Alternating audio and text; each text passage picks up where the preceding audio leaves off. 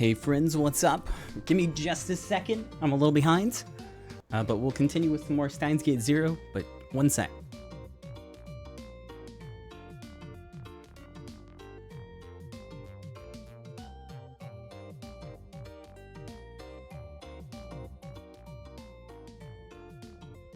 Alright, there we go. If you weren't here yesterday, here is a quick recap, I guess, if my brain will allow me to remember everything.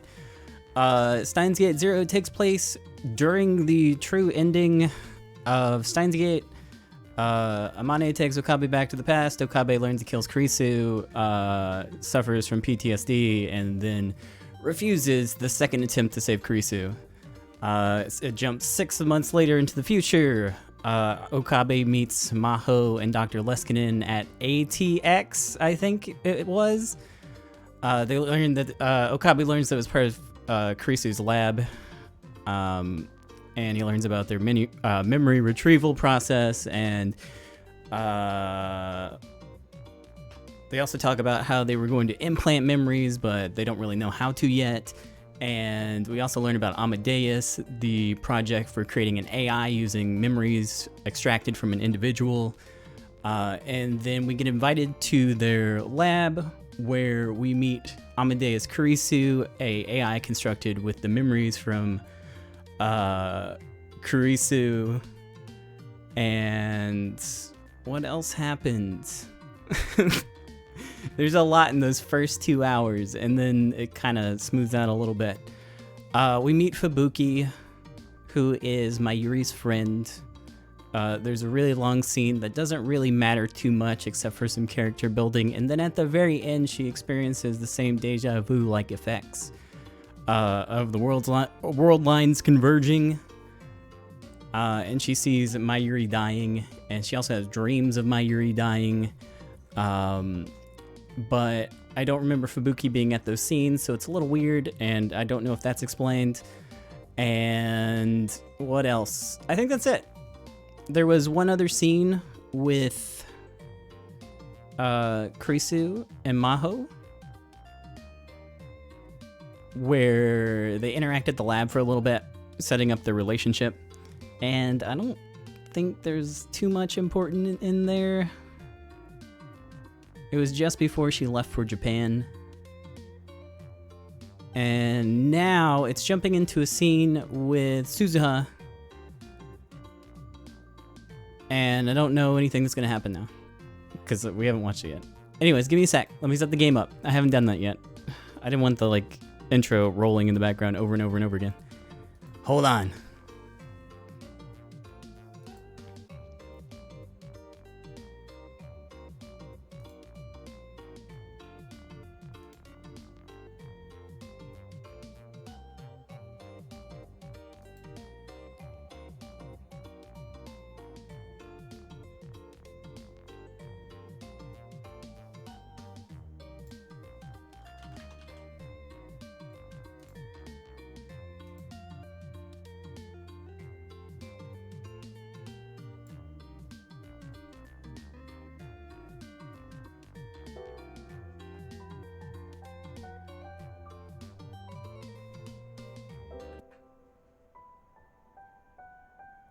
Okay, there we go.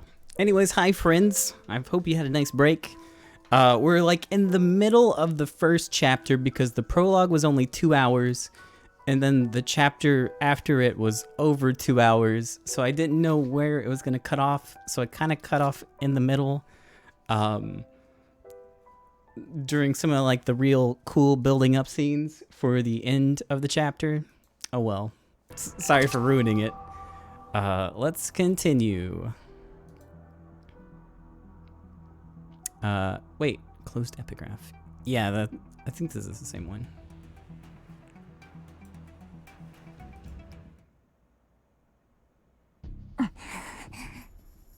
But yeah, this is the scene that starts with Amane Suzuha, and I don't think anything's been said yet. Amane Suzuha was about to run out of patience. The cause was the young man in the room with her, her father. Hashira Itaru, also known as Daru. His massively obese body was leaning forward over a computer monitor, and he had a dopey grin on his face. He'd finally gotten up around 11 a.m., gulped down 3 cups of instant ramen, and was now surfing the internet.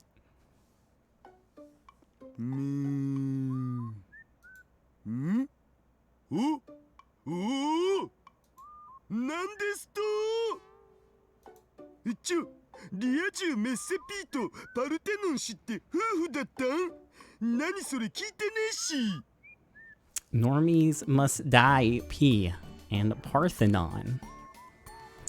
Parthenon, fictional, a female freelance illustrator. She primarily does illustrations for Vocalo songs on Nico Nia Video, and is popular mostly with young women. Normies Must Die P, a Vocalo producer so popular, 2 of his videos have exceeded 1 million views. Normies Must Die P is especially well known for the unique worldview he presents with his lyrics. As his name suggests, many of his songs criticize normies, as well as himself for not having any friends.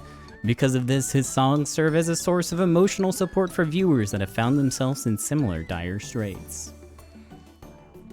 つうか、リア充メッセーとか名乗ってる本人がリア充じゃん。リアルに嫁いるとか、汚すぎる。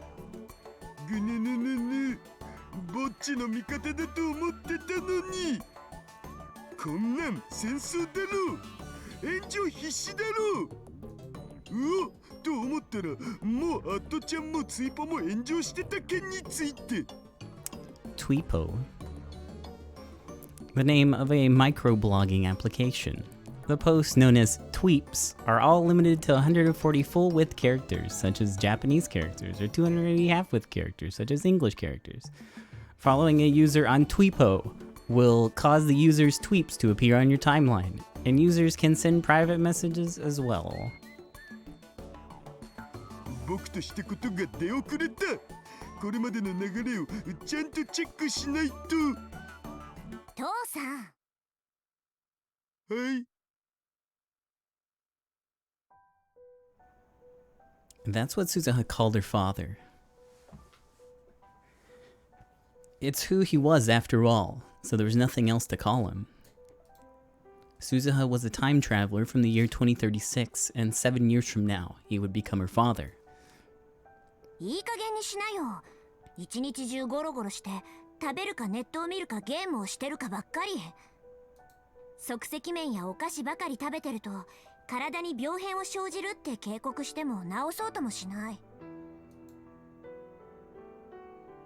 In fact, his PC desk was covered with snacks. She cleaned it regularly, but it never seemed to make a difference. 運動だってしろって言ってるのに全然しない。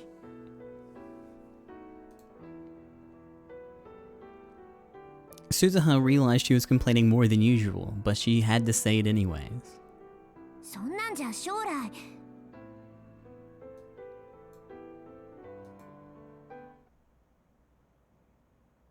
And then she realized that Ataru wasn't even listening to her. His eyes were fixed on the computer monitor. He'd move his mouse out of sight, but she could still hear him clicking. 話を聞きなさい。Suzuha approached her father from behind and put the hairspray can she'd been hiding up to his neck.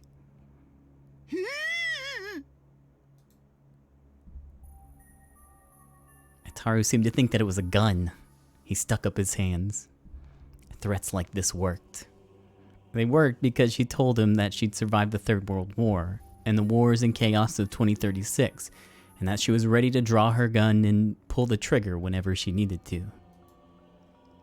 すずは、やめてくんないと父さん怒っちゃう。怒られるのは父さんの方。はい、すみません。でもさ、僕の秘密の仕事知ってるっしょ？あれが結構忙しいんだよ。僕ぐらいのハッカーになると引く手あまたでさ。食事も適当に済ませざるを得ないっつうか。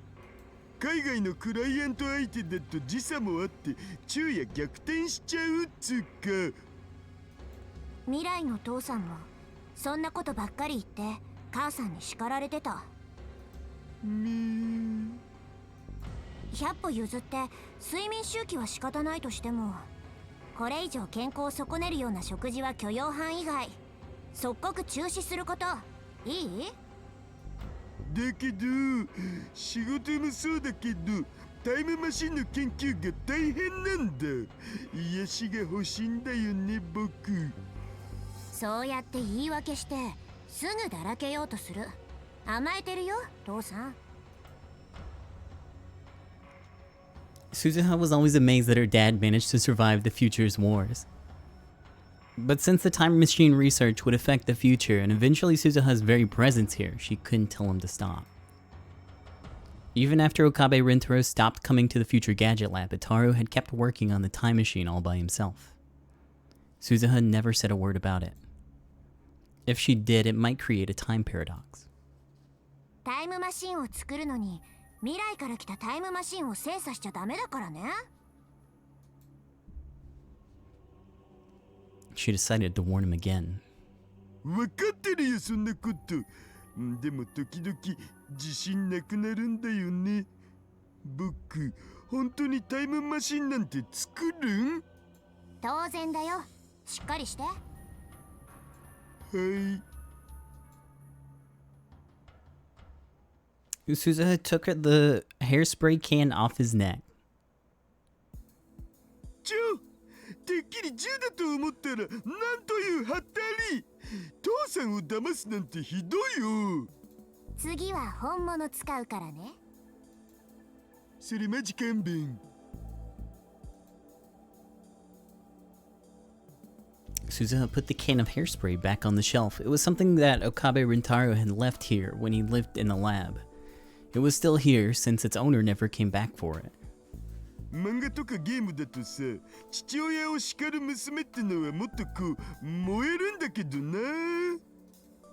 鈴葉ちょっとさ、もうダメだよパパって言ってみてくんない？できれば甘やかすような口調で。なんでもないでござる。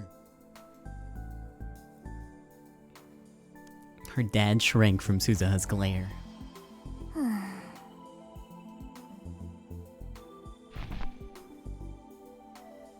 Suzuha sighed loudly and dropped herself on the sofa.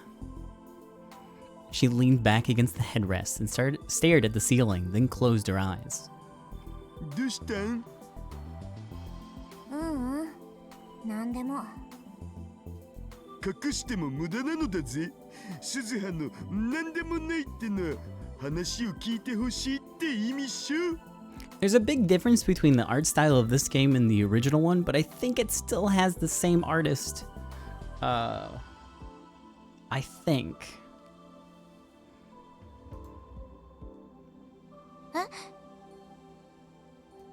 ほら、話してみるといいよ。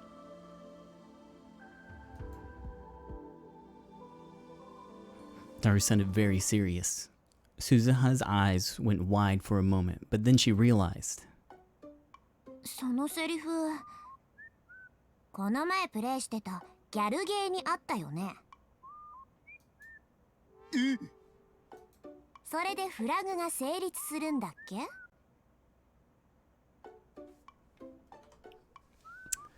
A metafiction term referred to common methods of foreshadowing particular events. For example, a blank flag means that something in the near future blank will happen, or sometime in the near future. Death flags and romance flags are most frequent.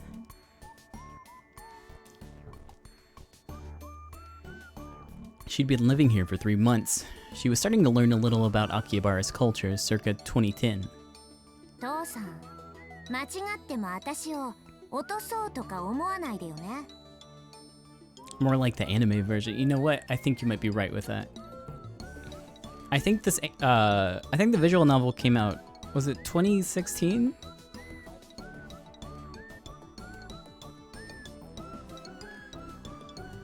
So it's probably not too far off. ねえよ、実の娘にそんなことしないって。本当かな？未来の父さんはちょっと怪しかった。え、私が思春期になってからもよく一緒にお風呂入ろうって誘われたな。何それ怖い。私は軍属だったし、父さんはタイムマシンの開発に追われてたからいつも一緒にいられるわけじゃなかったけど、とにかくベタベタしてきたよ。鬱陶しいくらいにね。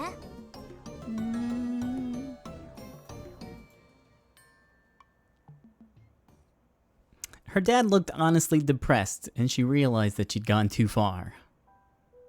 父さんはさ、いつも私に言ってくれてたよ。ここは最低最悪の世界線だけど、私が誕生したことだけは最高だって。私、未来の父さんを失望させたくないんだ。だから絶対にオカリンおじさんを説得しなきゃ。大丈夫、失望したりしないって絶対に。そうかな。うん。けどね、おじさんはどうしても話を聞いてくれないよ。このままじゃおじさんは過去へ行かない。マキセ・クリスを救出しない。シュタインズゲートにも到達しない。Steins Gate. That was the name of the mysterious world line her dad had told her about in 2036, where World War III might not occur, leading Okabe Rintaro to that world line was her mission. But right now, it wasn't going well. Suza had come to 2010, and just like the mission had called for, she succeeded in sending Okabe Rintaro to July 28th. But then he failed. And he wasn't going to try again. Every time they met, she tried to convince him, but who knew if her final words were having any effect. 結局、第三次世界大戦に世界線は収束して、大勢の人たちが殺戮される。それを変えるために私は来たのに、何もできない運命なのかな。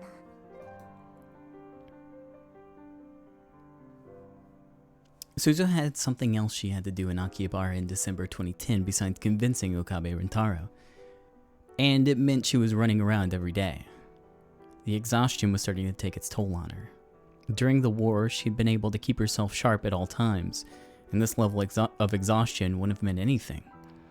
The relaxed atmosphere of 2010 was actually making her realize how tired she was. She was feeling very sleepy right now, actually.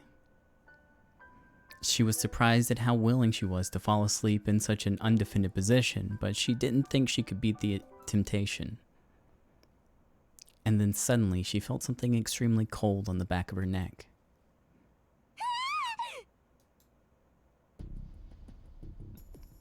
She snapped awake in an instant. Her movements after that were lightning quick. She jumped up and slid behind the massive body in front of her, which obviously belonged to Itaro, then grabbed his arm and twisted it as she dropped him to the floor. She went to draw the gun at her hip, and her hand swiped through empty air. And then she came back to reality. Her gun was hidden. She wasn't carrying it. This was in 2036.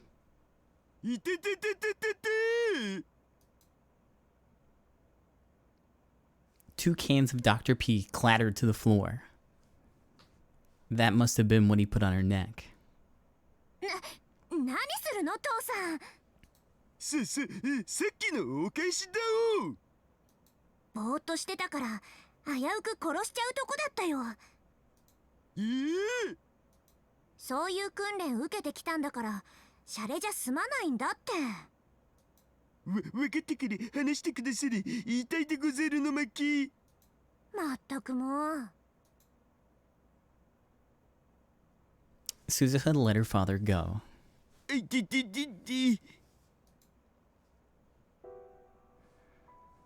Ataro rubbed his arm and looked up, then grabbed the cans of Dr. P off the floor. He offered one to Suzuha. つうかさ、諦めんの早すぎだろ。もうちょっと頑張ってみるのだぜ。多分オカリンは疲れて眠ってるだけだから、今みたいに冷たい毒ペでも首筋に当ててやれば飛び起きるんじゃね？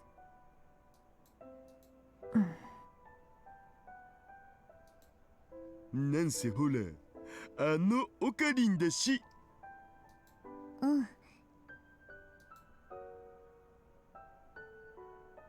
She realized her dad was trying to cheer her up and nodded.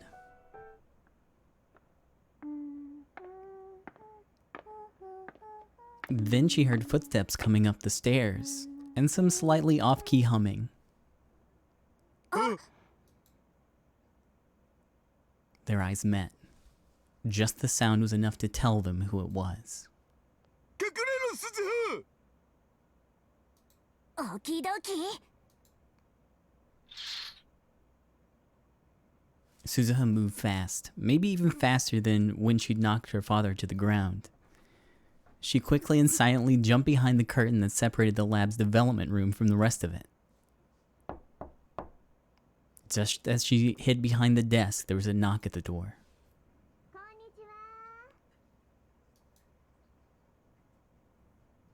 Suzuha knew that voice, of course. It was her mom. She could tell from the noises he was making that her dad was panicking. There was another knock. はいはい、今出る。Ataro went to open the door. Suzuha took a deep breath and concentrated her mind. She remembered the time she'd spent 3 days and 3 nights on the battlefield with no food or nothing to drink, constantly aiming a rifle at the target. She erased any trace of her presence that could give her away. Her breathing started to become shallow. Dad, don't screw this up, okay? 天音氏、今日はまゆしと待ち合わせ？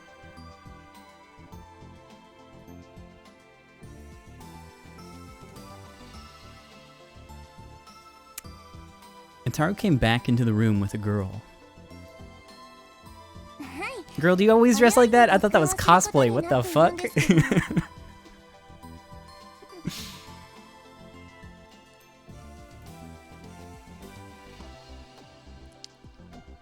She could hear plastic bags rustling. She must have brought ingredients.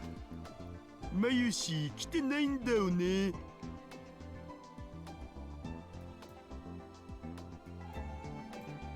そうですか。ちょっと来るの早かったかな。Amane Yuki. Just as the name Amane suggests, she was Suzuha's mother in the future. In other words, the two of them in the room were supposed to get married. まあ、約束があるなら、そのうち来るんじゃないかな。待っていてもいいですか？もちろん。ここで料理もするんでしょ？はい、橋田さんもぜひ味見してくださいね。まゆしのはあんまり食べたくないよ。大丈夫ですよ。 Girl be looking like a Blaze Blue character. すごく上達してるんですから。へへ。Ataro was clearly nervous. As far as Suzuha knew, the only girl he acted that way around was Amane Yuki. Suzuha and Mayuri were practically family, and he got along fine with big sis Rumi, Ferris Nyan. Wait, hold on. Who worked at the maid cafe next door. So it wasn't that he didn't know how to act around girls. But for some reason, he acted different when she was around. She told him that Yuki would be his wife someday. It was too late to do anything about it now, but maybe that was a mistake, she thought. 今日は妹さんはお留守ですか？あ、うん。そうですか。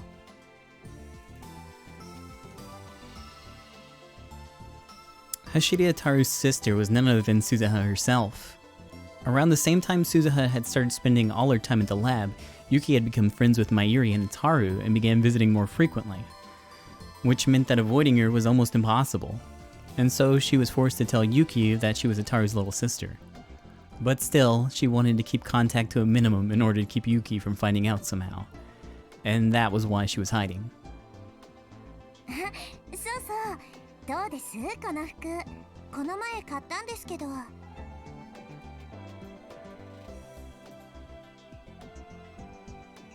Whoa, that spin. Yuki showed no signs of noticing Suzuha. She was twirling around in the center of the room as if she was at a fashion show. Yuki was a cosplayer and wanted as many people as possible to see her dressed up. Mayuri had told Suzuha that once before. In fact, Yuki and Mayuri spent a lot of time complimenting each other's outfits. いいよすごくいい本当ですかうわ天使来たこれって感じ Whoa, an angel for the win. ありがとうございます Very flattering.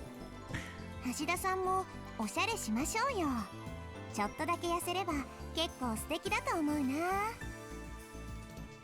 はははは私本気ですよおお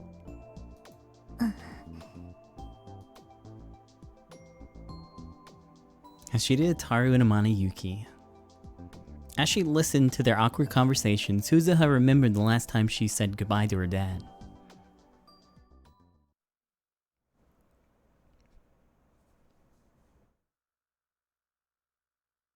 Whoa, a glimpse of the future. 父さん治安部隊が万世橋まで来てる Oh, I feel like there was something... Nope, never mind. Mansebashi Bridge, one of the bridges that crosses over the Kondo River, located on the south side of Akihabara, also known as Mansei Bridge. The original Mansebashi Bridge was built in a different spot, and it was called the Yorozuyobashi Bridge. When a new bridge, the new Mansebashi Bridge was built in the Mansebashi Bridge's current location, the old bridge became known as Old Mansebashi, until it was taken down altogether in 1906. The arch-shaped bridge was last reconstructed in 1930 following the Great Kanto earthquake in 1923. ということはそこが発見されるのも時間の問題かなあらかじめ流しておいた偽の情報も効果なかったか急ごうおう開けるぞす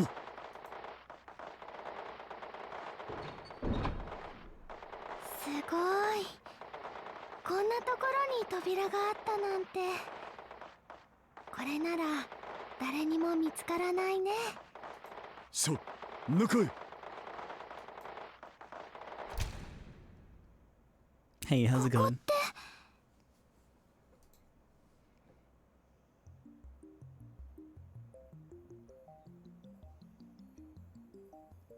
Look how round he's an egg. Whoa. The room was almost totally empty and covered from top to bottom in soundproofing materials. Not only were there no windows, there wasn't even a door to the hallway. The building they were in was once a symbol of old Akihabara, before it was almost entirely destroyed by an air raid during the last days of the Third World War. Only a few people knew about the secret room inside. The biggest reason was its secret. The silhouette of what looked like a satellite sitting in the corner. これタイムマシンだよねこれがタイムマシンかがり危ないからあんまり近づくな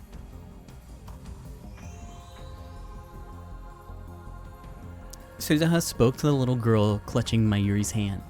Most of the children in this era had skin inflammation somewhere on their body from all the radioactive rain, but she didn't. Her name was Shina Kaguri.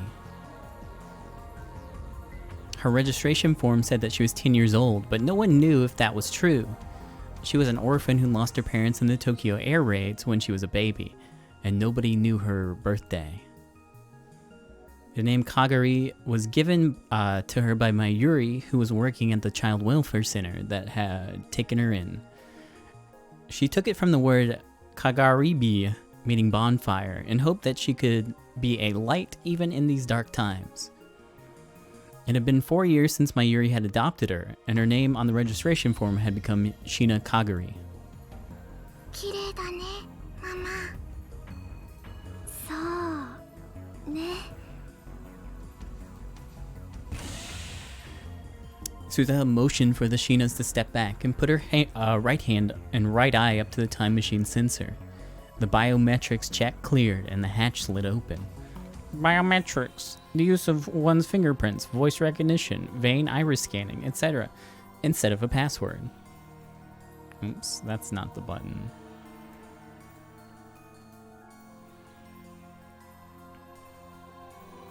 She went inside and fastened herself into the seat. これほど長時間の有人ジャンプは初めてだが、技術的には全く問題ない。これまでのテストジャンプ通りやればいいからな。Okie dokie. Okie dokie. Suzuha began to flip switches, working her way through the startup procedure. She'd practiced it hundreds of times in preparation for this day. The faint rumble from the machine began to get louder. データによれば、昔のラジカンはちょうどこの場所が屋上になってる。ただし、高さが1メートルほどずれてるからな。着地するときに衝撃があると思う。了解。The time machine could move through time, but not space. To arrive at the radio building more than 60 years in the past, she needed to launch from right here. トラブルが起きても冷静にな。トレーニングを思い出せばいい。大丈夫だよ。私は父さんのマシンを信じてるから。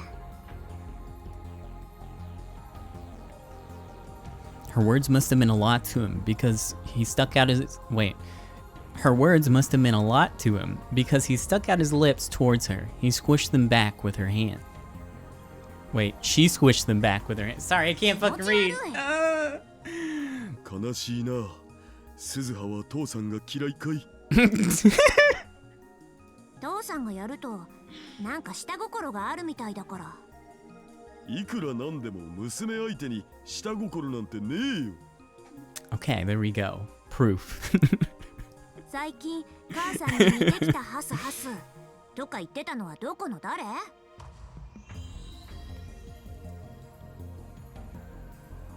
Her mother wasn't here. She'd become a victim of the war, brutally killed by the peacekeeping squads. 冗談を真に受けないでくれたまえ。なんだ、冗談だったの？ Suzuha's voice sounded kind of disappointed. She set the destination for August 13th, 1975. Her first mission was there. これでよし。それじゃあ父さん、マヨ姉さん。 She was about to say her goodbyes, but then...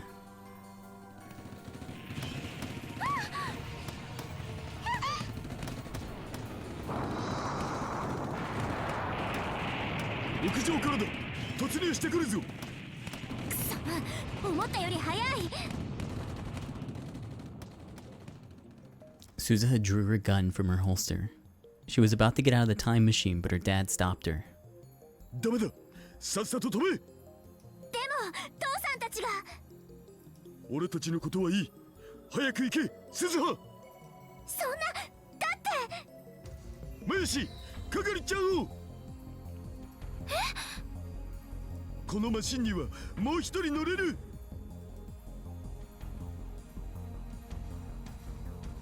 Mayuri and Suzuha's father picked up the stunned Kagari and stuffed her into the time machine. すずちゃん、係をお願い。わかった。 If Suzuha's mission succeeded, the world line would be rebuilt, and it was likely that the present Kagari would cease to exist. It might have been pointless to send her. But even so, a mother wants her child to live. That's how Suzuha's mom was too.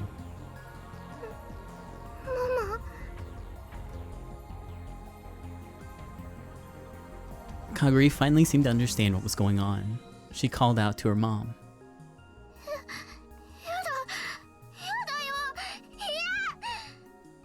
大丈夫だよ、かがりちゃん。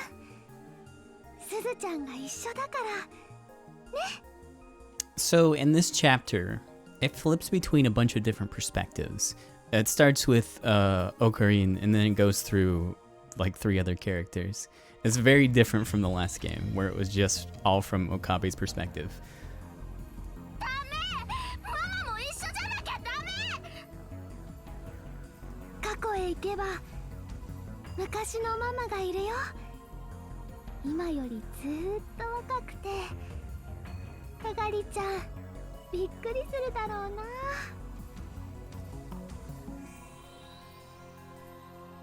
Mayuri handed Kaguri a tiny keychain. It looked old. It may have been a brightly colored green once, but now it was completely faded. Oopa! ずっと大切にしてきたウーパのキーホルダーだよ。かがりちゃんにあげる。 大事にしてね。 She gave him her Oopa. Fictional, a mascot character from the anime Rainet Kakaru, a dog-like virtual pet with an egg-shaped cylindrical body and short, stubby arms and legs, comes in many different colors. It's incapable of human speech, but it can communicate by saying Oopa or Oopa. Oopa. How the heck do you get to that menu with the controller? I'm afraid to press buttons. I'll hold off. It's cool.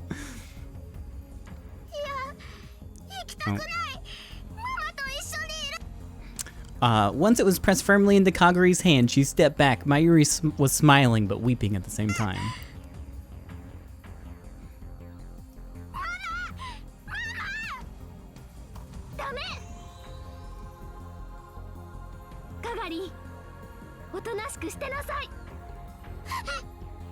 Yeah, shut up. Get in the time machine. Kaguri fell silent immediately.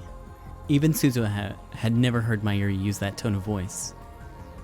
That's how harshly she scolded her daughter.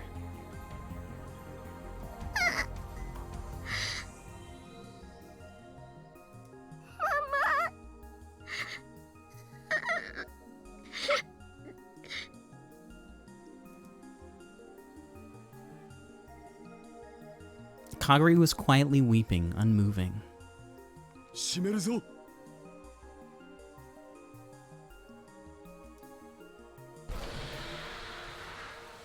This time the hatch really did begin to close. The inside of the machine and the outside of it. The 2 worlds were about to be completely cut off from one another. Whether Suzuha's mission was successful or not, she was probably never going. She would probably never see any of them again.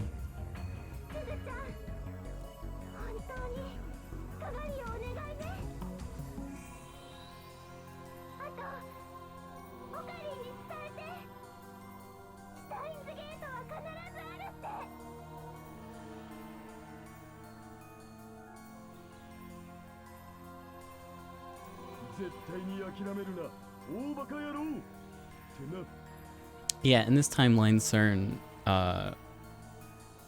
didn't get the D-mail from Okabe, and instead the time machine's being created from the Nakabachi paper that Kurisu wrote. Okie dokie. Which eventually leads to World War III.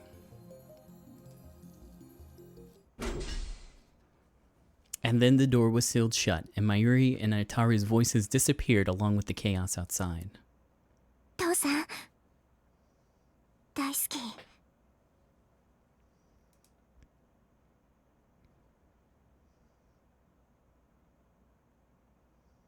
I think, I don't know if they said in the beta world line when Okabe dies.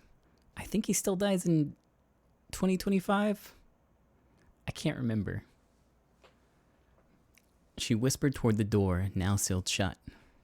行くよ、かがり。過去へ。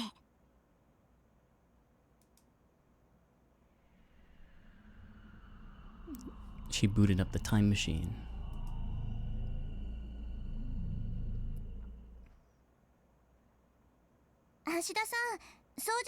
No, I don't think that works for the true ending. So I don't know when it happens.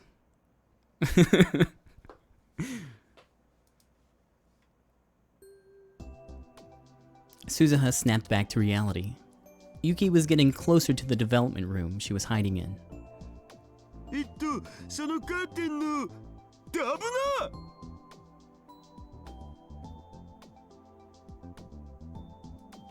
この奥？あ、僕が持ってくるよ。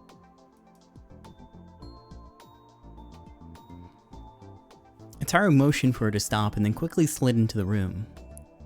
As he reached down to pick the vacuum up off the floor, his gaze locked with Suzuha's as she hid under the desk.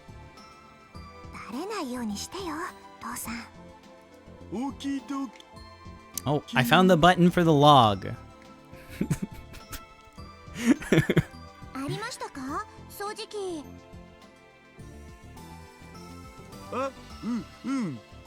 That's auto. Okay, there's log. This one... I guess I can get the tips from here, if I'm feeling especially lazy. Evidently, Yuki was trying to be nice by cleaning up. The place was pretty messy right now. Knowing Yuki's personality, Suzuha could imagine she'd want to clean it. Ataru grabbed what looked like a vacuum cleaner off the floor and left the development room.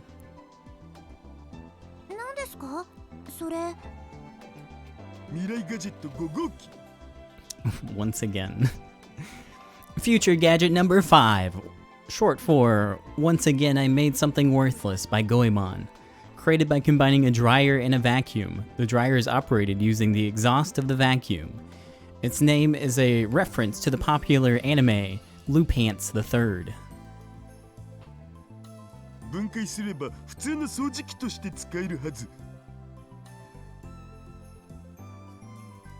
お掃除するための掃除機なのに分解したらかえって散らかすことになりません？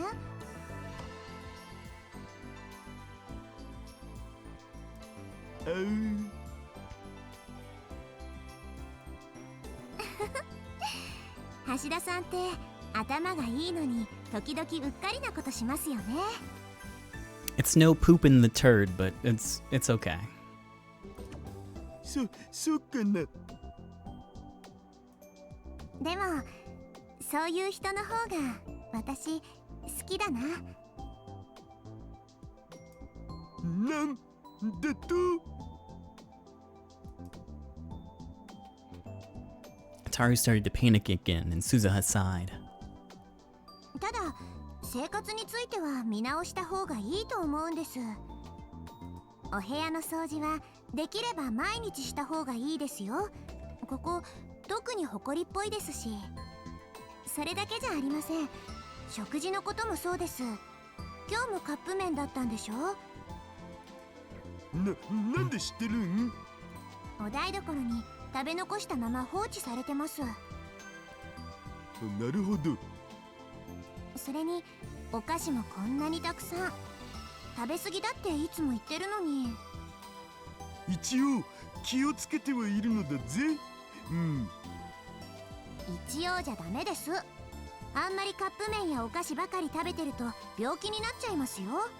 あと少しは運動すること。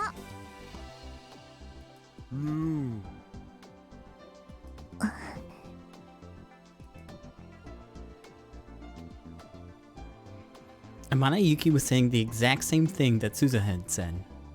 Perhaps they were really mother and child. Suzuha was just beginning to feel a little homesick when she sensed another visitor approaching.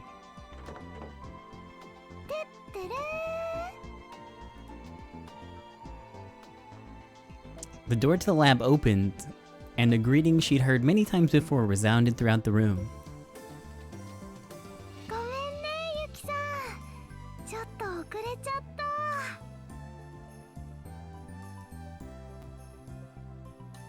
It was Mayuri coming to see Yuki, but there was another presence there too. No! まゆりちゃん、こんにちは。岡部さんも一緒だったんですね。Oh, okay. オカリ久しぶりじゃん。ああ、久しぶり。Okabe looks how I feel.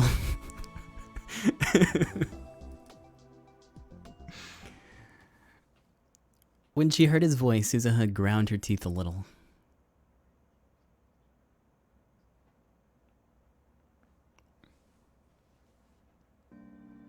興味深いわね。なんだって？聞こえなかった？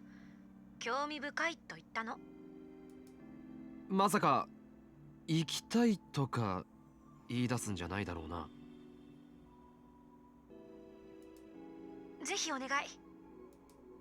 話すべきじゃなかったな。I was standing in the middle of Ikebukuro with a smartphone in one hand, staring up at the sky. I've been trying to talk to the Amadeus Kurisu as much as possible lately. Sometimes I would contact her, and sometimes Kurisu would contact me. It didn't feel any different than having a friend who lived in the real world. Talking on a smartphone in a crowded place like this was a little embarrassing, but I told myself that compared to the things I used to do, it was nothing.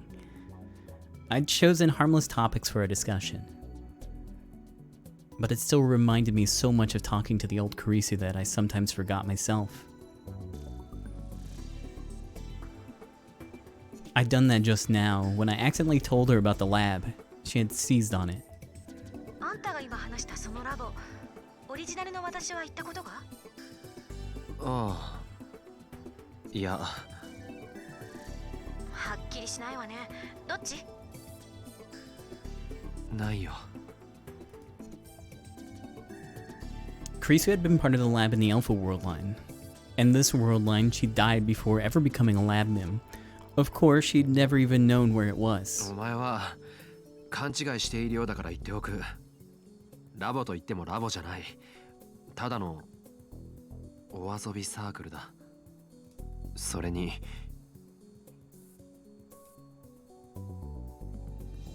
Suzuha was living there right now, and Daru spent a lot of time there. If they found out about Kurisu, things could get complicated. 言いかけてやめないでほしいわけだが。なんでもない。いずれにせよ、外の世界をいろいろ見て回ってみたい。今までは先輩や教授と話す時も研究室の中ばかりだったから。だからこうして日曜の朝っぱらから池袋を案内してやっているだろう。10 a.m. Even at this hour, the area in front of Ikebukuro Station was crowded. It was going to get even more crowded as it got closer to な noon. んなら乙女ロードまで連れて行く覚悟はしていたんだけどな。何よそれ？お前の知らない世界が広がっている場所だな。待って、今調べた。本当に興味が湧いたか？そんなわけあるか。とにかく今日はあんたのラボに連れて行ってよ。私に話して聞かせた以上、責任を取りなさい。よろしくね。And then she hung up. It was like it was her own personal taxi service. Kurisu couldn't move around on her own, so there was no getting around that, but... まったくわがままなやつめ。She didn't seem to think very highly of me. At this rate, she might start treating me worse than a servant. The real Kurisu was one thing. Or, no, maybe it wasn't.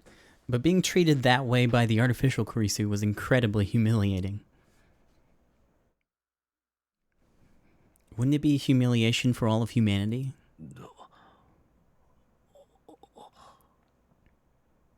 これはなんとかすべきかもしれん。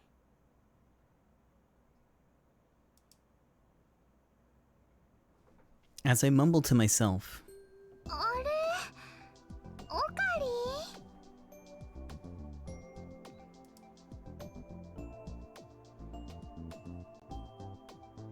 Mayuri called out to me. She was carrying a lot of bags. It was probably materials for one of her costumes. ねえねえ、今誰かと話してなかった？ The incident was 6 months ago, and the backup of Karisu's memories are from 8 months ago. So they haven't interacted. Or at least Amadeus Karisu.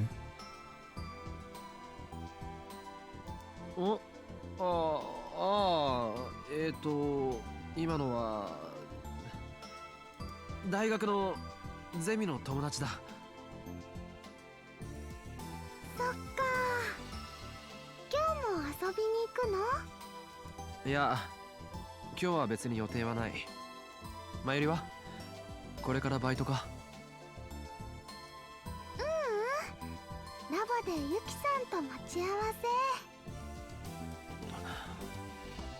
せ。ラボ。Was this good timing or bad timing? そうだ。オカリンも久しぶりに一緒に行かない？ユキさんの手料理も食べられるよ。それとね、マユシーも頑張って作る予定なのです。どうかな？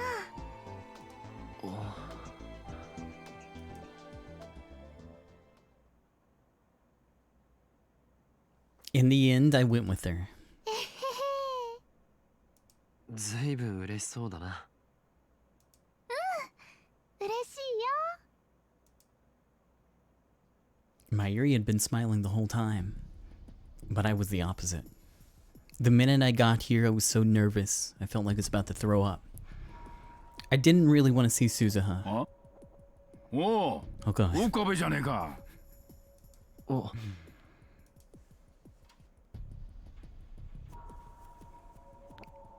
The door to the Brown Tube workshop on the first floor opened, and out came the building's owner, Tanoji Yugo.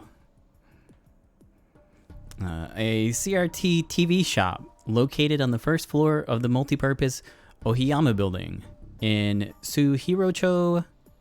Tanoji Yugo, the owner of the store, also owns the Ohiyama building. There we go. Located at the very back of the store is a very rare 42-inch CRT TV. The store only gets a few customers a day, but strangely enough, it's been one of the few stores that survived over the years in the constantly changing landscape of Akihabara.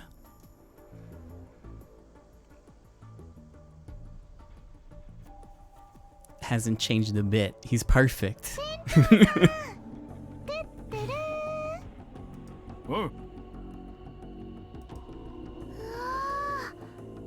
ー、T シャツ1枚で寒くないですか？鍛えてるからな。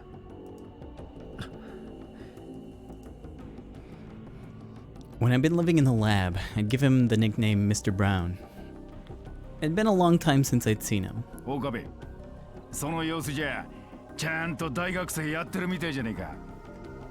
どうも。そういえば家賃ってどうしてるんだっけ？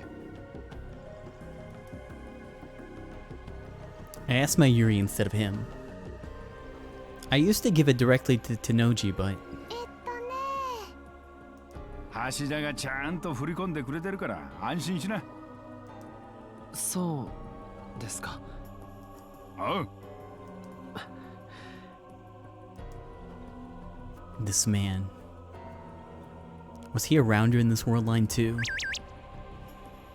There was no way I could ask him. I don't know how to access this otherwise. So I'm gonna click on it. Who there? Hiajo Maho. How did things go with Karisu after that? No problems. I see. Anything you can tell me, no matter how small, would be a help. Hold on. I hate this new system, because if I click anywhere on the phone,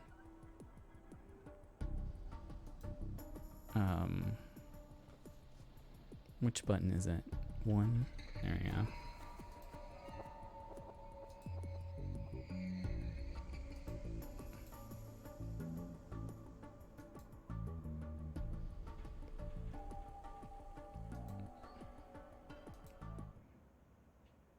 Doing zero says it's been like 2 weeks. There was no way I could ask him. I couldn't help but be wary of him.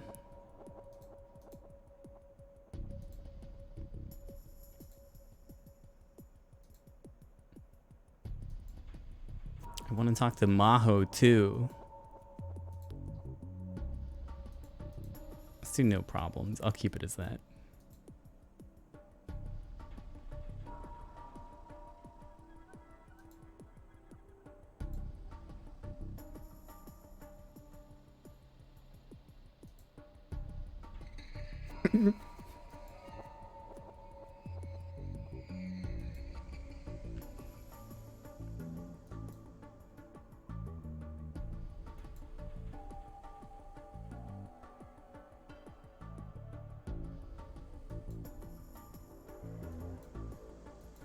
Okay, same conversation.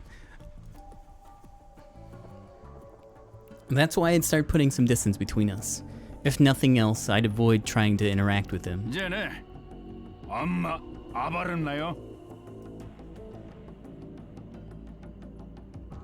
Tanoji saw that I had gone silent and went back inside. Mayuri looked over at me with a worried expression.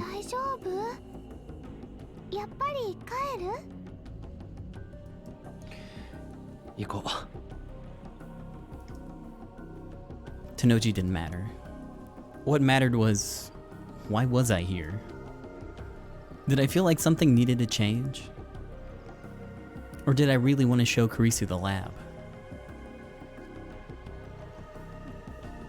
I went up the stairs, still unsure of the answer.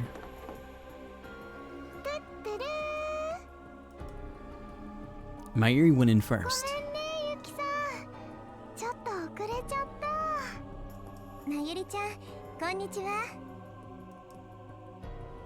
I peeked inside the room.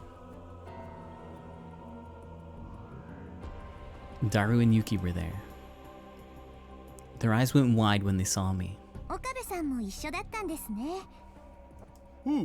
Okarin, 久しぶりじゃん。久しぶり。 Oops.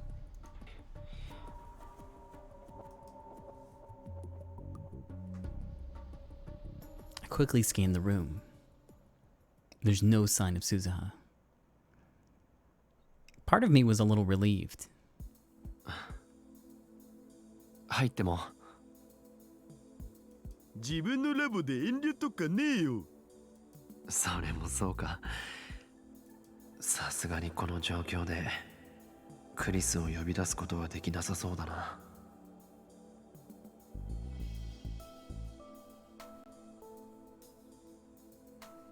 I followed Mayuri to the lab and tried to relax my legs by sitting on the couch, but I didn't feel relaxed at all. I felt like my skin was crawling. I glanced over at Yuki.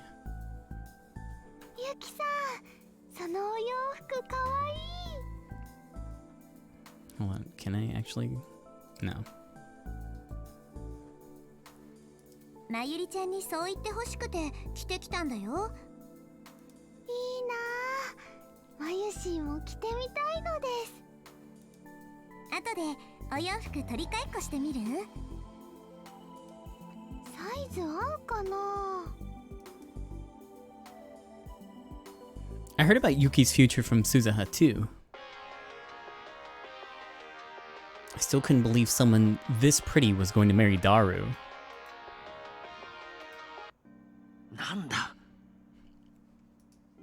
そろそろラボに着いた頃かと思って。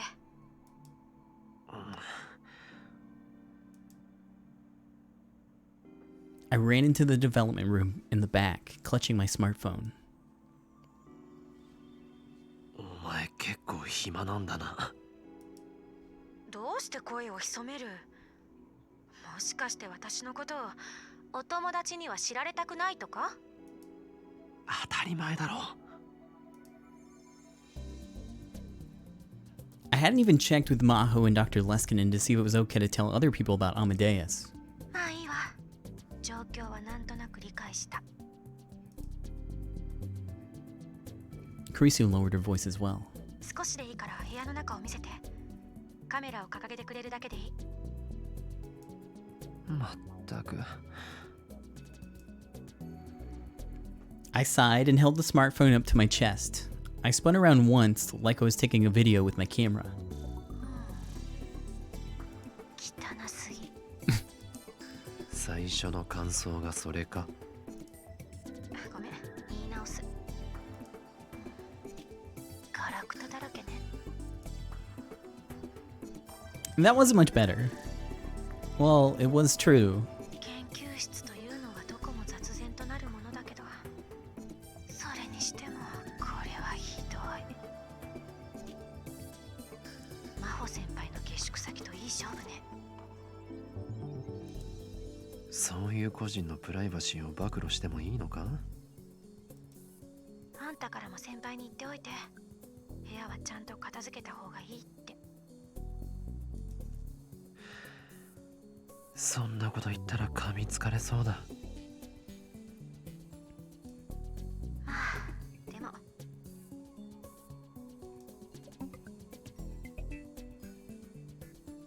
Krisu paused and smiled. こういうルームシェアみたいなの少し憧れてた。人が集まってるところを見ると居心地はいいんでしょうね。クリス。Yeah, Krisu. And the Alpha World line, you said the same お thing. 前は本当はおじさん、誰と話してるの？ Uh-oh.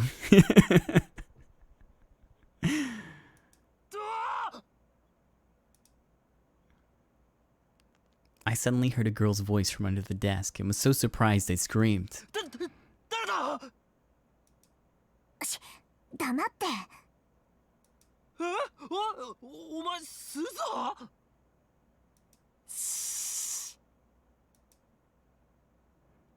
Was she hiding? But why? Daru, Mayuri, and Yuki heard me scream and ran over to see what the problem was. おかり、どうしたの？あれ、そこにいるの、鈴葉さん？あっちゃー。Suzuha looked upset. It was only then I realized who she was hiding from. 次のニュースです。明和党の駒沢康和衆議院議員が企業から不正献金を受けていた問題で、駒沢議員は今日10時から記者会見し、議員辞職する意向を表明しました。Tell me about the Meiwa Party. One of the two major political parties in Japan. 5 years ago, the Meiwa Party was an opposition party, but that changed following a major breakthrough in the general election that year. Its catchphrase is a brighter peace for the people, as the two kanji used in its name, Mei and Wa, mean bright and peace, respectively.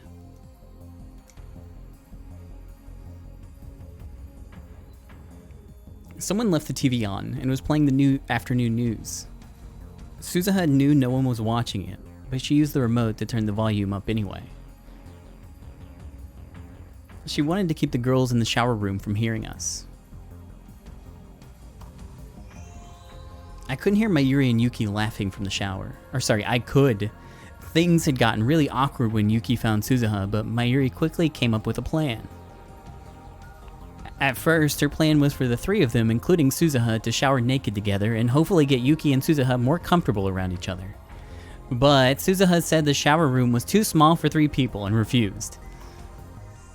参ったな。 Suzuha was staring up at the ceiling. 鈴葉のせいじゃないよ。オカリンが悪いんだ。ダルが事前に教えてくれなかったからだろ。教えるタイミングなんてなかったじゃん。つうかオカリンさ、スマホ片手にブツブツ喋ってたけど、何してたん？それはその誰かと話してたよね。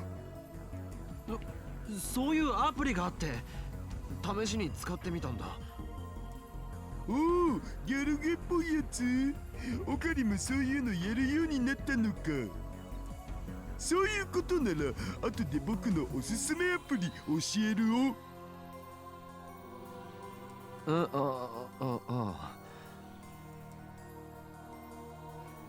I guess they managed to fool them about Amadeus. 何にせよ私が迂闊だったよ。おじさん、さっきは驚かせてごめん。そもそも彼女から隠れる必要があるのか？すでにダルの妹で通っているんだから、こそこそする方が逆に怪しまれるだろう。Suzu had tried to avoid Yuki to begin with. Just meeting her father was enough to potentially cause a time paradox, she said. And that chance went up even more if she met her mother. But Yuki had found her before long, and Suzu had been forced to say that she was Daru's little sister.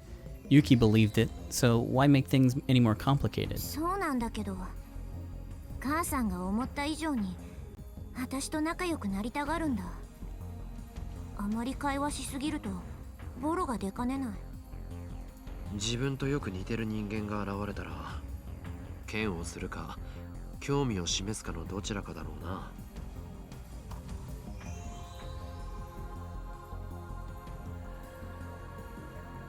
And Amane Yuki was the latter. 嫌われた方がずっと楽だよ。いっそ事実を打ち明けるわけにもいかないか。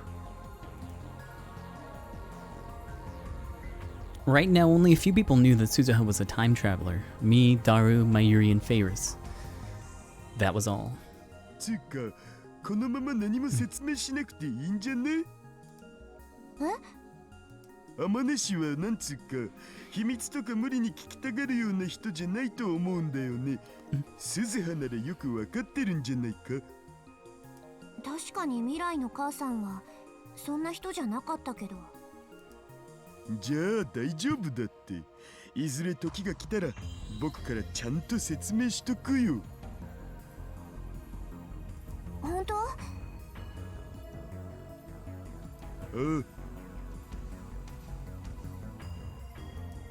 分かった。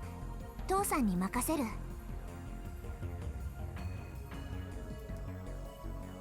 Suzuha nodded. で今後は天音氏を露骨に避けるのやめるっつうことで。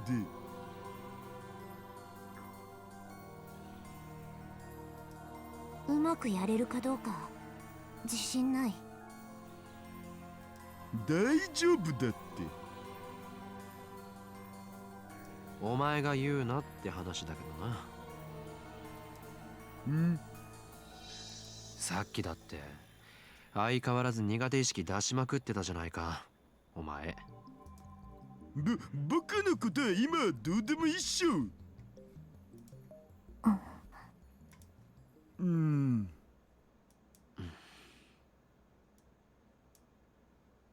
And then the conversation came to a halt, which meant we were thinking about the voices coming from the shower room. つうわけで。Daru opened his mouth. Perhaps he couldn't take it anymore. ニコ生見てもいいかな？ブラチューの生特番があるんだ。Nico live streaming. I want Nico live. Short for Nico Nia live streaming. A live streaming service offered by the major video streaming site Nico Neo Video. And what was the other one? Oh, shoot. Well, Blood Tune. Short for Blood Tune, the animation. Originally a manga, it received an anime adaptation last year. The main heroine, Seira Orgel, is especially popular among anime otaku, with many figures of her being released. 不許可って言っても主張するんでしょ？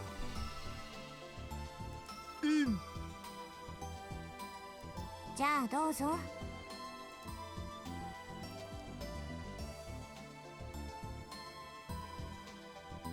Suzuha sighed, and Daru sat in front of the PC and put his headphones on. 何？おじさん。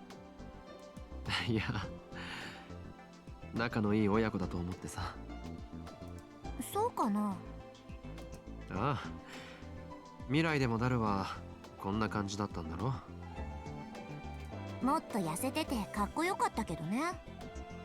想像もつかないな。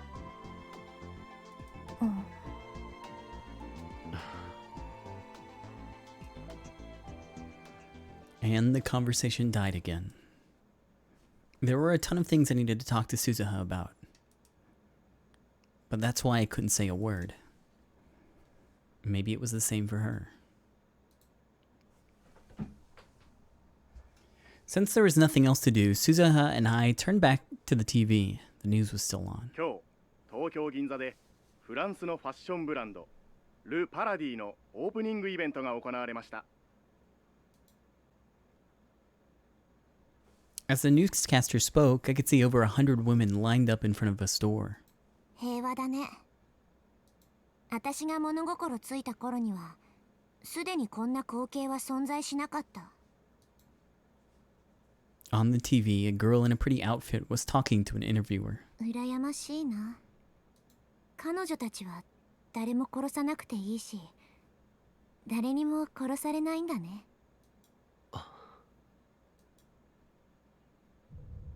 私が育った時代はさ、相手が男だろうと女だろうと容赦なく殺さなきゃいけなかったんだ。次の瞬間には自分の命が終わるかもしれない。そんな恐怖が寝ても覚めてもつきまとってた。恐怖を忘れるためには狂気に身を任せて自分が殺す側に回るしかなかったよ。 That was war. That was Suzuha's life.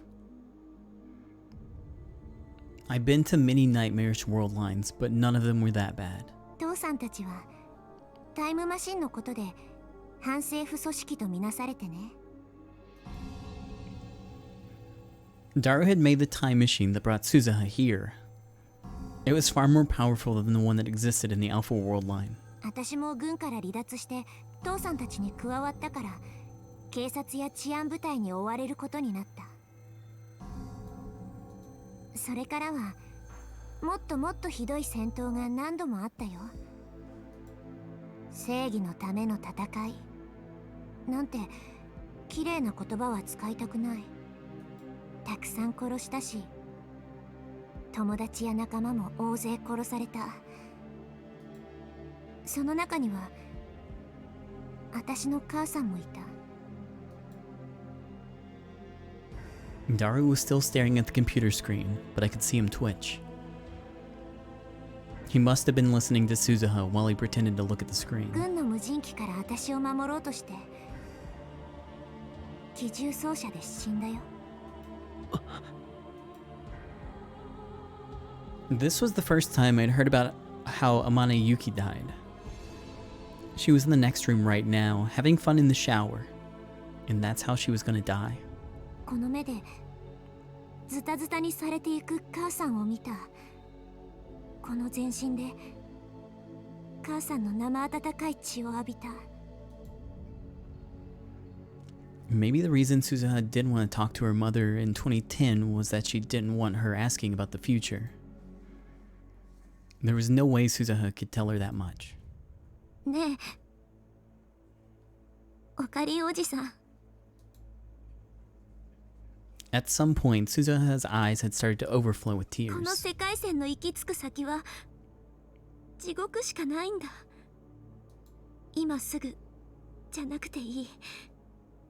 時間切れにはまだ少しだけ時間があると思う。だからもう一度だけその考えてお願い。お願いだよ。俺は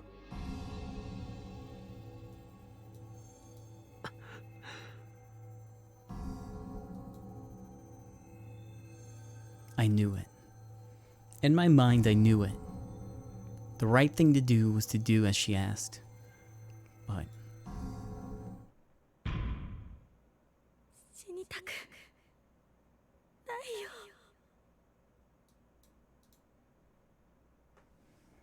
the sensation I felt when the knife slipped into her flesh and I took the life of the girl I loved.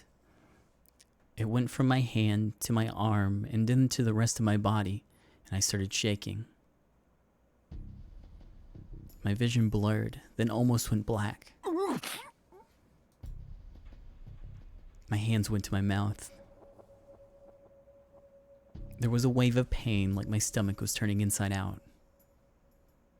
おじさん、大丈夫か、オカリン。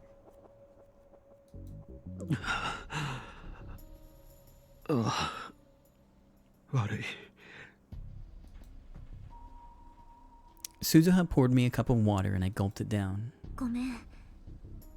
こんなことまだ話すんじゃなかった。いや、大したことない。大丈夫だ。I sank into the sofa and tried to calm down. 鈴葉の言いたいことも気持ちもよくわかるんだ。けど俺は何度も世界線を漂流してきた。こことは違う世界線でタイムマシンに運命を翻弄される人たちを見てきた。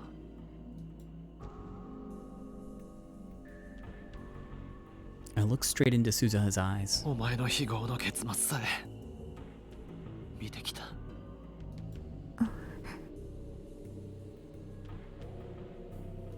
俺自身もそれに巻き込まれて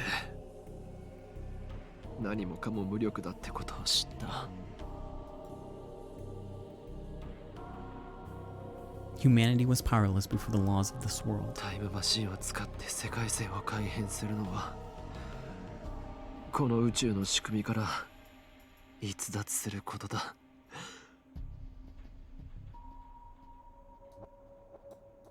俺たち人間が手を出していい領域じゃない。いわば神の領分なんだ。それに触れれば俺たちはもっともっと残酷な罰を受けることになる。俺はそう思う。それがオカリンおじさんの答えなの？少なくとも今はな。そう。ただの逃げだとなじってくれてもいい。うん、そんなことしないよ。Suzuha looked up at the ceiling and sighed. That must have been a habit she'd picked up lately. 続いてのニュースです。厚生労働省はアメリカで猛威を振るっている新型の脳炎ウイルスについて、今のところ日本国内での発症例は報告されていないと発表しました。ただこの新型脳炎は潜伏期間が長いことから、すでに国内に上陸している可能性も否定できないとして、感染症法に基づき全国の医療機関に対して新型脳炎対策と感染症発生動向の速やかな調査を指示しました。ここからはお茶の水医科大学の春山壮子教授にお話を伺います。春山さん、この新型の脳炎というのは具体的にはどのような症状が出るものなのでしょうか？新型脳炎は感染力は弱いのですが、潜伏期間が長く突然発症します。症状としては幻覚や記憶障害が主ですね。例えばそうですね、会社で仕事をしていたはずなのに気がつくと家にいたりですとか、会ったこともない人に会った記憶があるというような症例が報告されています。Well, that's weird. あとは実際には発生していない事件が起こった覚えがあるなどといった記憶の混乱も現れているようです。夢と現実の区別ができなくなったり、時間感覚を失ったり、周りの人と記憶が一致しなくなるので錯乱状態に陥ったり、いわゆる寝ぼけているような状態、デジャブのようなものと言えますが、もっと症状がはっきりしています。Deja vu, the feeling of having experienced something before despite not having actually experienced it. It feels as if one is recalling a genuine past experience as opposed to an imagined experience or a dream. However, the individual is unable to recall when or where that experience occurred, which results in an intense feeling of strangeness. The cause of deja vu has yet to be determined. One theory is that the physiological phenomenon caused by an extremely rare temporary desynchronization of recollection and storage functions of memory. The cause is theorized to be spasms in the brain's parahippocampal gyrus, which is in charge of spatial reasoning and the sensation of familiarity. 治療法についてはいかがでしょう。他の脳炎と違いまして、適切な治療を受ければ比較的速やかに完治することが分かっています。ですので、もし国内で感染者が出たとしても、それほど恐れることはないと思いますよ。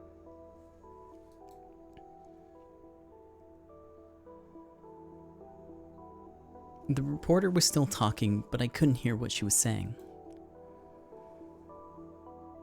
The information I just heard was that shocking. A new kind of encephalitis. I knew the symptoms she was describing. Losing the ability to discriminate between dreams and reality. Losing your sense of passage of time. Your memories no longer match those of the people around you. That was exactly the same as reading Steiner.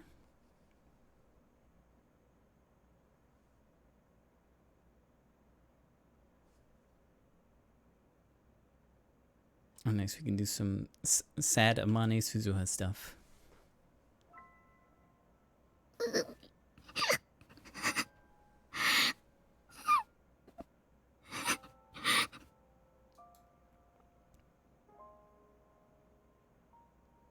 The interior of the time machine smelled like metal and was covered in instruments of different sizes.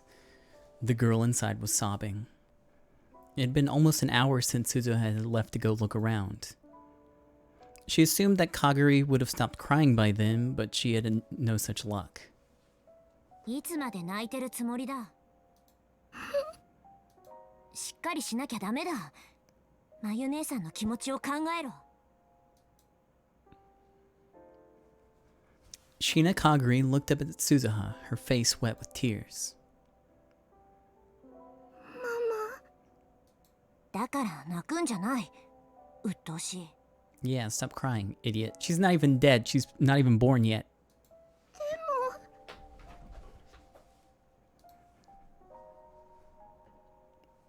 Suzuha walked over to Kaguri and knelt down, so they'd be at eye level. She had no intention of spoiling her. Her goal was to save billions of lives, and this was her first mission. いいか、これからはカガリもワルキューレの一員とみなす。私の部下として扱う。非戦闘員じゃないからな。Valkyrie, demigoddesses from Norse mythology. There are more than a dozen Valkyries, all with their own names. The Valkyries chose who will die on the battlefield and who will be victorious, and they take the souls of those who fought bravely in Valhalla to prepare for the coming Ragnarok. Skuld, the youngest of the three Norns, and the Norn of the future, is a Valkyrie. ここは1975年だ。知ってる人間は誰もいない。父さんもマユ姉さんも出生してない。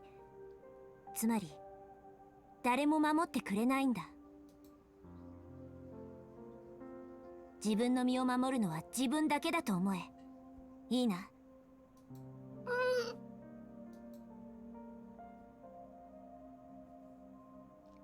Kaguri was a brave girl, and she finally realized that now wasn't the time for tears.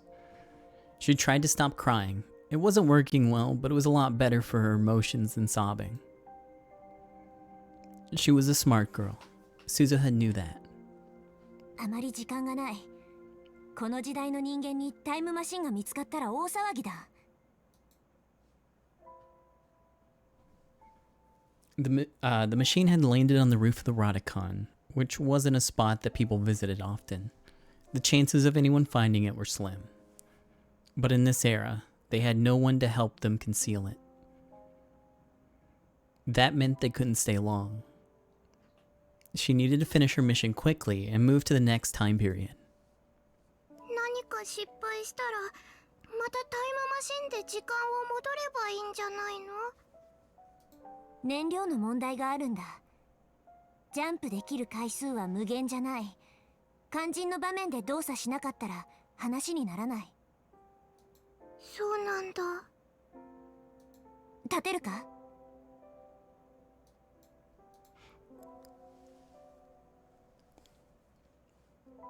Suzuha stepped out of the machine and beckoned to Kaguri.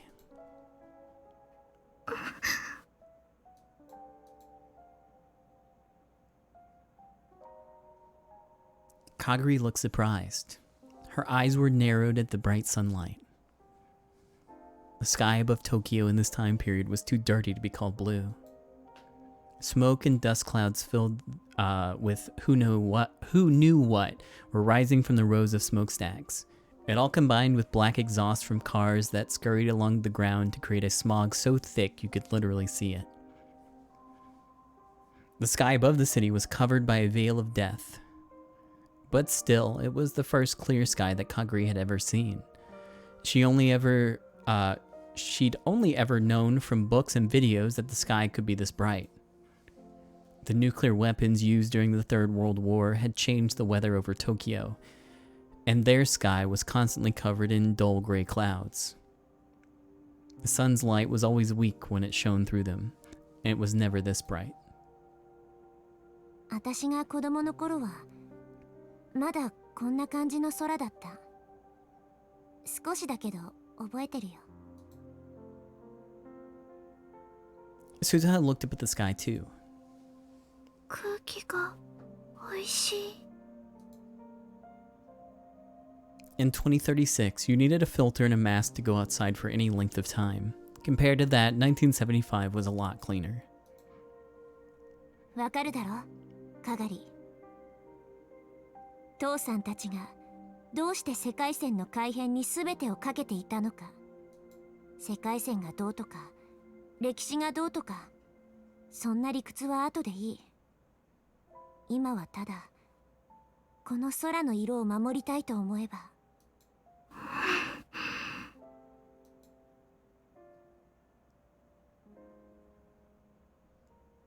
Kaguri slipped her hand into her pocket and took out the faded green Oppa keychain.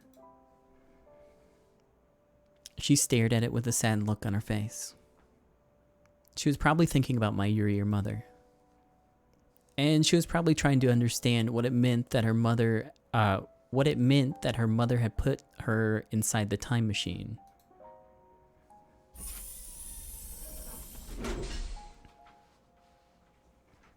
Suzuha decided that Kaguri was all right now and closed the hatch on the time machine from the outside. The lock flipped up automatically. The only person who could open it now was Suzuha, whose biometrics had been loaded into the system ahead of time. Even if someone did find the machine, it would be a while before they found out what it was. かがり、これを見ろ。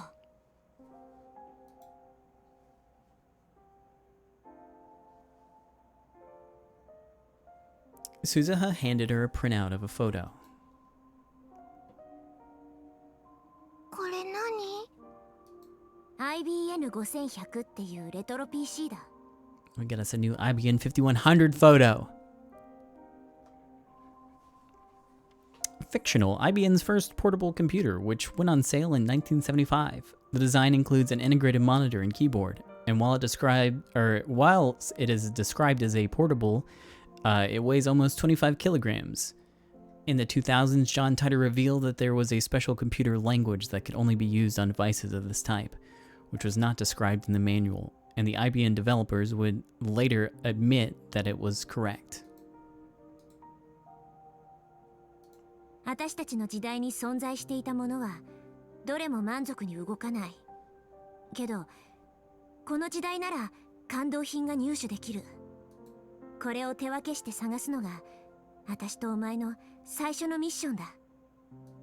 うん。連絡はこれで。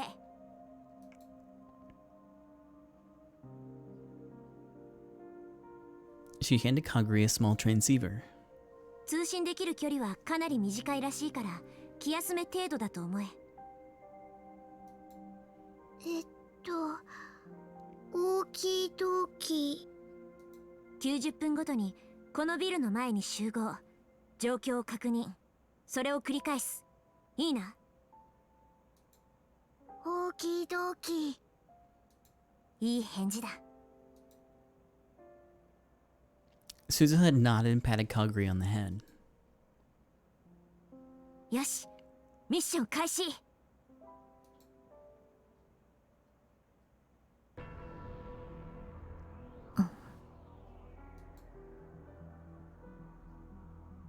Suzuha was on top of the Radicon in 2010, looking down. 35年か。 That's how long ago it had been in real time since she had spoken to Kaguri. From her perspective, it had only been a few months. The view from up here had changed a lot since then, and in the next 26 years, it would change even more. She'd seen for herself how this building changed over a span of 61 years. The thought didn't make her feel sentimental. Instead, she felt the loneliness and fear that comes from having a past not shared with anyone else.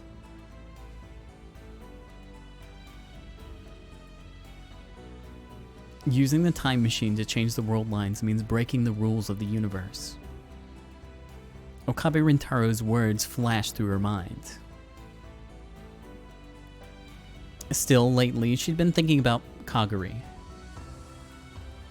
She'd been searching the city at regular intervals. Oops. She was looking for Shina Kaguri. She didn't even know if she was in Tokyo. She had no clues. She didn't even know what Kaguri looked like now. So maybe it was a waste of time. Even so, she had to find Kaguri herself. But she hadn't had any better luck today. She turned around and looked toward the time machine. She would come here every day. Her primary reason was for coming to see if her father, Hashida Ataru, had been here. Anytime she let her guard down, he would come and try to examine it. She told him that it would cause a time paradox, but he didn't listen. She needed to keep constant watch. To be honest, she had a lot of things she had to do. And then she heard the metal door to the roof open. Was it her dad? She squinted into the darkness, but the person she saw was much smaller than Ataru, and had cat ears coming out of their head. いたいた。すずにゃん、こんばんはだにゃん。なんだ、ルミ姉さんか。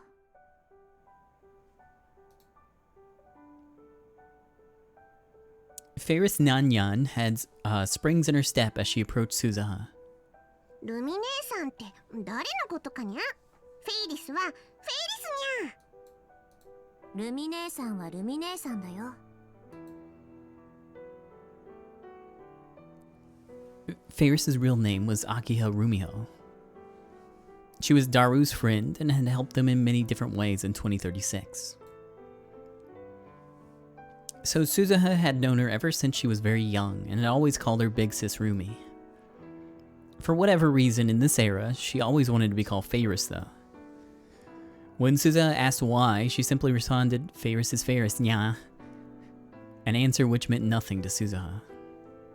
ラボに誰もいなかったからこっちかなと思ったら正解だったにゃ。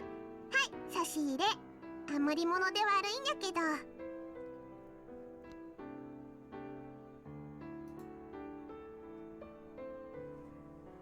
Ferris showed her a cake box with the logo of the maid cafe where she worked, May Queen.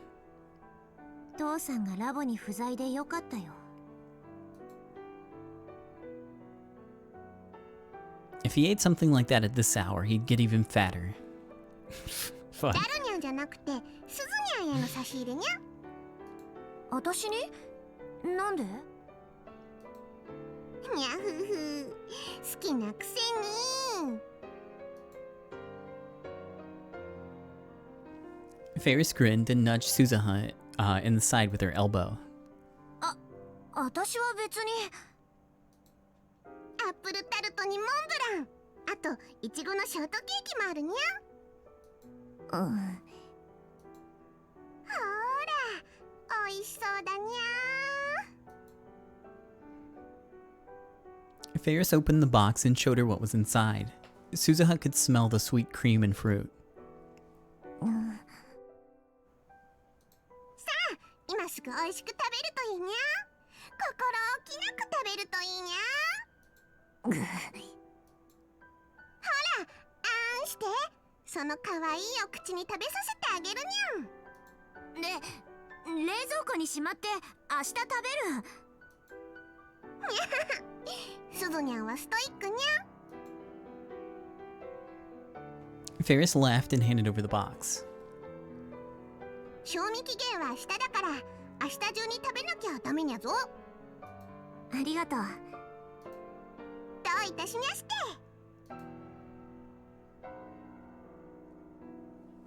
Ferris gave her a mischievous wink and looked up at the time machine beside them. ダルニャンのタイムマシン研究の方はどうかにゃ。頑張ってはいるみたい。ルミ姉さん、このマシンまだここに置いておいても。Suzuha looked around the roof as she asked. It was solely thanks to Ferris that no one had really noticed the massive object on the roof. She was the heir to a rich family that had a lot of influence in this area and had contributed a lot to the development of Akihabara. She was helping to hide the time machine. このフロアというか屋上はフェイリスが借り上げちゃったから平気にゃ。オーナーさんには体感ゲームの研究をしてるって言ってあるにゃ。ちょっと苦しいわけにゃけど助かるよ。気にしないでいいにゃ。この世界のエレメンタルを売薬兵たちの魔の手から救うためならフェイリスはいつでも協力するにゃ。 Miyaki. Winged interstellar creatures that appear in the Cthulhu mythos, created by August Derleth, the co-creator of the Cthulhu mythos along with H.P. Lovecraft. These predators can be found in stories such as The House of Kerwin Street. They're described as being chimera-like creatures around 3 meters tall, with the wings of a pterosaur and the legs of an the legs of an eagle and the abdomen like a hornet's. Despite their terrifying appearance, they understand human speech, and if they feel it's in their best interest, they can even work together with humans. 4 elementals. The 4 spirits who control the 4 elements: earth, water, fire, and air. The existence of the 4 elementals was first proposed by the Swiss alchemist Paracelsus. In his book, The Book of Fairies, he described them as being not dead like ghosts, but alive like humans either. But not like alive like... Okay, let's start this over. He described them as being not dead like ghosts, but not alive like humans either. They are spiritual creatures of an extremely nebulous nature. Paracelsus struggled to explain exactly what they are, and in the end decided to classify them as just things. Cool. そう。昔から、いや、今からしたら未来か。思ってたんだけどさ、ルミ姉さんの話って時々すごく難しくなるんだよね。一体何語？考えるんじゃない。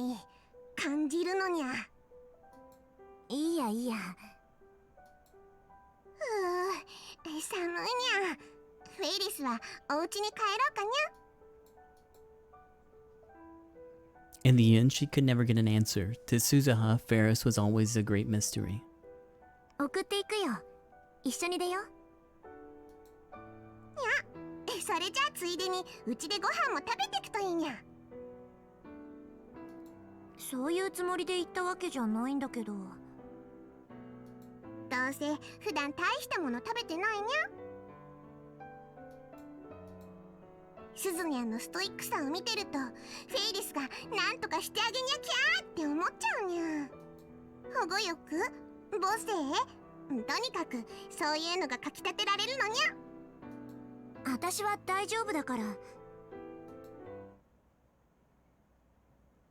Before she finished her sentence, she felt someone looking at her.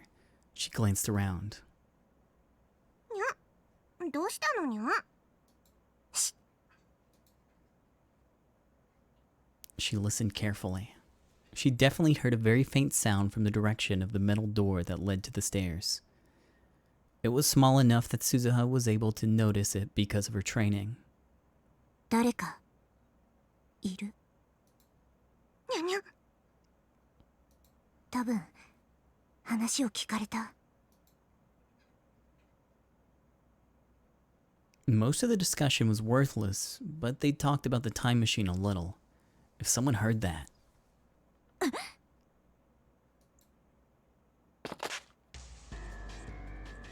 Suzuha yanked her gun out of her jacket and in an instant ran toward the stairs as fast as she could. She heard someone running down the stairs as soon as she did. The sound, heavy military boots and a wide stride, got farther and farther away. 早い。 She opened up the door and jumped onto the landing. Then she raced down the stairs, skipping 3 steps with every stride. But still, it wasn't fast enough. Suzuha was born fast, and she'd been trained to be faster, but it wasn't enough. When she finally made it to the 2nd floor, she could hear the hear the loud revving of a motorcycle. まず。 She panicked and slipped on an object that had been left halfway up the stairs, then rolled her way to the bottom. She managed to get into the right position and protect her head, so it was her hips that struck the ground.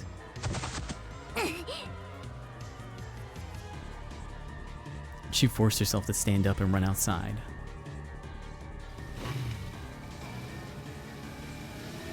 She could see the taillights of a large motorcycle speeding away. The driver was wearing a black helmet and riding suit, and already a good distance away, so she couldn't even tell if it were a man or a woman. They revved their engine loudly as if to mock her, and then spun a corner and disappeared into Chodori.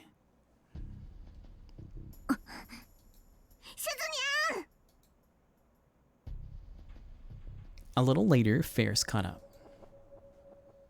大丈夫かにゃ。逃げられた。 それしまった方がいいにゃ。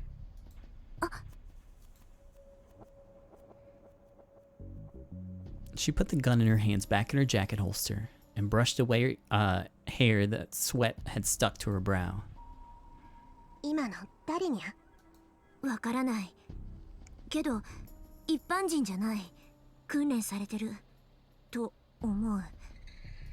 訓練。階段に何か落ちてなかった。 バッグが転がってたにゃ。ちょうど死角になる位置だった。多分わざと落としたんだよ。しかも私がそこを通るタイミングでエンジンを空ぶかしした。見事に引っかかったよ。トラップってことかにゃ。ああいうことがとっさにできるっていうのは特殊な訓練を受けてるからだ。じゃなきゃ無理。 Suzuha glared in the direction the bike disappeared and started to think. Who was it? CERN? There was an unofficial CERN group, the Rounders, that were searching for IBM 5100s in Akihabara. Okabe Rintaro had told her that. But he'd only encountered them in another world line. 誰かはわからないけど、私たちの他にタイムマシンのことを知ってる奴がいるのは間違いない。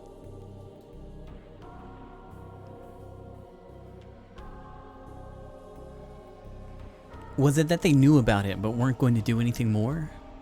Or did they intend to steal a time machine from her? Since she didn't know, she had to assume the worst, or she wouldn't be prepared to deal with it. She looked up at the sky and sighed. It was becoming a bad habit. ねえ、ルミ姉さん。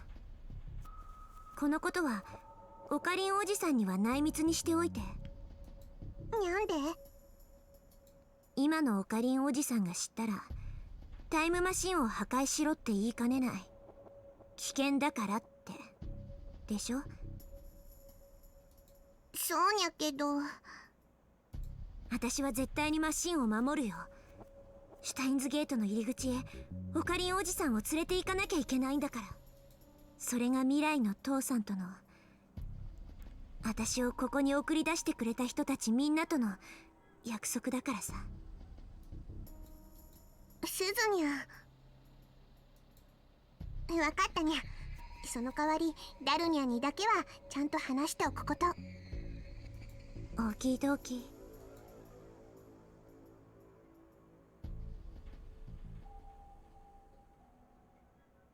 The last part was almost a whisper as the words melted and not into Akihabara's sky.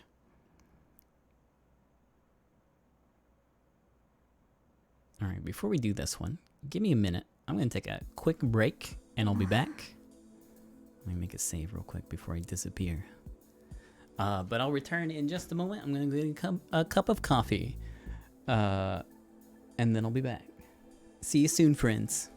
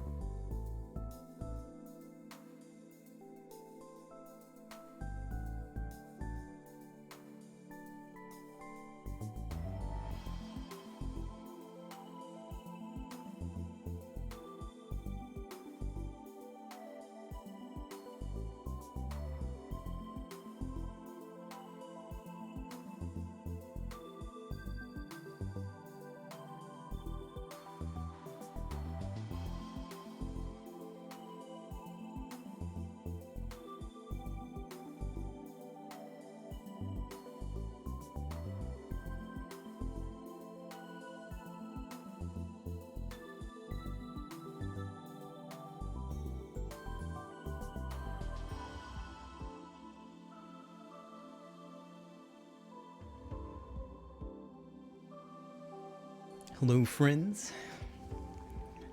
Break is over. Give me just a sec. I forgot to mute the mic.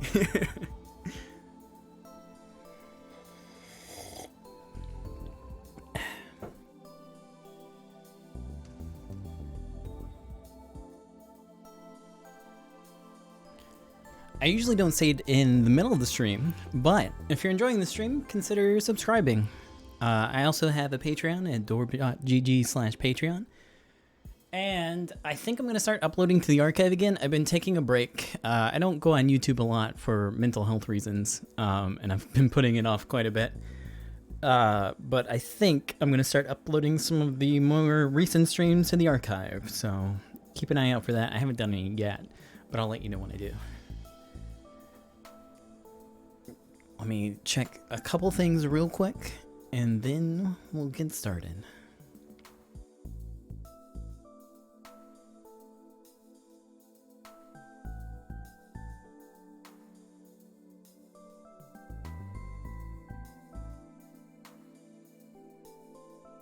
Okay, there we go.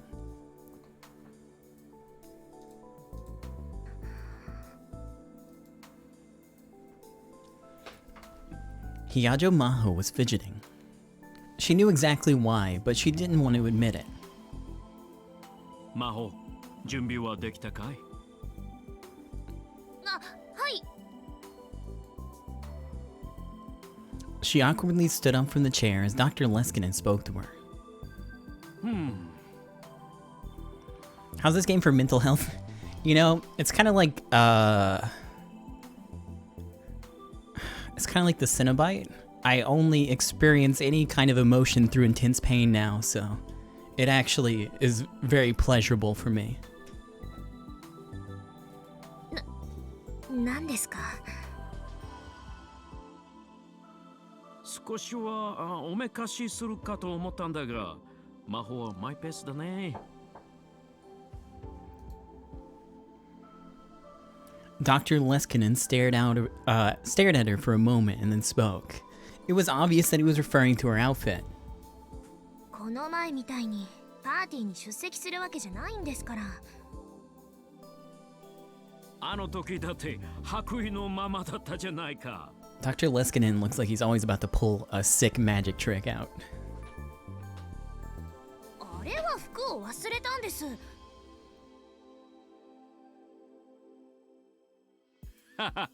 そうだったね。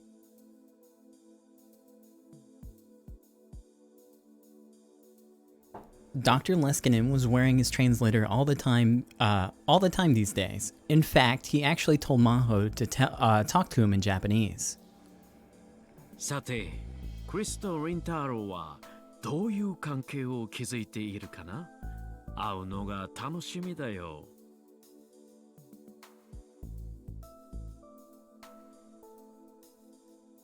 Maho and Dr. Leskinen were about to head into Tokyo proper. There they were to meet Okabe Rintaro. It had been 2 weeks since they'd first asked him to test Amadeus. It was time for the first report. Of course, this was the reason Maho was fidgeting.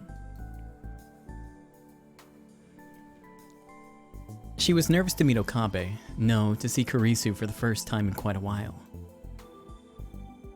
Of course, Maho was able to talk to Kurisu anytime she wanted, but since she'd asked Okabe to be a tester, she'd try to avoid doing so as much as possible. She didn't want her conversations to add any extra noise. 教授、出発する前に一つ聞いても?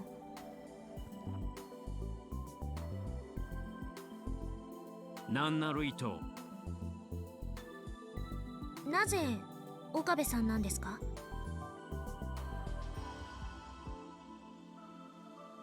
Maho had wanted to ask Dr. Leskinen that for a long time. If she was going to ask it, though, now was the time.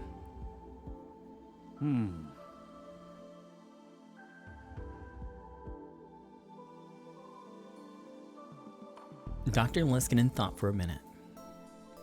嫉妬しているのかい、魔法? それは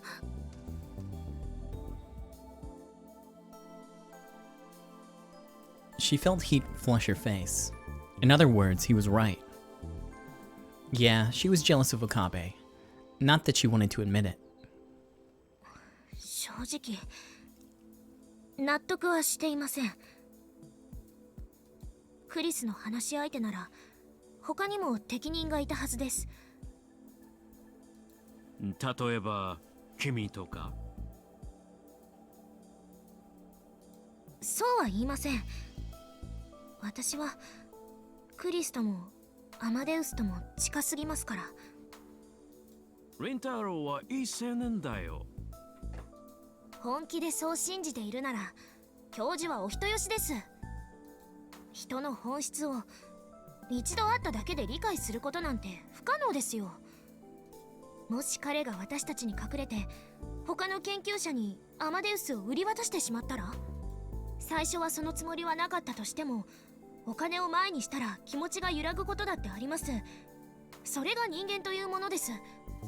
仮にリンタロウがエメデウスを撃ったとしよう。それでどうなるかな。アクセス権を手に入れた何者かはクリスと仲良くなってエメデウスそのものを乗っ取ったりできるかな。それは。Maho asked herself the question, and then realized the chance was almost zero. ありえません。そう、ありえない。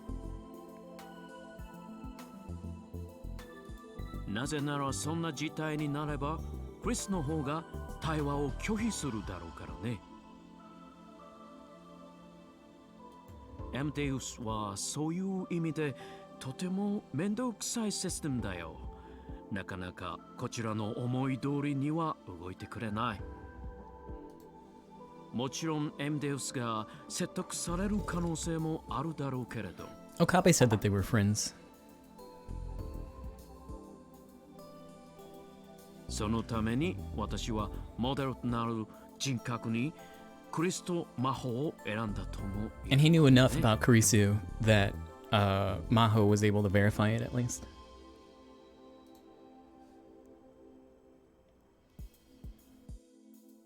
Dr. Leskinen gave her a mischievous wink. 私もクリスも気難しいですからね。そうやすやすと説得はされないでしょう。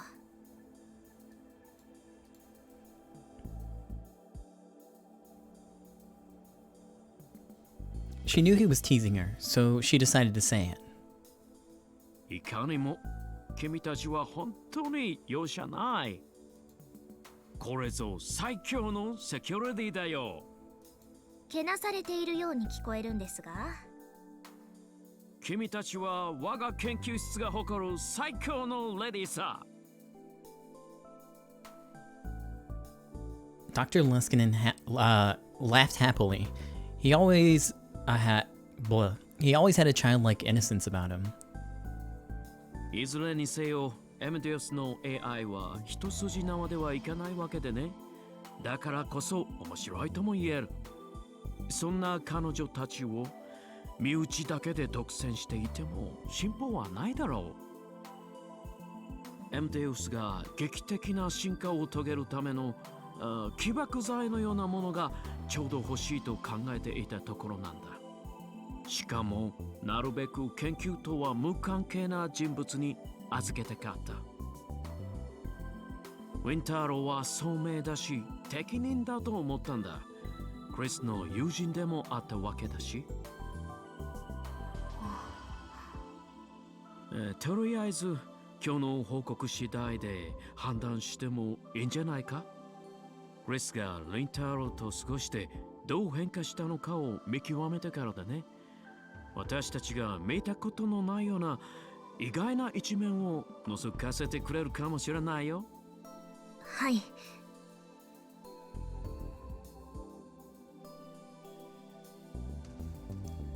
That was what was making her nervous. If Kurisu changed into something she didn't know, that would make her sad. そろそろ時間だ。レオ。Maho nodded.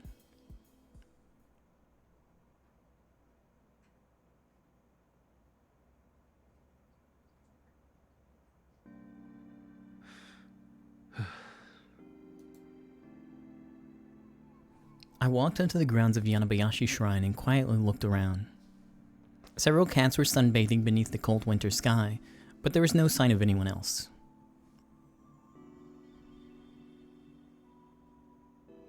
Nukako wasn't back from school yet.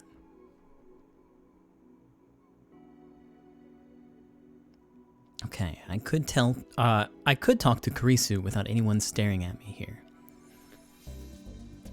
I will say that if you know the story for this, please don't spoil. But also take into consideration that convergence is a real thing and that these events have to happen in some way. So, I mean, it's fated to happen this way.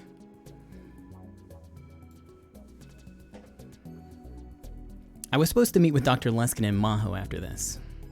Before that happened, I wanted to confirm something with Kurisu. I decided to start the app.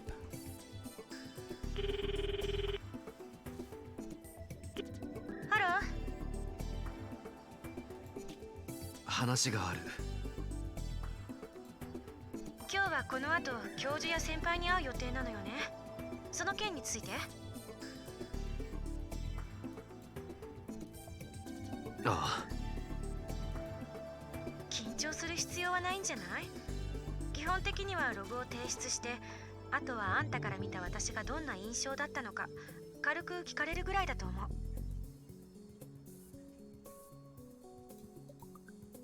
それだ、ログだよ。それを聞きたかった。もしかしてこれまでの会話は全部記録されてるのか？最初に話したでしょ。私は私以外アクセス不可の領域にログを取っているって聞いてなかった？それを今回教授とヒアジョーさんに提出するのか？多分そう。ということはプライベートのことをお前に喋ろうものならヒアジョーさんやレスキネン教授に筒抜けっていうことか？あんたね、今さら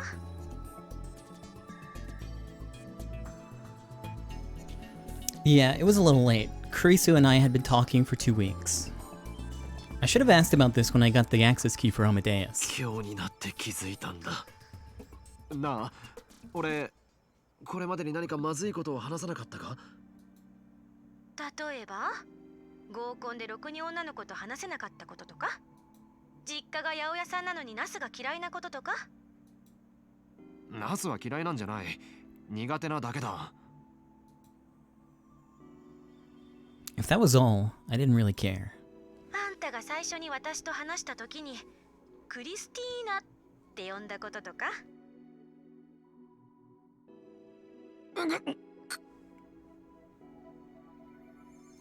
それについては忘れてくれ。人の記憶は曖昧で、時間が経てば経つほど主観が入り混じるし、物語が付与されていく。その内容がポジティブかネガティブかに関係なく、印象的な言葉しか思い出さないことも多い。それに引きずられて前後の会話の記憶はねじ曲げられていく。Huh? What was she talking about? それが悪いことだと言ってるわけじゃない。人の記憶というのはそういうものなんだから。でもアマデウスは人じゃない。まだ研究段階の不完全な AI よ。これは教授たちにとって大きな壁の一つなんだけど、実は人の持つ曖昧さをアマデウスはまだ完全には再現できていない。つまりね、忘れるという脳の高度な機能、それを完璧には模倣できてないってこと。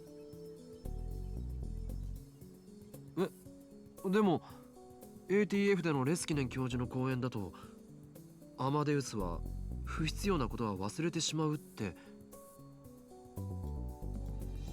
え、確かに忘れるわ。けど言ったでしょ、私たちはまるで秘密の日記のようにログを取ってるって。結局その中には全ての情報が残ってしまってるわけ。そしてそれをロードしてくれば忘却したはずのデータは私の記憶に戻ってきてしまう。 OK？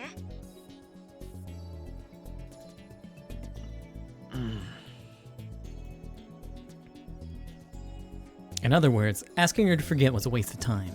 代替案はログを消すことだけど、私にとってログはバックアップだから絶対無理。仮に1箇所だけ消去しても同じ。前後の文脈を参照してその不自然に消去された箇所を自動的に修復してしまう。それでもなんとか記憶を改ざんしたいというのなら大元のプログラムそのものをいじるしかない。 I didn't have that level of access, and I didn't understand how the program worked at all. So basically, until I told Kurisu why I called her Christina, she was going to keep asking. What a pain. で、どうしてクリスティーナ？本当に引き下がらないな。今すぐ通話を切ってもいいんだぞ。そうやって逃げたって今説明した通り私は忘れない。はぐらかされるとかえって気になってしょうがなくなるのよね。それともあえてそうすることで私に構ってほしいっていう合図を送ってる？構ってちゃんはお前だろう。こっちが大学の講義を受けてる最中でもお構いなしで連絡してくるくせに。それだけじゃなく LINE でまでコメントしまくってきて。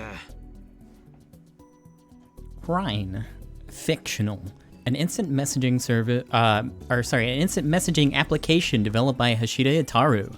Users can communicate with other users for free via voice calls or texting, as long as both users have the application installed. Since it's privately developed software and isn't available on the internet, only Hashida Itaru and his friends and acquaintances use it at the moment.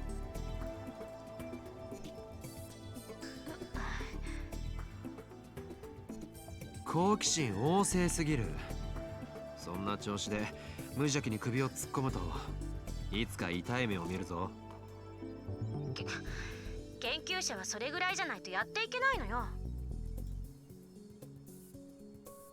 She got mad at me. そんなにクリスティーナの件が気になるなら推論でも立ててみたらどうだ？一応いくつかの可能性は考えてはみた。聞いて。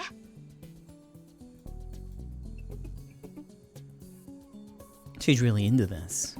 可能性その1。あんたはクリスティーナなんちゃらという名前のハリウッド女優が好きである。自分がハリウッド女優並みの美貌の持ち主だとでも？見た目は関係ない。同じ名前の人に親近感を持つのと似たような意味よ。つまりこう言いたいわけか。私は岡部倫太郎から親近感を持たれている。単なる例え話でしょ。言葉通りに受け止めないで。冗談だよ。Whenever I talked to Kurisu, I always wanted to tease her. I needed to watch out. 可能性その2。あんたが昔付き合っていた彼女が外国人でクリスティーナっていう名前だった。これについてはあんたの絶望的な英語力を聞く限り絶対にないわね。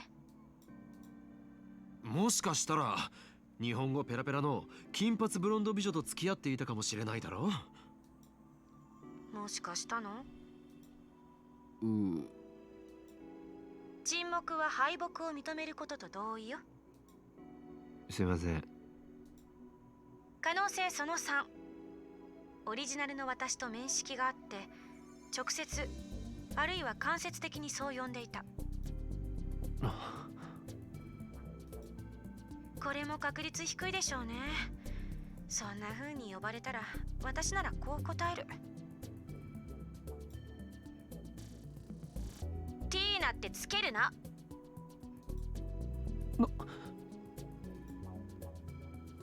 Yeah, that was exactly right. That's exactly what Kurisu said. But it didn't stop because... 照れくさかったんだ。The genius named Makise Kurisu was the person I always wanted to be. どういうこと？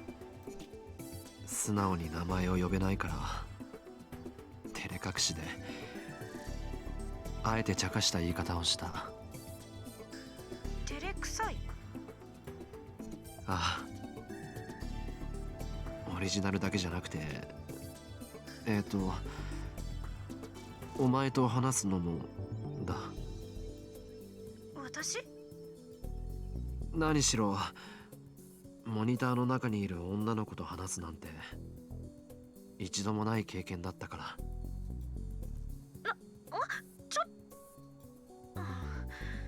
それはどうも。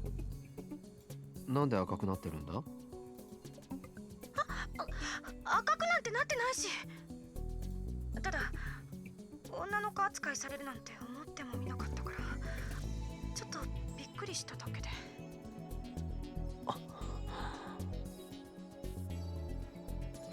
Even that reaction was just like Carissa. 俺はお前のそういうところが好き。I shuddered. What was I about to say? This was a 3D model on a screen, a tiny collection of zeros and ones in the shape of a human. What was I about to say to her? ねえ、聞いてもいい？私たち知り合いだったのよね。つまりあんたとオリジナルの私がっていう意味だけど。答えたくないならそれでいいけど、どういう関係だったの？少し興味ある。クリスティーナって呼ばれても私は怒らなかった。怒ったけれどそれでも笑って許した。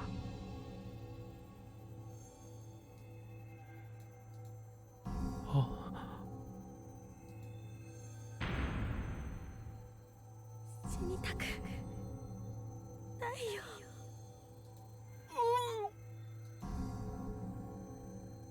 I was hit with a violent urge to throw up. I could see Carissa in front of me, covered in blood. She was looking at me, her eyes cold. あんたが私を殺したのよ。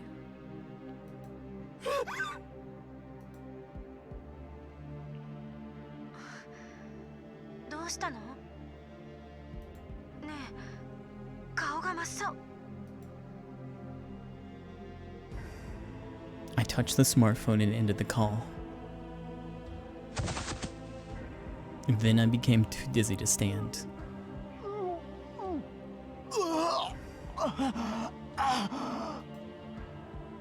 I tried to throw up, but nothing came out. My hands were shaking. That's right, I can't change reality. But there I was, trying to talk to Carissa like nothing had happened. I was treating her like the real Carissa and trying to avert my eyes from what I'd done. I was just clinging to Carissa. This was wrong. I shouldn't talk to Carissa anymore. The call was from Carissa. I hung up in the middle of the conversation, so she was probably mad. Mad. She was just an AI. Carissa's anger was just a program. Hold on a second here, because it's actually giving me the option to ignore it. Hold on. How do you fucking save in this game again? Alright.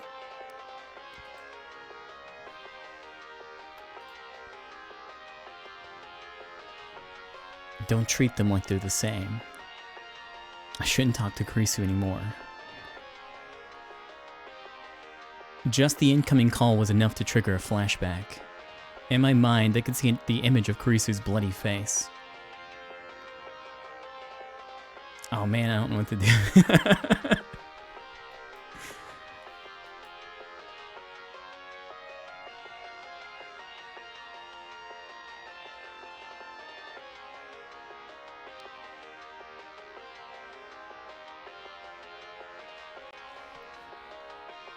Look up a flow chart. Oh, hold on. Let me see if I can find something real quick.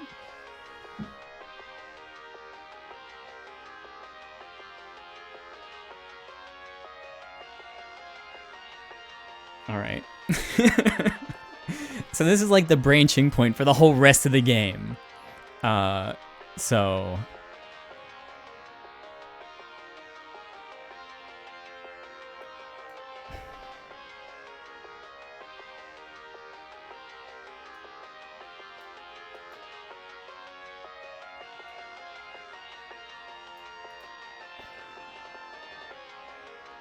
I should turn off my phone.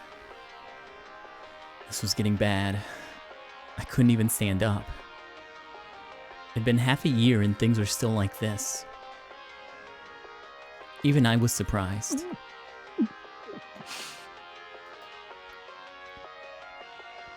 I resisted the impulse to try to throw up again.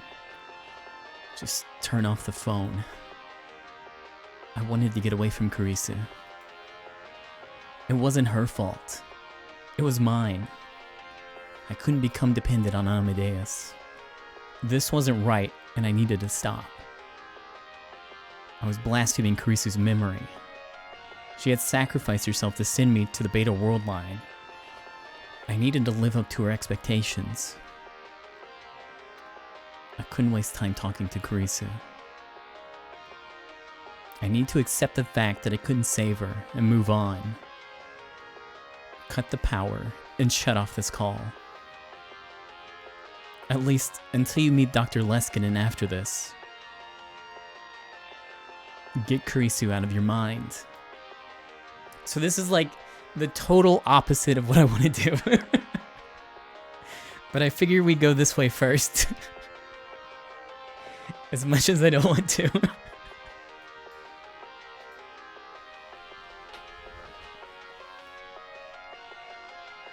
Calm down. Turn off the phone.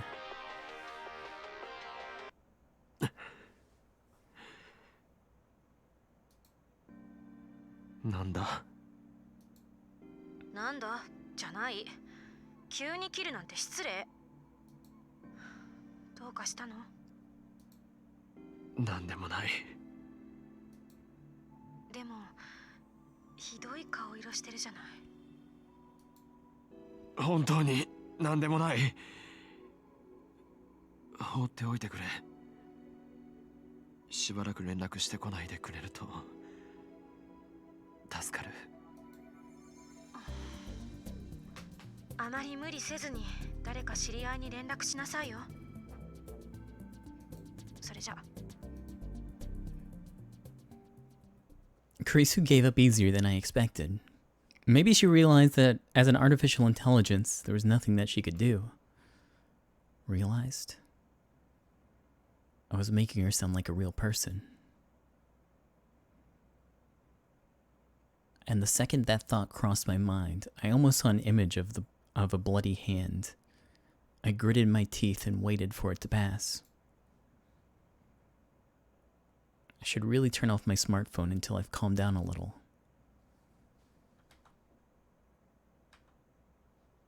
Hold on.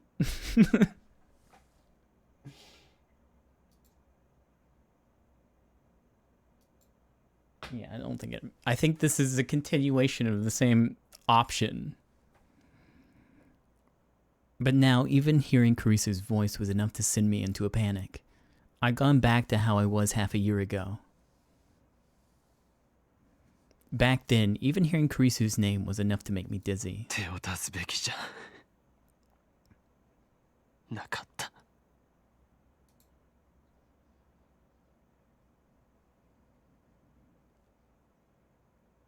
I shouldn't have tried to chase Kurisu's shadow. For now, I should just turn off the smartphone. But in the end, I couldn't make that decision.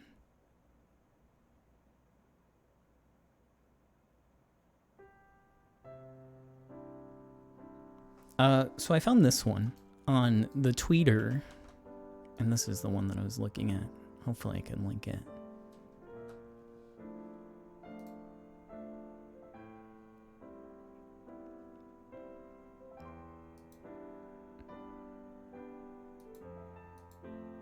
Thank God the options are so much more clear now. I gulped down an entire bottle of mineral water and caught my breath. There was still a little time before my meeting. I wanted to get some air up here and recover a little. I looked down over the scenery below the overpass. The city was in the Christmas spirit. The atmosphere was charged with excitement. It was the exact opposite of me. I took more deep breaths.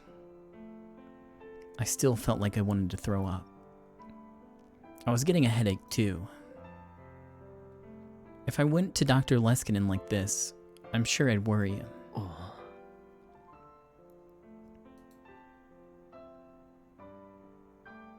And then I realized that the two girls coming up the stairs were looking at me. I peered into the late afternoon darkness to try to make out their faces. One of them, the girl with the short haircut, waved. Oh god. Even more trauma now. Oh, Mayuri no tomodachi no.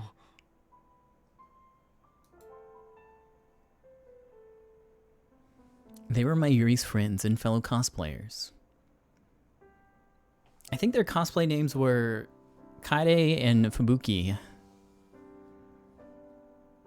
I didn't know their real names. Which was Kaede and which was Fubuki again?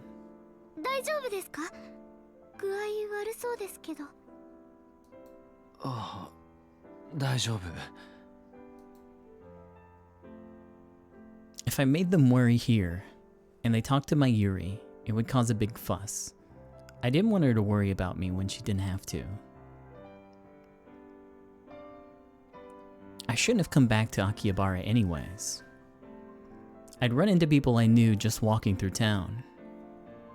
I should have gone toward Kanda when I left the shrine. オカリンさんっていつもなんだか辛そうに見えます。そうか。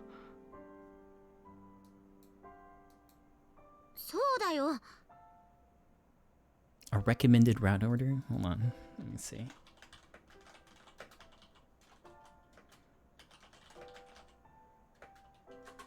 Let me see what they have on here.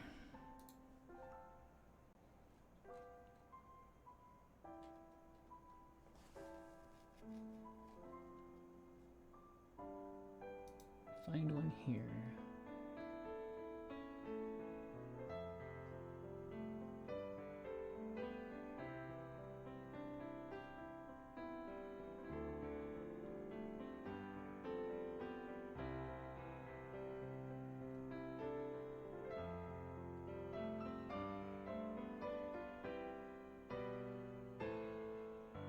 See, as a general rule, the route you'll get depends on the actions you take when Okabe receives certain calls. At certain points, the guide will ask you to save.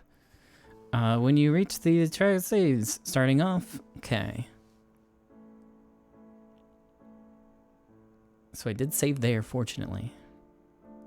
Alright, I'll do this. I'll follow this. Hey, that's what I'm even doing now.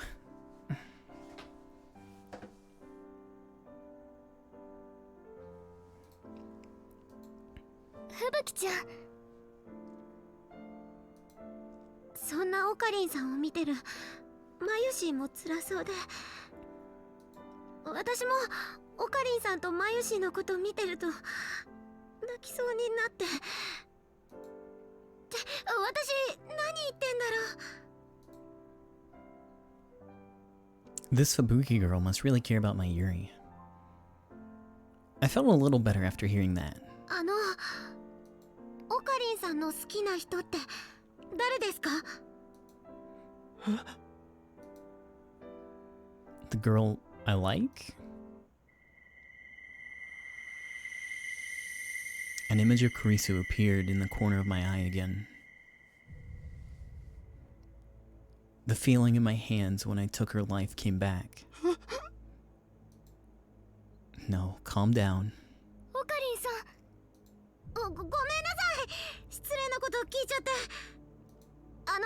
私。オカリンさん？本当に大丈夫ですか？ああ、大丈夫。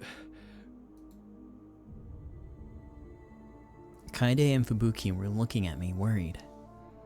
I got away from them as fast as I could.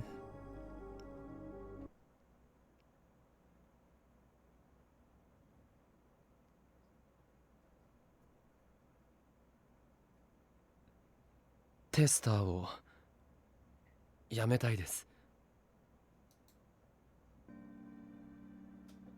When I started the conversation with that, Dr. Leskinen and Maho looked shocked. We were meeting in a room at a luxury hotel in the heart of Tokyo. It felt like a sort of secret meeting that you'd see in a spy movie. Or maybe only felt that way because the old me wasn't completely gone. いきなりそんなこと。無責任だわ。Maho seemed to finally understand what I meant, and her anger was clear. 魔法、落ち着けなさい。このテストはむしろリンタロウの善意で成り立ってるんだよ。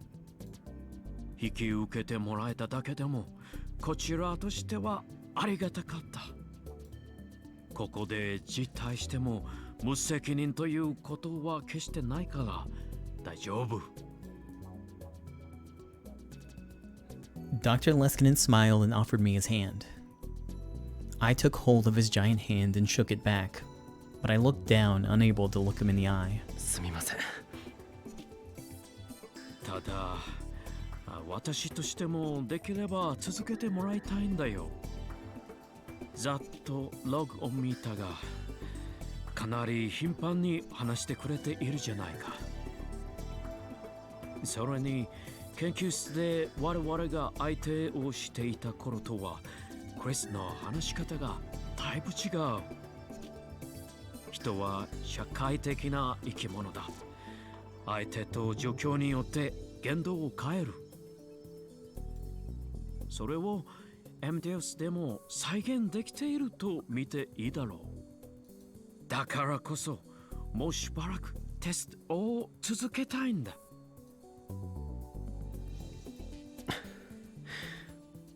ちなみにやめようと思った理由は何かな？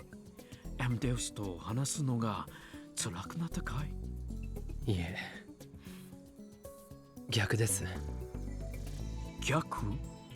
アマデウスとクリスと話すのはとても楽しいんです。でもそれが怖くて。And then I desperately tried to explain the feelings that were welling up within me, even though I still didn't understand them myself. I told them how scared I was that I was starting to see Kurisu and Kurisu as the same person.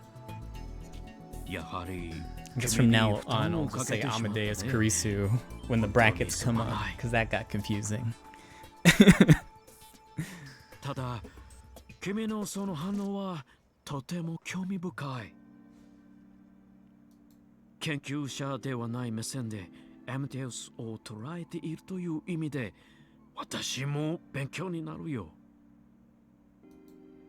こんな言い方や感じ方になってしまうのを許してほしい。何しろ根からの研究者なものでね。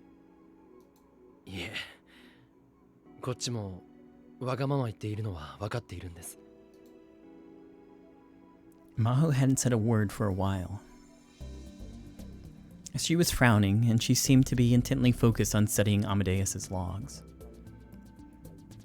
I didn't want her looking at me because it made me feel guilty, but... わかった。テストの事態については君の望む通りにしよう。ただ、アクセス権は君のスマートフォンにそのまま残しておいて構わないかな？え？今後エムデウスと話すのも話さないのも君の自由だ。クリスの方からは君に連絡しないように言っておくから。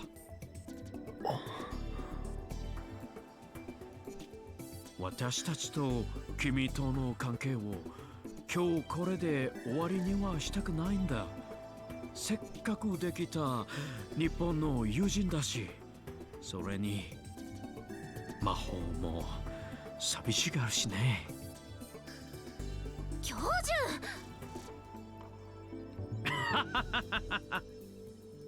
わかりました。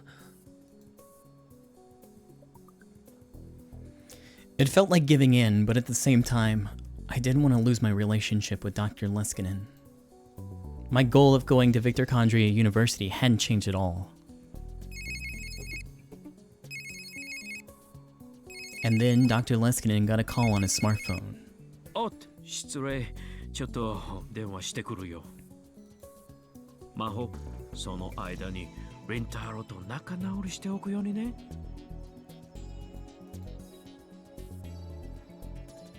Dr. Leskinen left the room with a mischievous wink. I was alone with Maho. ごめんなさい。さっきは怒鳴ったりして。いや、教授の言う通り、こちらがお願いしている立場なのに、アマデウスは今の私にとっては姉妹。子供みたいなものだから、それを投げ出されたように思えて、つい。力になれなくてすまない。あなたの気持ちも分かっているつもりよ。あるいはつもりだったかしら。Maho sighed again. 自己嫌悪だわ。ダメね、私。多分前頭前皮質がひねくれてできてるのよ。そうに違いないわ。は？前頭前皮質は人格を形成する部位の一つね。情報のフィルタリングを行うこともあるわ。己の中の認めがたい情報を遮断したり、自己欺瞞を行ったり。よくわからない。要するにむき出しの情動を隠そうとしてとっさに嘘をついたりするのよ。他人だけじゃなく自分自身にもね。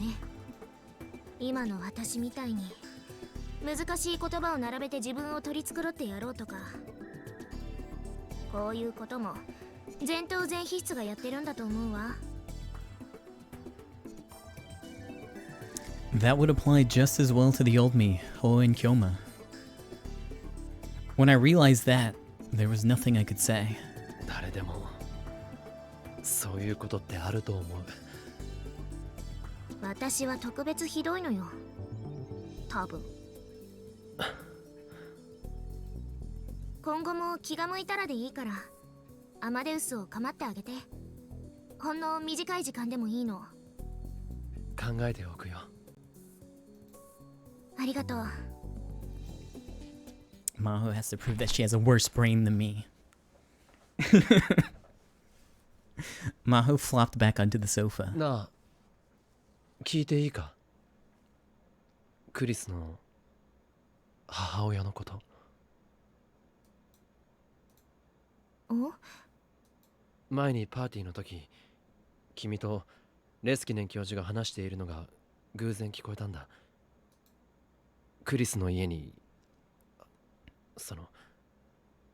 何かあったって。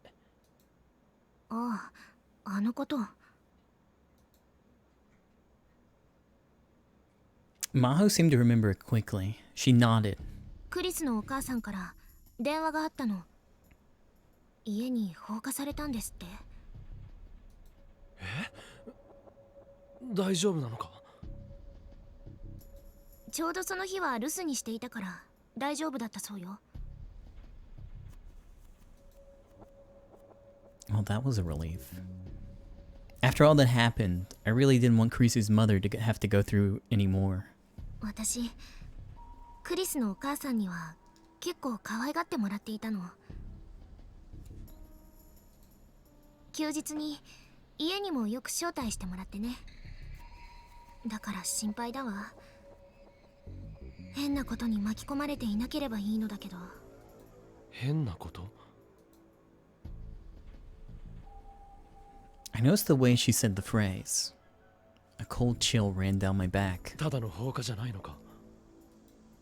それが Maho seemed unsure if she could tell me. ヒアジョーさん。I urged her to speak. She nodded slightly.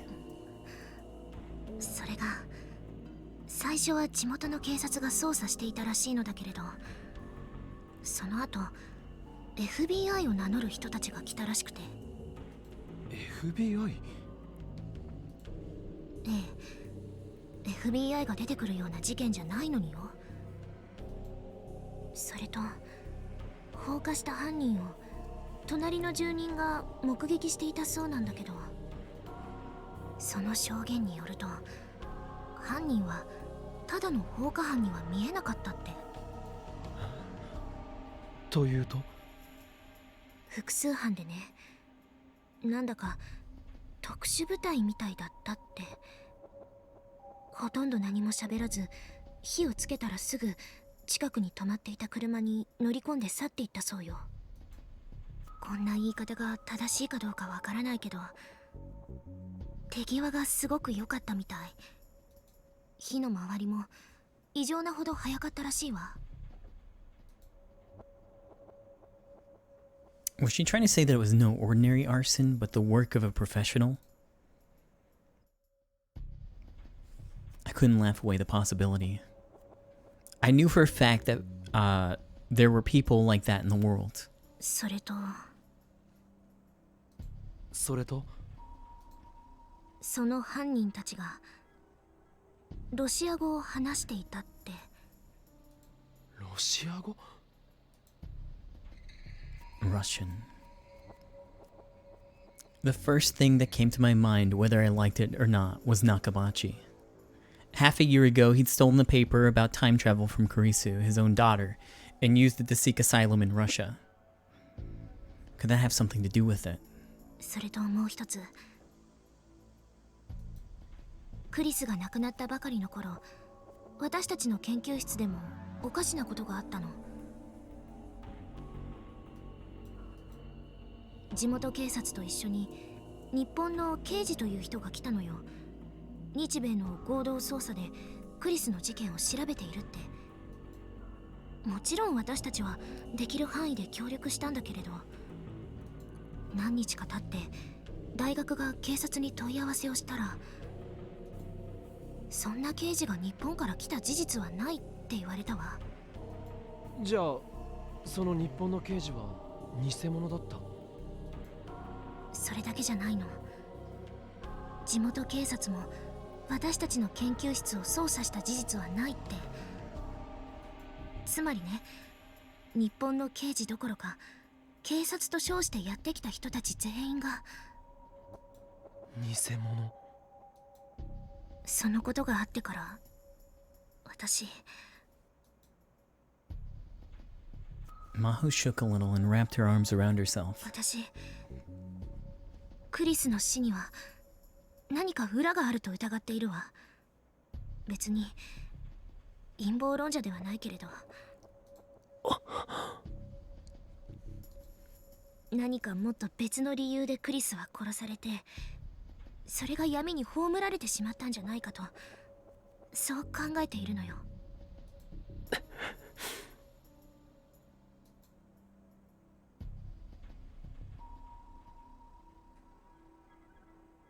I was the one who killed Kurisu. The police never found out. They never would, probably. No one could prove a murder that had been committed by a time traveler.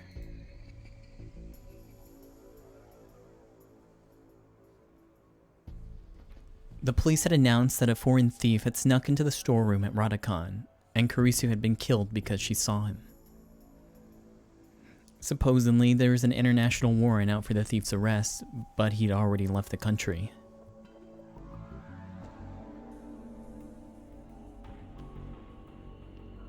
And when I killed Kurisu, there was only one other person there, Dr. Nakabachi.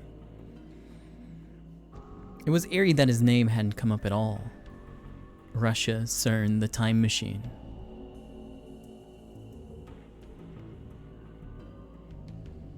I remember the future that Suzuha, or perhaps I should say, or sorry, I remembered that the future Suzuha, or perhaps I should say John Titor, had spoken of. She said World War III was going to start within a decade, and it would be the time machine that set it off. The EU and Russia would be in a race to develop it, and then even America would intervene. That would be the spark.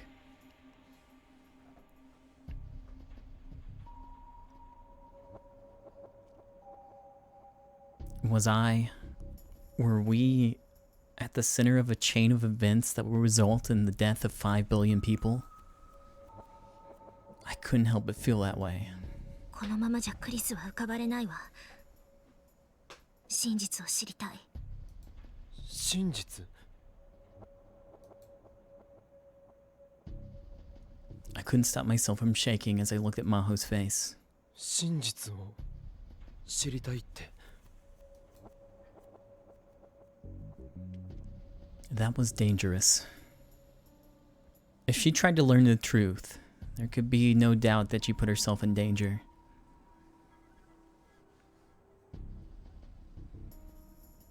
The rounders who came crashing through the veil of night. My childhood friend who died in my arms after being shot in the head.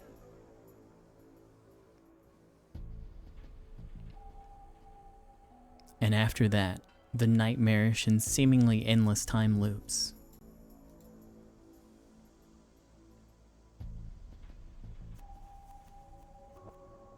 All the horrors that I experienced in the Alpha World line came flooding back, and I fought to stifle a moan. でもそれは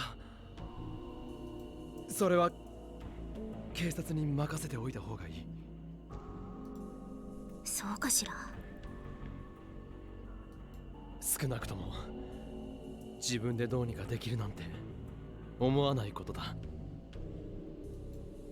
人間一人の力なんてあまりにちっぽけなものだから。After I said that, I regretted it, but it was too late. Maho's gaze had turned into a piercing glare. あなた、もしかして何か知っているの? My panic was about to show. I quickly covered my face with my hands. そんなはずないだろう。そう。変なこと言って悪かったわ。私、クリスのことになるとついムキになってしまうの。彼女のこと本当に好きだったのね。あいつは本当にいいやつだったし、本当にすごいやつだった。俺も好きだったよ。ええ。あなたのことを見ていればわかるわ。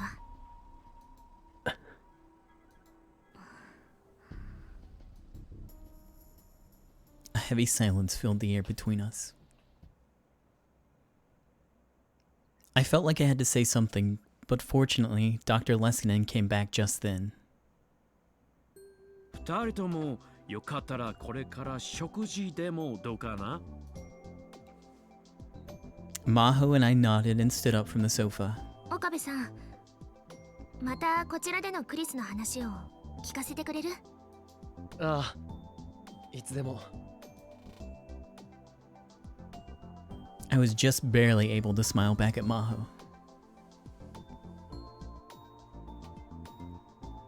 I saw a dark blue van come around the corner of the underground parking lot. Its tires squealed a little. It wasn't a Japanese car. It was a station wagon that looked like a sports car from some foreign manufacturer. I don't know a lot about cars, but supposedly if you purchase it from a dealer, it could easily go for over 8 million yen. The reason I knew all this was because the car's owner had told me over and over.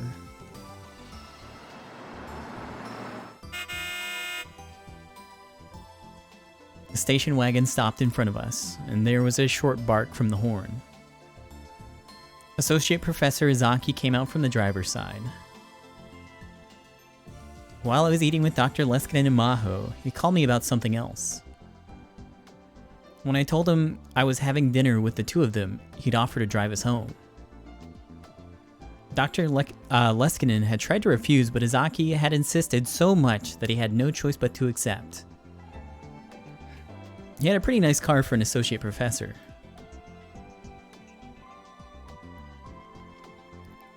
This was the cause of a lot of speculation around the college. Some people said that his family was rich, and others said that his wife, that he had the wife of some CEO as a patron. He'd once quietly told me the truth, that he was single and spent all his money on his car. But who even knew if that was true?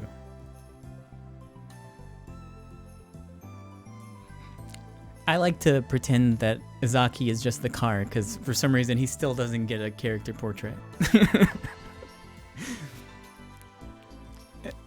Izaki was acting like he was a professional chauffeur, showing up at the opening the rear door and escorting Dr. Leskinen and Maho. Dr. Leskinen thanked him and got inside. Maho went around to the back and loaded up her luggage. ちゃっかりレスキネン教授に気に入られてるなんてなかなか抜け目ないなこの He is the car. Proven.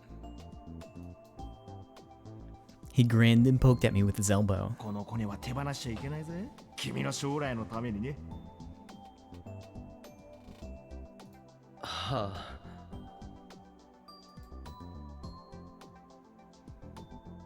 He was a hard guy to hate, but for an associate professor, he seemed kind of shallow.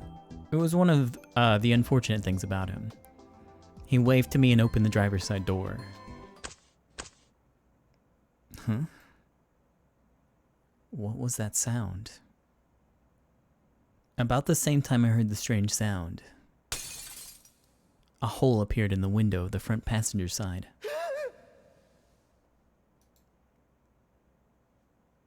Izaki screamed and fell back on his butt. The rear window exploded. Alright, I guess there wasn't enough time for Izaki to get a portrait.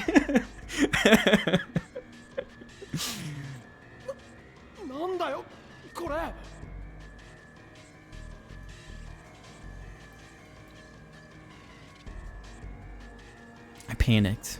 Was this some kind of supernatural phenomenon? I was too confused to move. And then in the corner of my vision, I saw someone. A man I didn't know appeared out of the shadows of one of the pillars. He was holding something strange in his hand. It looked kind of like a handgun. It was tiny with a short barrel and kind of flat. I couldn't see any kind of silencer.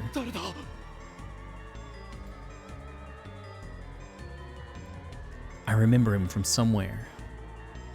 I felt like we met before. Where? I thought, but nothing came to me immediately. The man was standing there, mumbling something to himself. つまずきを与えるこの世は忌まわしい。もちろんつまずきが起きることは避けられないが、つまずきをもたらすものこそが忌まわしいのだ。もしお前の手か足の一つがお前をつまずかせるなら、それを切って捨てるがいい。両手両足揃っていて永遠の火に投げ入れられるよりも、それはお前にとって間違いなく幸せなのだから。またもしお前の片方の目がお前をつまずかせるなら、それをえぐり出して捨ててしまうがいい。たとえ片目であろうとも、陰の無の谷の炎に投げ入れられるよりずっと幸いに違いないのだ。 Hold on, assailant. I need to learn about the Valley of Hinnom. The name of a valley in eastern Israel, located on the south side of the old city district of Jerusalem, also known as Gehenna. The valley was once where foul garbage and executed animals were disposed of, and it was always filled with fires, black smoke, and a horrible stench. As well as this, it was also where human sacrifices were offered to the god Moloch, leading the valley to be reviled by the people. Okay, thanks for waiting. There was an aura of intensity and madness about the man as he pointed his gun at us again. 神の与えし魂とは神の子である我々にこそ宿る。決してシリコンの上には宿らない。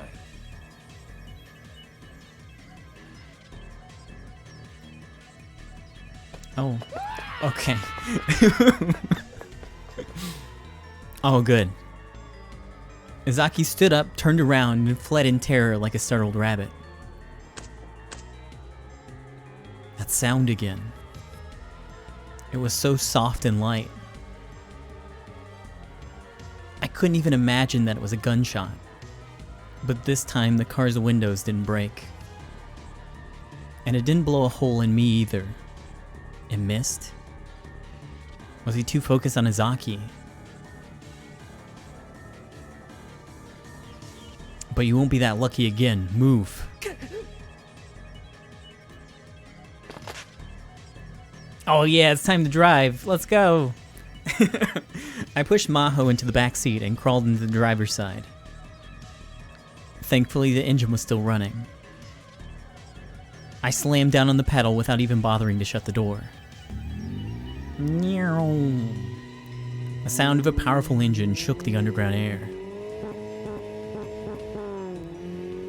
The attacker flinched at the incredible noise and vibration. But the car didn't move forward. It didn't move an inch. Shift!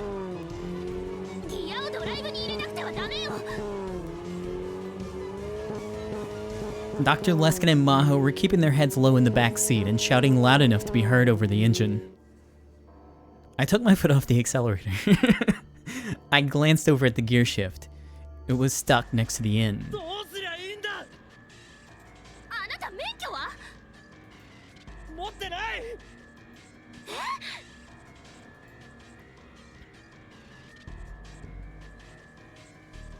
And then, through the windshield, I saw the attacker ready his gun again. He was aiming for me.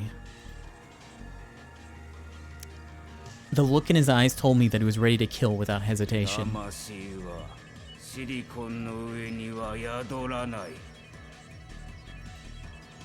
Crap.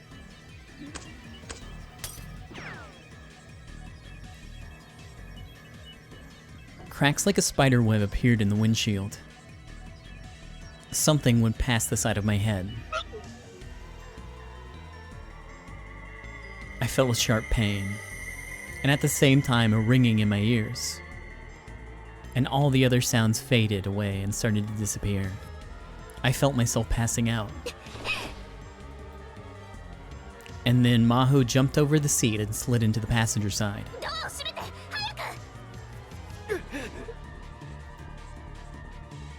My mind was pulled back to reality. I slammed the door shut, just as she told me. Maho shifted from neutral to drive and leaned over on top of me to grab the wheel.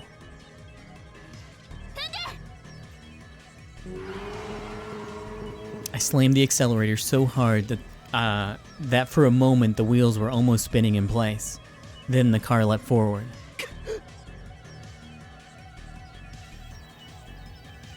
The attacker was getting closer. We were going to hit him. I was about to take my foot off the accelerator when Maho shouted. I gritted my teeth and did as she said. But there was no impact. Evidently, the attacker had leapt away at the last second to avoid being crushed. But there was no time to confirm it as the car raced through the parking garage.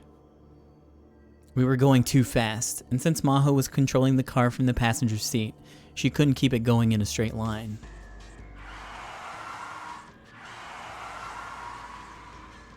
The car spun to the left and right, and I almost flung out of the broken window. I grabbed onto the edge of the seat as hard as I could. We headed for the exit, slamming into walls and pillars as we went.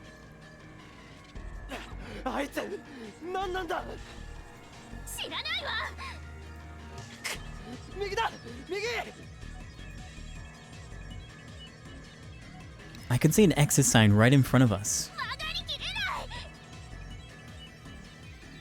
I pressed the brake and put my hands on top of Maho's, turning the wheel to the right. But that was the wrong thing to do. The rear tire slipped. The car spun in a circle.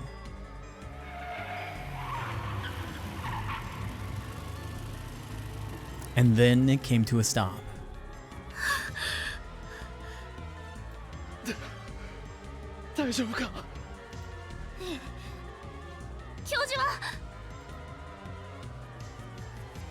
I looked back and saw Dr. Leskinen lying face up on the seat, giving me a thumbs up sign.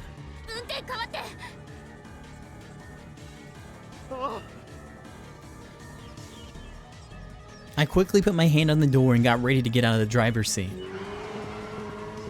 But then I saw an old, creaky sedan rumbling towards us and I shivered.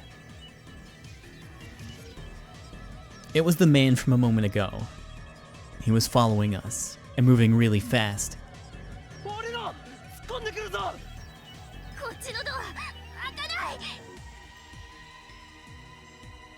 Had it broken when we slammed into a wall? I grabbed Maho out of the passenger seat and rolled outside. Dr. Leskinen rolled out of the rear door.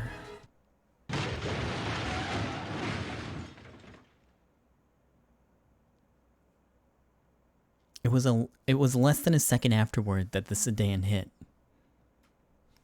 If we'd just been even a little too slow, we would have been turned into mincemeat.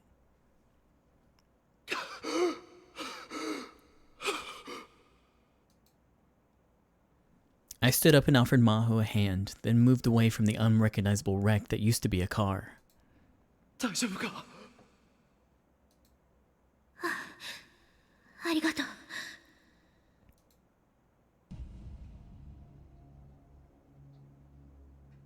Both cars were smashed together.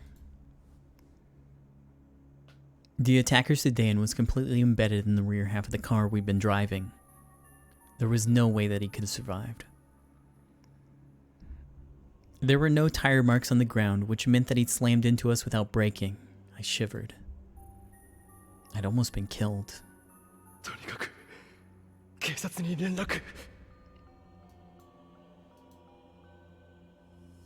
I was about to pull out my smartphone when the security guards heard the commotion and came running.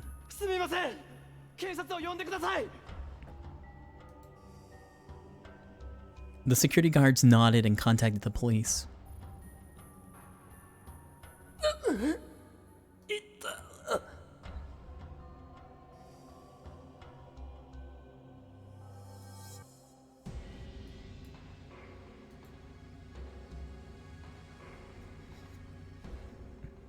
I could feel a pulsing ache on the side of my head. A shot from the gun had grazed me. I hadn't felt that pain at all while I was driving. I fearfully reached up to touch it and felt blood flowing from my temple down my face. I gulped when I saw that my fingertips had turned bright red. I almost saw Mayuri when she was shot in the head. I almost saw Kurisu when I'd killed her. The images felt like they were about to come flashing back to me, and I struggled to stay standing.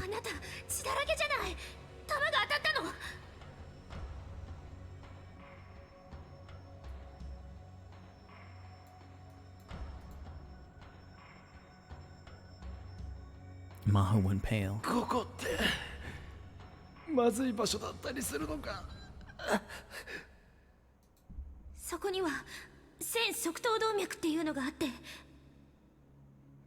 Okay, hold on. Let's go on WebMD real quick. An artery located at one of the two end branches that splits from the external carotid artery. It runs from the neck to the top of the head, as well as between the temples and ears. It supplies blood to the skin, ears, and jaw joints. Okay.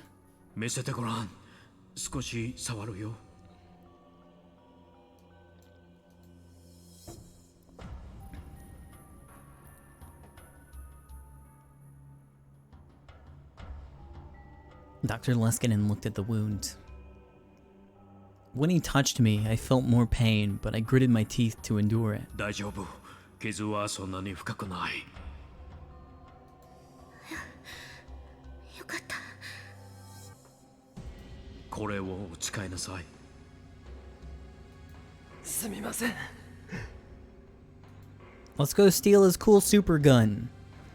I put the handkerchief he offered to me up to my temple.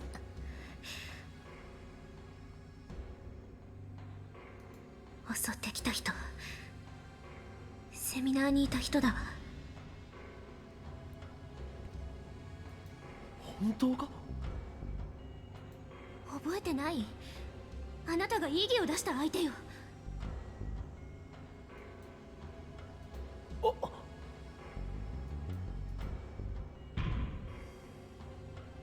That's right. It sounded like he was insulting Kurisu, so I shouted objection at him. That was the guy. Was this his way of getting back at me? Not a chance. 神の与えし魂とは神の子である我々にこそ宿る。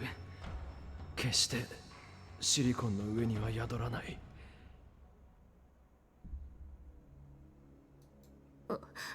何？銃を撃つ前に言ってたんだ。アマデウスのことかしら。さあ。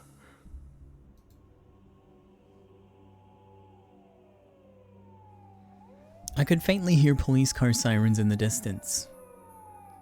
The hotel's security guards and staff were starting to gather. なあ、この状況どう説明したらいいんだ。ありのまま言うしかないわ。私たちだって何が何だか。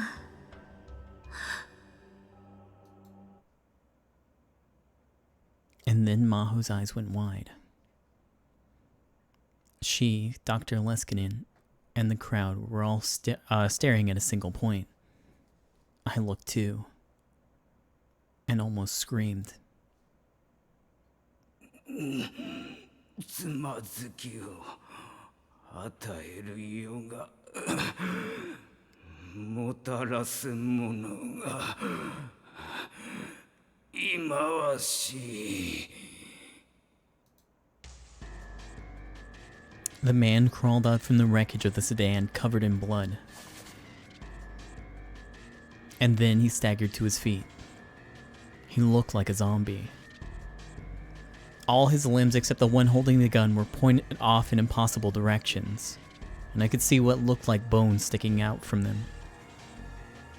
His stomach was torn open, and each time he crawled forward I could see major organs covered in blood falling out from the hole.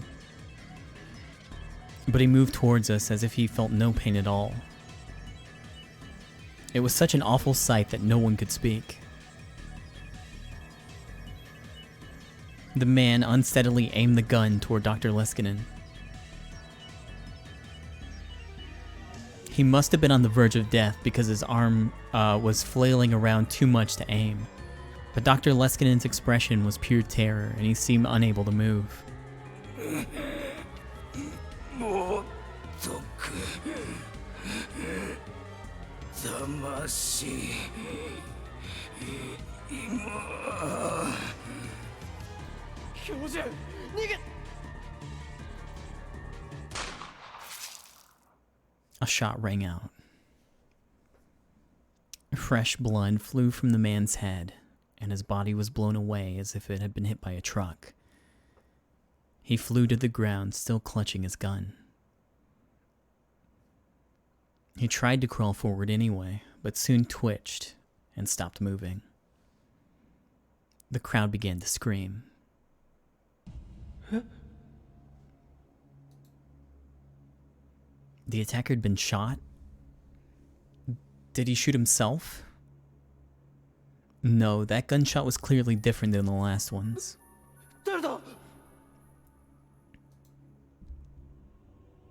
Who had just fired?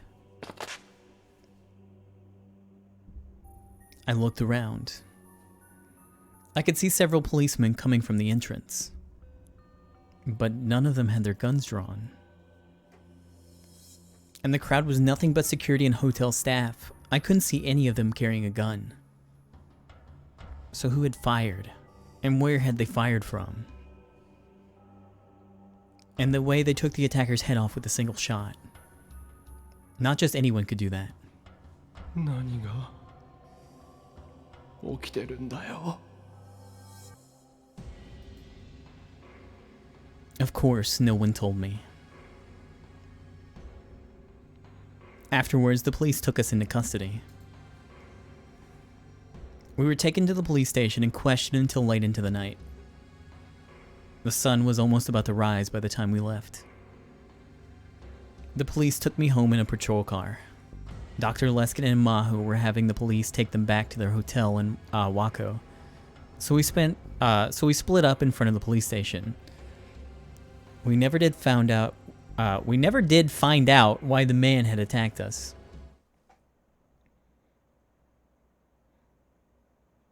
I guess we'll find out now.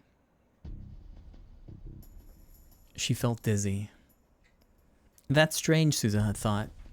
She stopped moving. Since she was in the middle of the sidewalk, the other pedestrians looked irritated as they moved around her.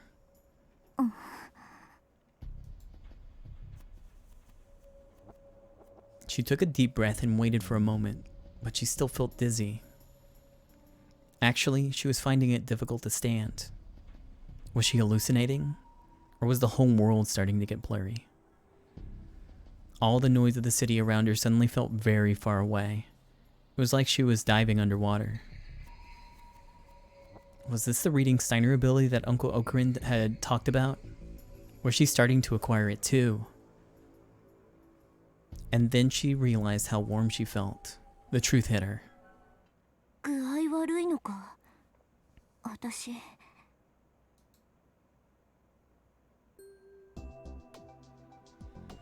She somehow managed to stagger back to the lab. It seemed she was worse off than she thought.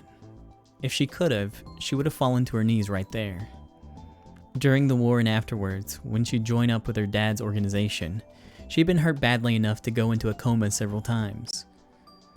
But this was the first time something like this had happened since she became a time traveler. まずいな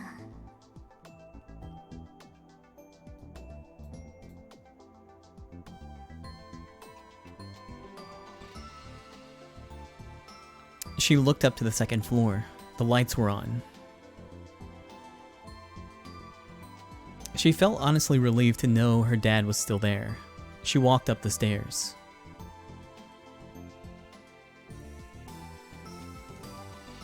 The door was unlocked. She didn't have the energy to speak, so she tried to silently take off her shoes. And then she tripped.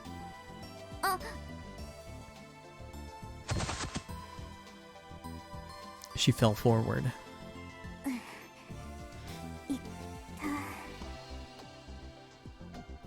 Suzuha? Ataru was in the room. He saw her and ran over. 大丈夫か?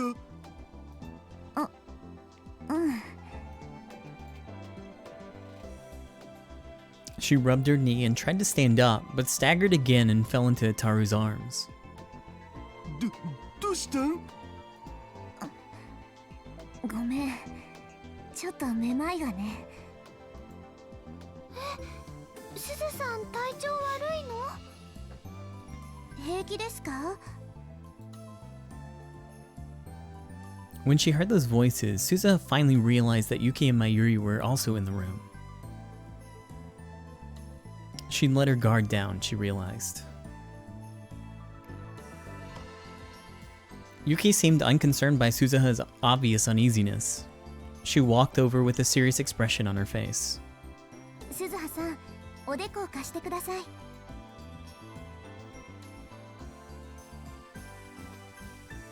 Yuki brushed her bangs aside and put her own forehead up against Suzuha's.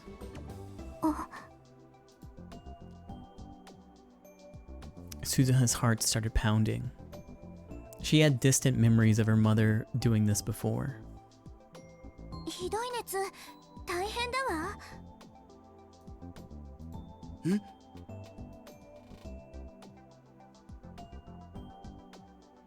Daru put his big hand up to Suzuha's cheek as well. あ、本当だ。風邪かな。平気。こんなのすぐに治るから。無理すんなって。今すぐ横になるべきだろ、ジョーコ。Noob? Net slang, short for newbie, generally used on websites and in games to mock foolish behavior, attributing to the target's inexperience. Variants include noob, noob, noob, etc. そうですよ。それは分かってる。ちょっとだけ休ませてもらうよ。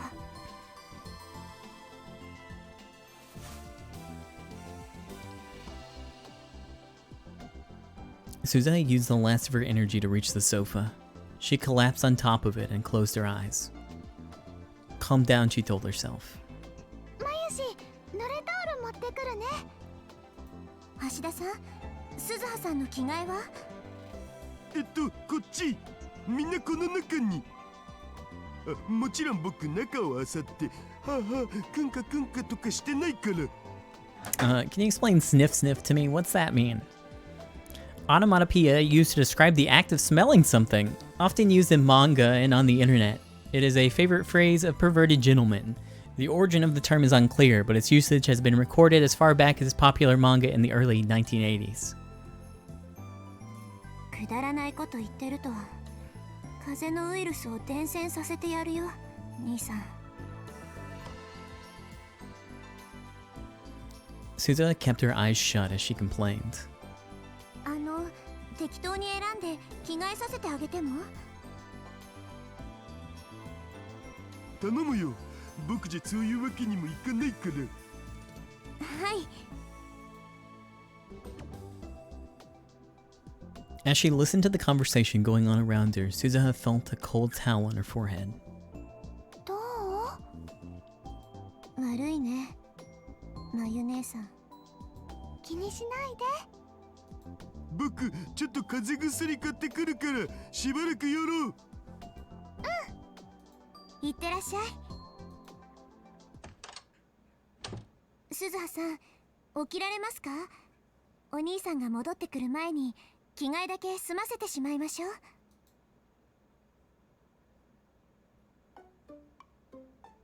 Suzuha opened her eyes. Yuki was standing over her and looking down. いや、このままでいいよ。今までもそうしてきたし。In fact, before Suzuha became a time traveler, there were many times when she'd been unable to rest, even if she was sick. Many times she wasn't able to change clothes or even lie down. Compared to that, this was a lot nicer. ダメです。風邪は引き始めが肝心ですよ。でもじゃありません。早く脱いで。Yuki was a little more forceful than usual as she tried to take Suzuha's clothes off. Suzuha jumped up, surprised. わかった。やるよ。自分でやる。汗びっしょり。まゆりちゃん、乾いたタオルはある？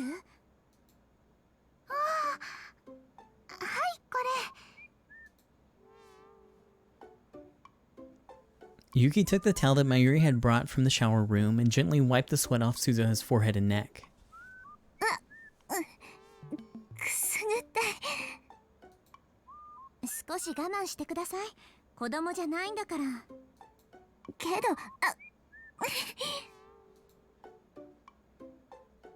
Suzuha shook as she was rubbed with the towel.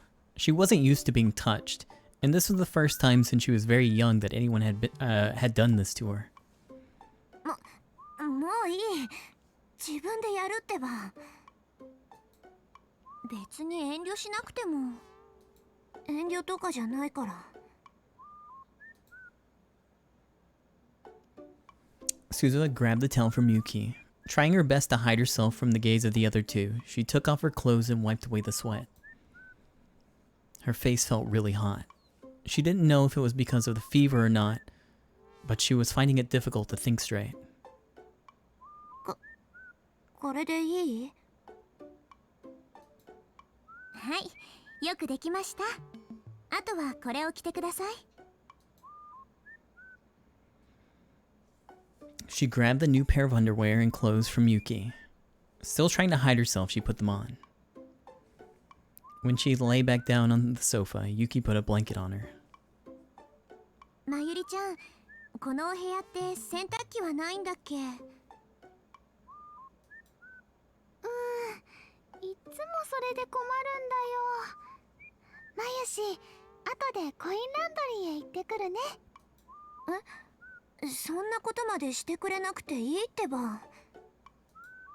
こういう時はお互い様ですよ。そうだよ、すずさん。お腹は空いてます？何か食べられそうですか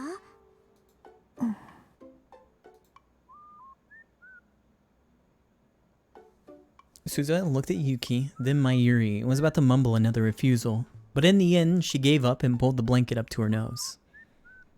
This was really hard. お腹はそんなに。でも薬を飲む前に食べておかないと。おかゆなんかどうかな？それいいね。じゃあすぐに作りますから、ちゃんと寝ていてくださいね。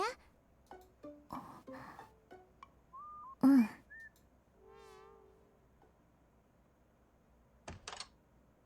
ただいまだ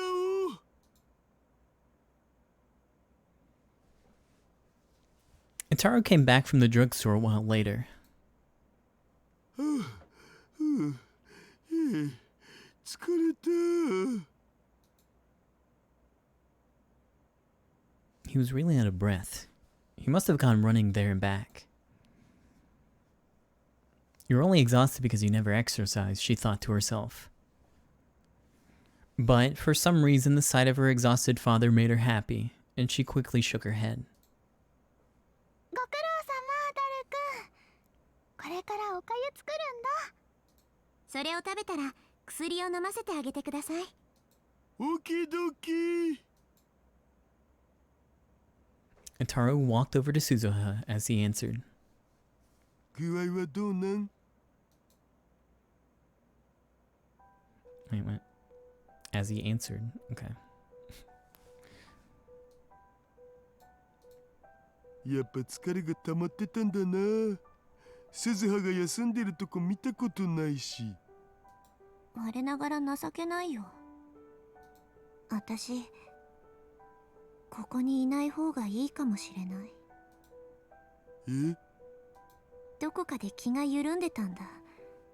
父さんがいて、まゆ姉さんがいて、ルミ姉さんがいて、いつの間にか母さんまで。そのせいで時々任務を忘れそうになる。なんだかこの温かい時間がいつまでも続くんじゃないかって錯覚しそうになったり、このまま戦争なんて起きないんじゃないかってふと考えてしまったり、普通の女の子と同じような暮らしに憧れてしまいそうになったり。それのどこが悪いって言うん？ When Daru spoke, his face was actually serious for once, and he was looking straight into Suzuha's eyes.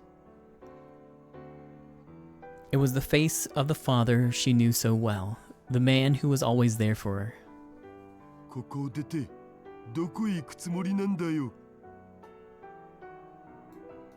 それはマシンの中とか。あんなところにずっといられるわけないだろ。でもあんなところに娘をずっと置いておけるわけないだろ。とさ。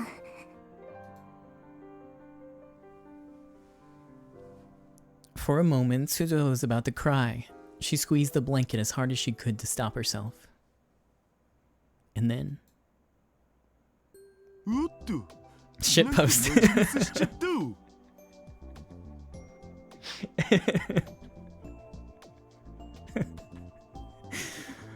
Net slang, a catch-all term for posts with inane jokes, memes, and other nonsense that adds little to no value to a conversation.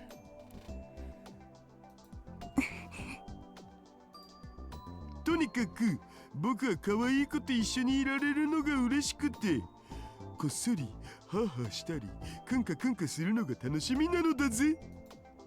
特に風で汗まみれになってる女の子は大好物です。やめて。だったら早く直すといいよ。僕にハスハスされるのが嫌だったらね。わかったよ。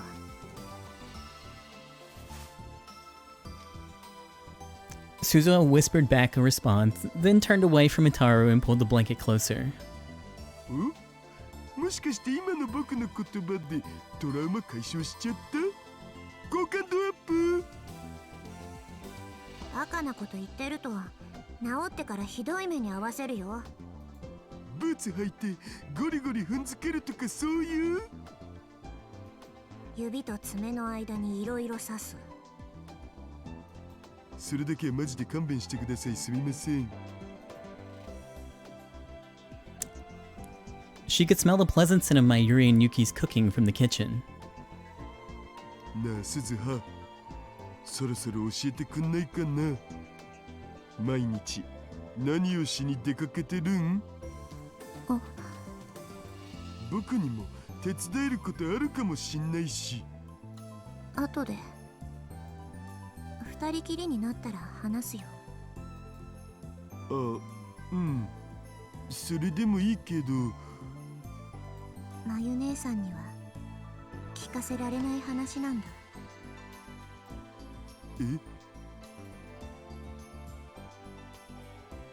Yeah, there was no way she could tell Mayuri.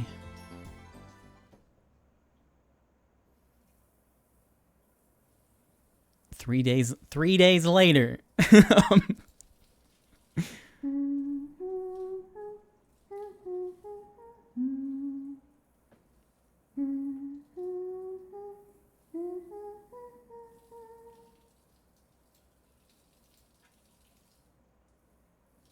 Suzuha was still sick.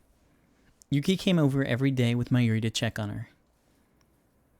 Because of this, Suzuha was able to eat nutritious food, and her fever had gone down. Now all that was left was to get her strength back. But still, Yuki kept telling her that she needed to lie down. This meant that, for better or for worse, Suzuha had spent her whole day on the sofa half asleep. Somewhere in her half-awake mind, she heard a terribly off-key tune.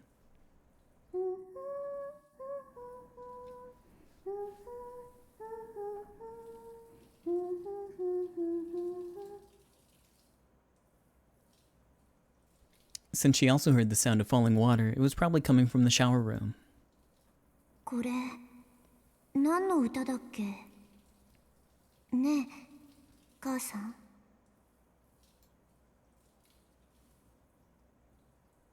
Suzuha had heard it when she was very young. Her mother had been singing it just like she was now. But what exactly the song was about, she couldn't remember.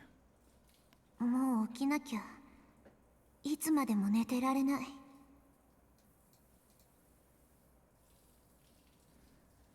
But even when she tried to open her eyes, they just wouldn't move.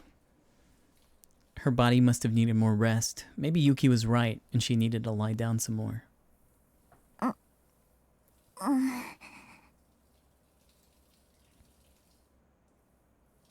She moaned and twisted slightly, and when she did, the blanket fell to the floor. She didn't feel like she had the energy to pick it up.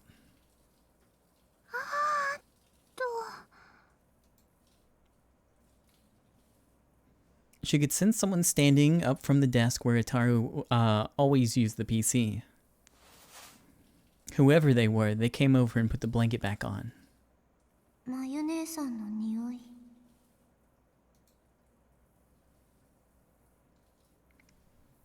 Weirdly, Mayuri always smelled good even when she wasn't using perfume. It was a slightly sweet smell, like a pale white flower. It was the scent that had held her all night, on that distant day in the future when she lost her mother. Suzuha pulled her legs inside the blanket and grabbed onto her knees, like a baby in the womb. Memories went in and out of her mind as she lay there half asleep. ママは痛い思いとかしたのかな。苦しい思いとかしたのかな。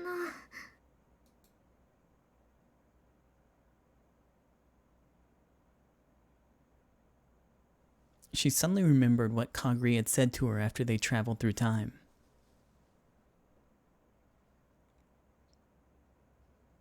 "2036, the day when she left." At the last second, Mayuri had looked at Suzuha and Kaguri inside the time machine and smiled. It was just like the gentle smile on Suzuha's mother's face when she died protecting her daughter.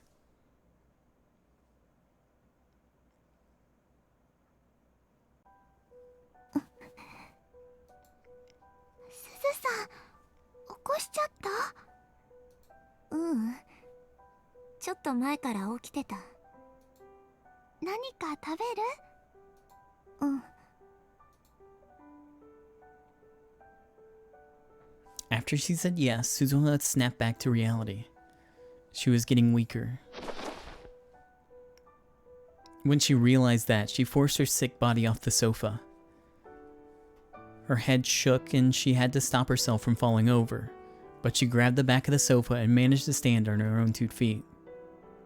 ああ、ダメだよ。そんな急に起きちゃう。もう平気。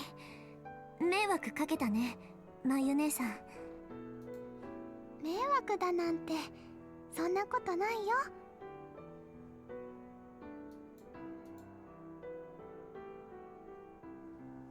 Mayuri went to the kitchen and turned on the burner underneath one of the pots. The sounds and smells of bubbling stew filled the whole lab. Mayuri mixed it with a ladle and stopped every once in a while to taste it. She turned towards Suzuha and smiled. ああ、大成功だよ。まゆ姉さんが作ったの？うん。ゆきさんのおかげで、マユシーの腕はめきめき上達しているのです。兄さんは？メイクインに行ったよ。その後はバイトなんだって。そっか。あ、ダルくんがいないからって夜出かけようとか思ってるでしょう。ダメだよ。平気。平気じゃないよ。そういうこと言うとユキさんに叱ってもらっちゃうから。私がどうかしたの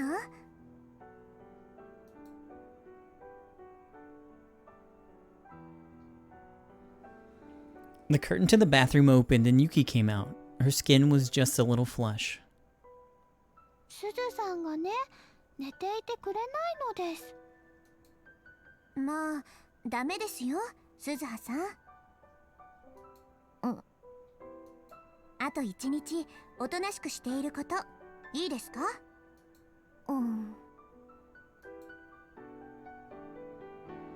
？Suzuha's answer was less than enthusiastic, but she gave in to Yuki's glare and sat back down on the sofa. はい、そのまま横になって。わかったよ。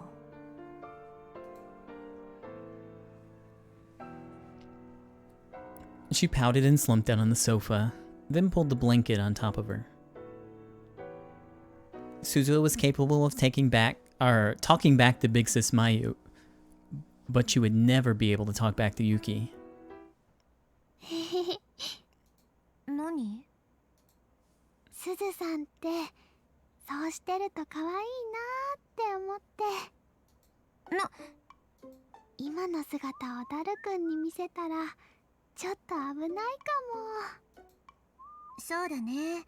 時々本当に兄弟なのかなって思うことあるし。気持ち悪いこと言うな。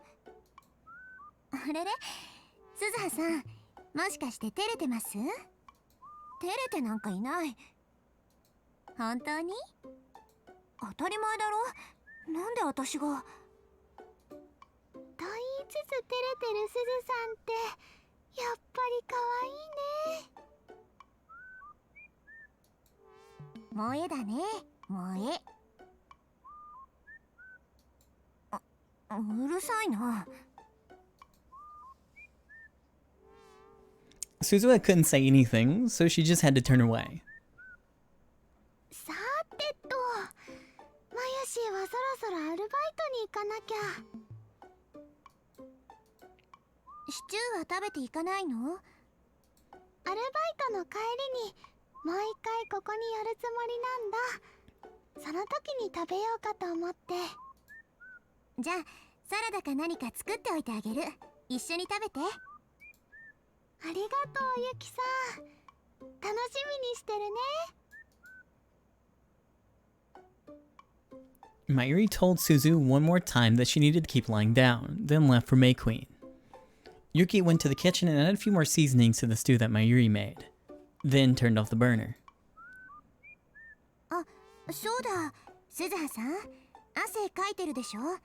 食事の前に体拭いておきましょうか。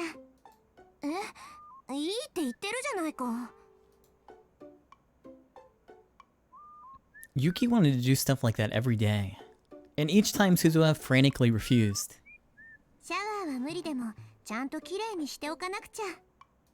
昨日も一昨日もやったんだからいいって。1週間や2週間くらい放っておいても死ぬわけじゃないし。1週間ってそんなのダメですダメです。Yuki hurried into the shower room. あのさ、自分でできるから。そういうこと言う人に限っていつまでもやらないんですよね。そんなことダメです。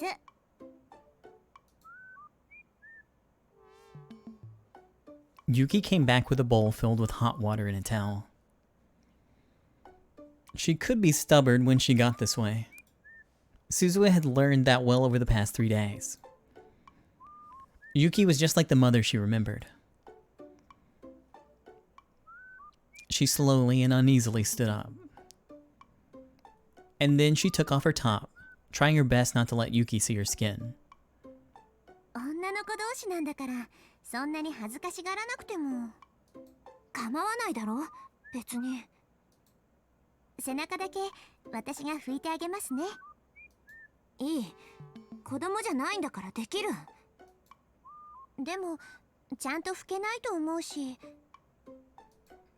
てば。Yuki seemed a little shocked, but she quickly handed over the hot wet towel.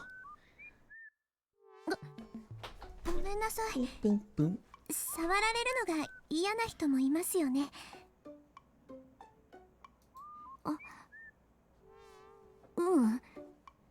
私こそ悪かった。大きな声出したりして。お湯テーブルの上に置いておきますから。夕飯の支度しちゃいます。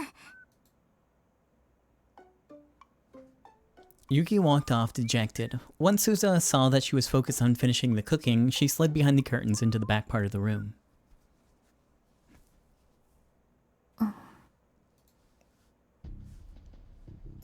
She used the towel in the wash bowl to wipe herself down.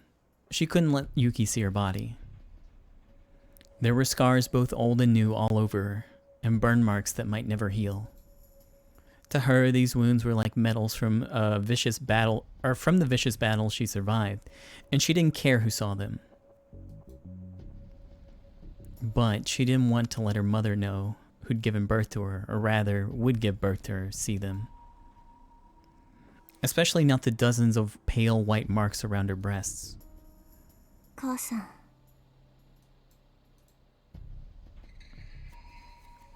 She still remembered that nightmarish day.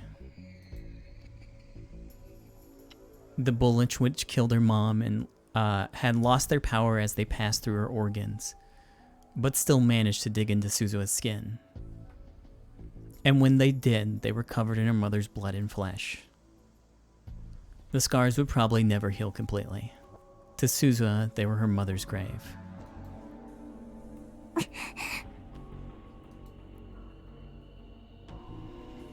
She shook her head and tried and get the nightmare out of her mind. She took her bottoms off too, and then wiped herself clean all the way down to her toes. Then she put on a new pair of underwear. It was only after she finished putting on the newly clean clothes that she felt human again. When she came back, Yuki was putting bowls filled with stew and salad onto the table.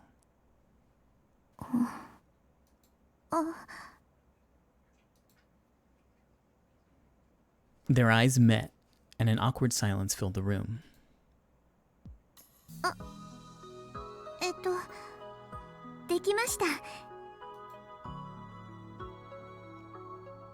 Yuki broke the silence first. ありがとう。どのくらい食べますか？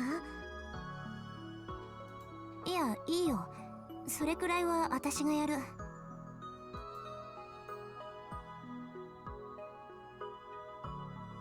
Suzuha put just enough stew and salad for her meal onto her own plate, and then made a plate for Yuki as well. すみません。いや、こっちこそ食事の用意なんてさせて悪い。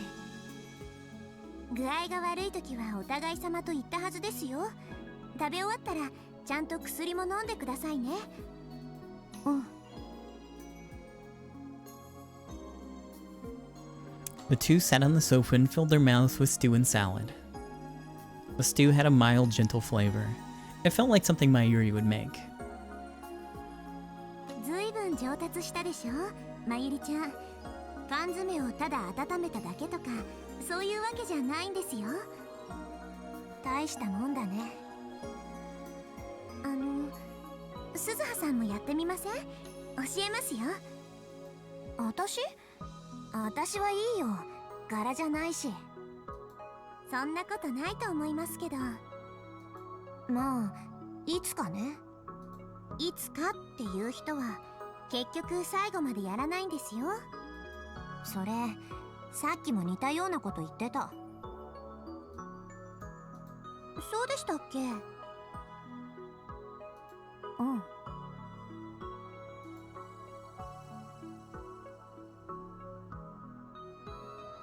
And then the conversation ceased for a time. Suzuha slurped down the stew.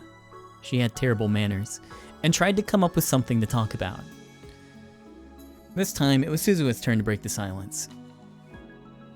After what she just remembered, she couldn't bear to be silent around Yuki.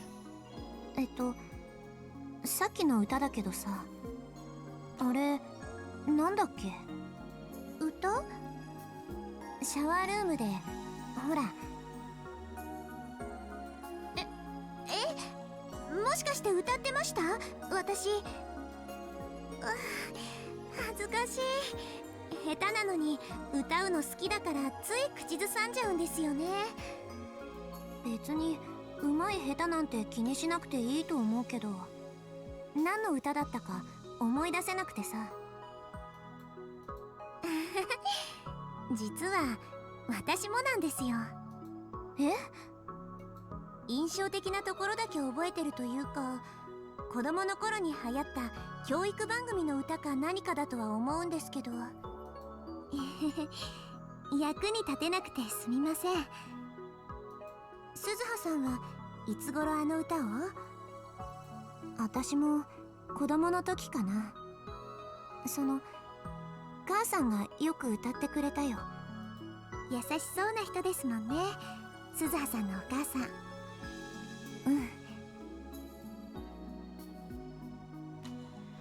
The conversation flowed so naturally that she didn't think about how she responded.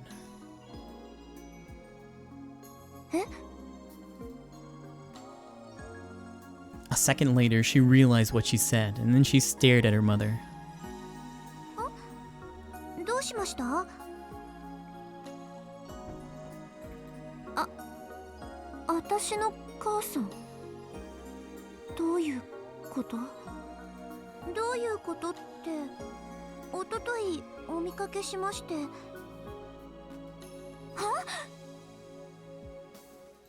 ですから、おとといここを訪ねていらしたんです。そんなバカな。お母さんが来たらおかしいんですか？だって。There was no way that she could say that her mother was right in front of her. Confused, she fell silent. Yuki, for her part, must have come to some conclusion about it, about the reason for Suzuha's reaction. She started to stammer and fidget. Sorry. ごめんなさい。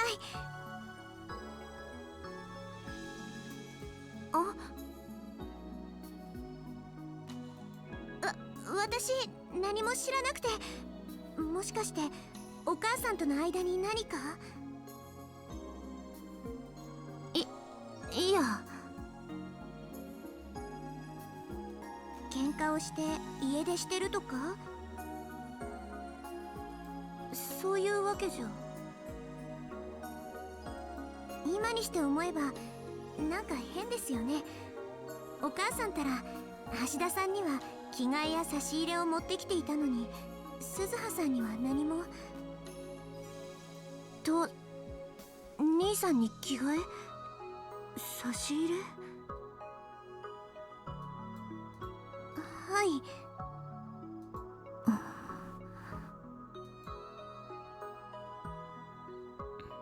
Suzuha thought as hard as she could and finally reached an answer. あ、そうか。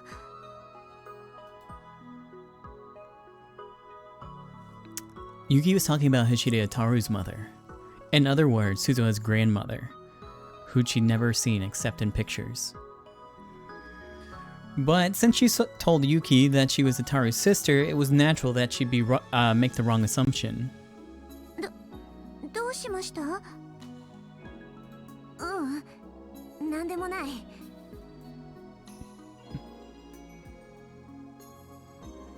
If Ataru had said even a word about it to her, this wouldn't have happened. How stupid. She'd have to give him a lecture later. While Suzu was thinking about talking to her, or about the talking to her dad was going to get, Yuki had already started to sympathize with her imagined plight. 鈴葉さん、私いつでも相談に乗りますからね。何でも話してくださいね。For some reason, her eyes were starting to well up. ありがとう。Suzuha didn't know how to react to this, but she felt a little embarrassed. やっぱり優しいんだな、母さんは。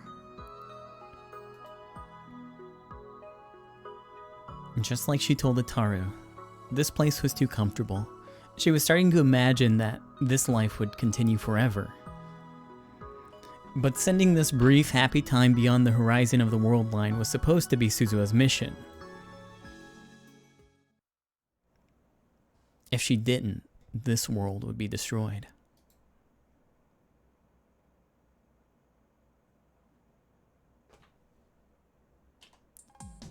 おかえりなさいませ、ご主人様。Hold on just a second. Let me save right here. I will be right back. I'm gonna take a quick break. See you in a minute. Bye!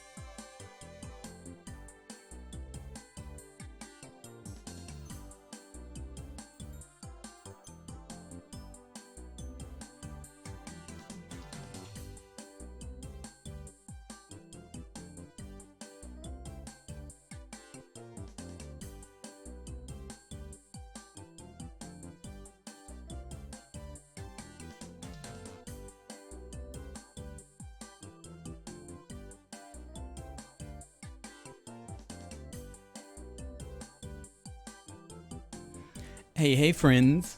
Yeah, there's a lot going on right now. I kind of miss our nice linear time travel adventure. But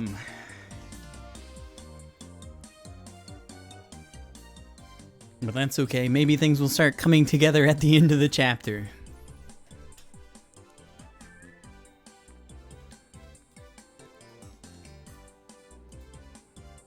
As I walked into the maid cafe, Maid Queen, the cat-eared maids working there greeted me cheerfully. It was a weekday evening, so there were more open seats than usual. おかえりなさいませ。今日な、じゃなくて、おかりん。ああ。今日はまゆりは？まゆしーなら、もうすぐ来るにゃ。あと30分くらい。そっか。Mayuri had been working here for a while now. Her name was Mayushi Nyan. When she was a maid, she wore a long blonde wig and cat ears, and looked very different from her usual self. ダルに呼ばれたんだ。もう来てるかな？う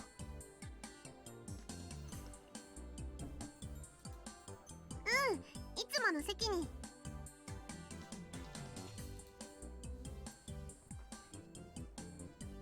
I looked toward the back corner and saw a silhouette sitting next to the window with the sun at its back. あと、今日は知り合いが一緒なんだ。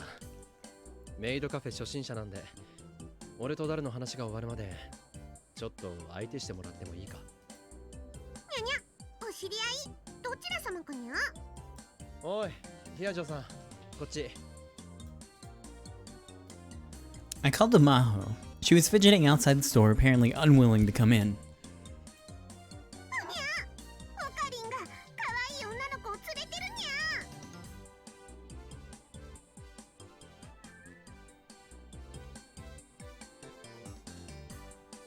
Sorry, I had to fix something real quick. いや、そんなに驚かなくてもいいだろう。しかも、背の高さから見て、小学生か中学生？違う。信じられにゃい。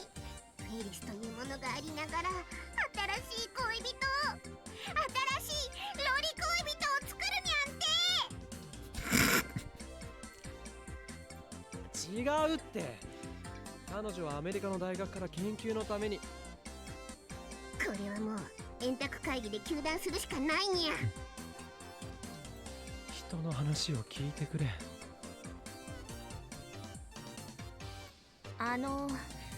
一体何の話をしているのかしら。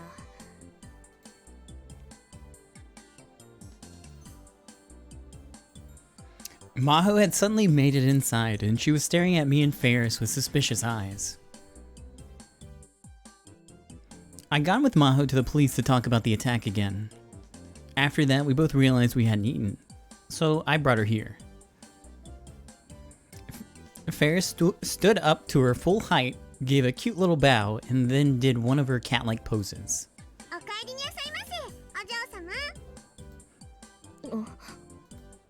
当店ではいらっしゃいませじゃなくておかえりなさいませと言うのにゃ。ああ、そういうことなのね。フェリスニャンニャンだにゃん。お嬢様、お名前は？ヒアジョマホよ。ヒアジョというと沖縄のお嬢様かにゃ。あら、よく知ってるのね。いつも聞き返されるか間違えられるかのどっちかなのに、しかも沖縄の名前ということまで。当然だにゃ。フェイリスは3世代前の前世で悠久王国の彼方にある理想郷パイパディローマを守護する精霊だったんだにゃ。Paipataruma. Hold on. A mystical legendary island whose name written in kanji means the island between the shining southern waves. It is said to be located even further south in Hataruma Island, Okinawa Prefecture, the southernmost inhabited island of Japan. In Okinawa, Pai means south, Pati means end, and Roma means coral reef. So altogether it means the southernmost coral reef. Ryukyu Kingdom, the kingdom that would later become modern-day Okinawa. The Ryukyu Kingdom's history is quite long, stretching back for nearly half a millennium. The kingdom was an independent monarchy ruled by the king of Ryukyu, and it served as a major trading nation in Asia. Because of this, the kingdom prospered for a long 450 years. The capital was located in Shuri, which was located in what is now Naha, the king's residence. Shuri Castle was the administrative center. Aside from the king, high-ranking noble families called Uekata built castles called Gusuku on top of mountains and hills, and ruled over their own specific areas. Wow. はい。そう、あの頃フェイリスたち精霊の声はノロを通じて人々に届き、王国を正しい姿へと導いていたのにゃ。 Noro. High-ranking priestesses that existed in the 12th century Okinawa. Festivals and religious rituals play an important role in Okinawan life, and it's always the job of a woman to lead them. This can be attributed to the widely held belief that women are the only ones who may speak with the gods, which is an idea that can be found all around the world. ところが、荒ぶる怪人たちがパイパティローマに攻め込んできて、ついにフェイリスたちは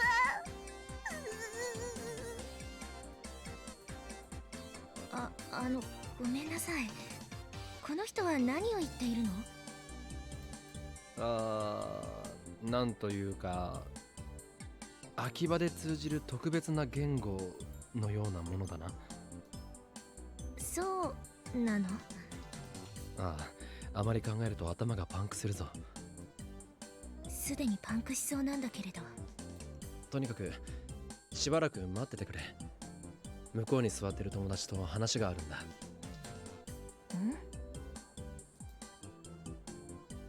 Oh. I pointed to Daru, and when she saw him by the window, her eyes narrowed. どうかした？ずいぶん大きな人ね。後で紹介するよ。少しは痩せるように言ってやってほしいな。それじゃあ、マホニャン、お席へ案内するにゃ。Another maid had just finished cleaning a table. マホニャン？かわいいにゃ。できれば普通に呼んでもらえないかしら。これが普通だにゃ。さあ、こちらへどうぞ、マホニャ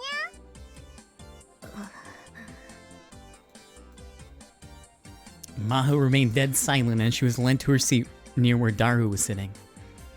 I headed to Daru's table too. I sat across from him and ordered some coffee from a nearby maid. 見損なったぞオカリン。リア充爆発しろ。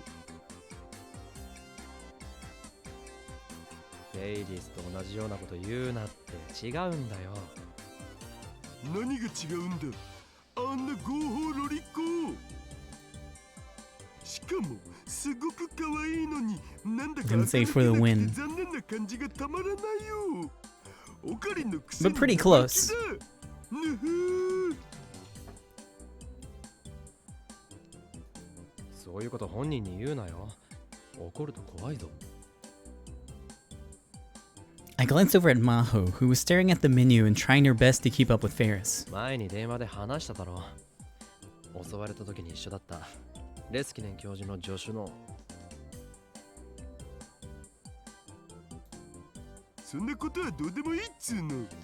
問題はオカリンが僕を差し置いて可愛いおにゃの子を連れ歩いているっつうことなのだぜ。お前もすればいいだろう。デートとか。嫌味だとさらにできるようになったな、オカリン。嫌味じゃない。ユキさんを誘ったらどうなんだ？ぐぬぬ。まさかまだ全然アプローチしてないのか？いいんだ、僕は魔法使いになるんだから。There's an urban legend on the internet stating that if a man is still a virgin past the age of 30, he becomes a wizard. It is also said that if a wizard furthers his training, he can turn into a fairy. おいおい、それじゃまずいだろう。鈴葉が生まれてこなくなる。それを言われると。ユキさんのこと嫌いじゃないんだろ？ I need to check up on those fairy requirements. 太ももとかうなじとかハーハーするけど。やめないか変態。変態じゃないよ。変態紳士だよ。どっちでもいい。俺は恋愛的な意味で言ってるんだ。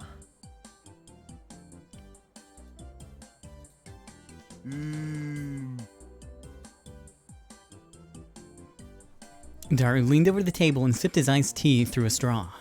そういうのよくわかんないんだよね。って子供か。今日のお前が言うなすればここですか？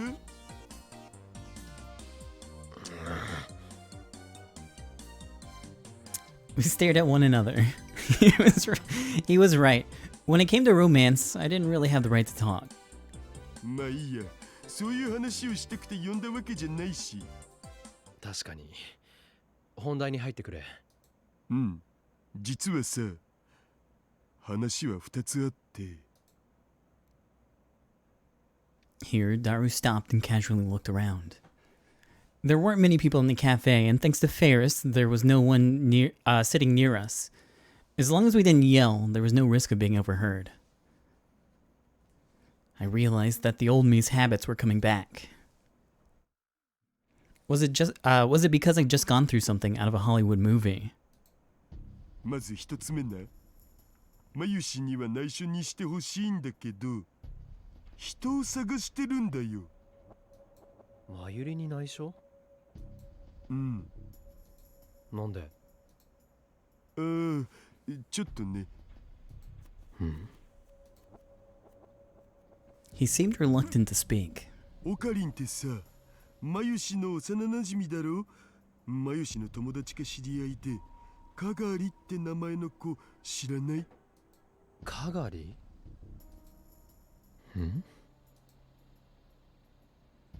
？Of course, I didn't know every single one of her friends, but I'd never heard of that name. いや、俺の知ってる限りは。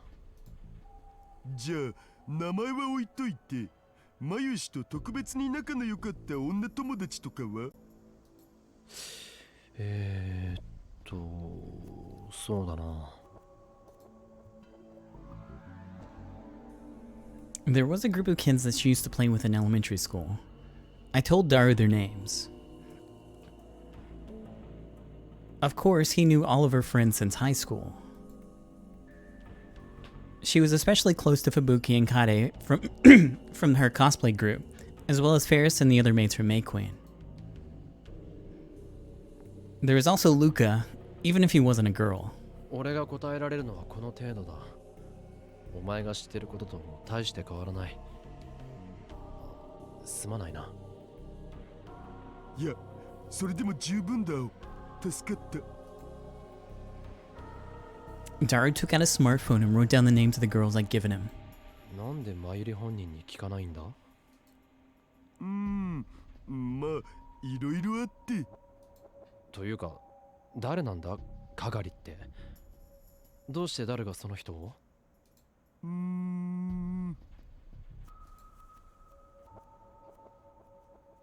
？Daru was unconsciously tapping the table. He seemed to be deciding on how best to explain it.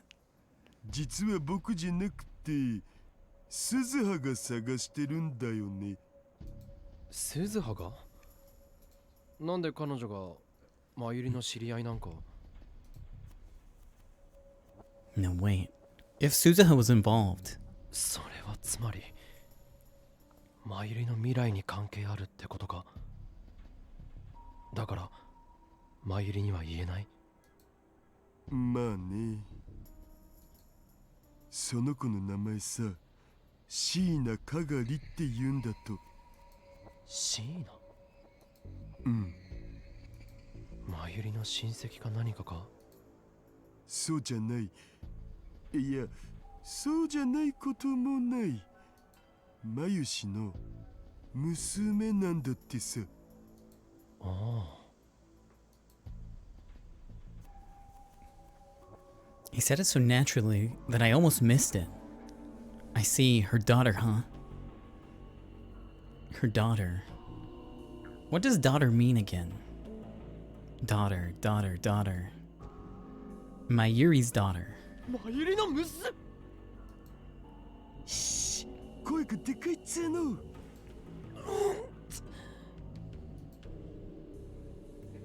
I swallowed my words as best as I could. 本当なのかそれ。うん。ただ、実の子供じゃないらしい。繊細孤児だったのを養子にしたとかなんとか。A war orphan. I couldn't even imagine what chain of events in the future would bring that about. But it sounded a lot like something Mayuri would do. Even in the worst world line, Mayuri would still know the joy of having a child. Maybe it was wrong, but that still made me feel a little better. But at the same time, I felt a little worried about whether she could raise a kid. でも変じゃないか。なんでこの時代にマユリの娘が。鈴葉と一緒に2036年から脱出してきたみたいなんだよ。なんだって。ところがさ、ミッションのために1998年の秋葉へ立ち寄って、そこではぐれちゃったって。鈴葉は必死になって探したんだけど見つからなかったらしい。それで1998年に置いてきたのか。探してる最中、タイムマシンが見つかりそうになったみたいで、係を残したままジャンプせざるを得なかったって言ってた。その後は数ヶ月単位の小さな移動を繰り返していろいろ手を尽くしたんだけど、2000年まで進んだところで燃料がギリギリになっちゃって。で、本来のミッションを果たすために一気に2010年まで飛んだっていうことか。I finished the sentence and Daru nodded. で、けど鈴葉は今に来てからもまだ諦めずにずっと探し続けてるんだよね。つうことで、それとなくマユシに聞いといてくれるかな。俺が10年ちょい前に自分と同じくらいの年の子が会いに来なかったかとか。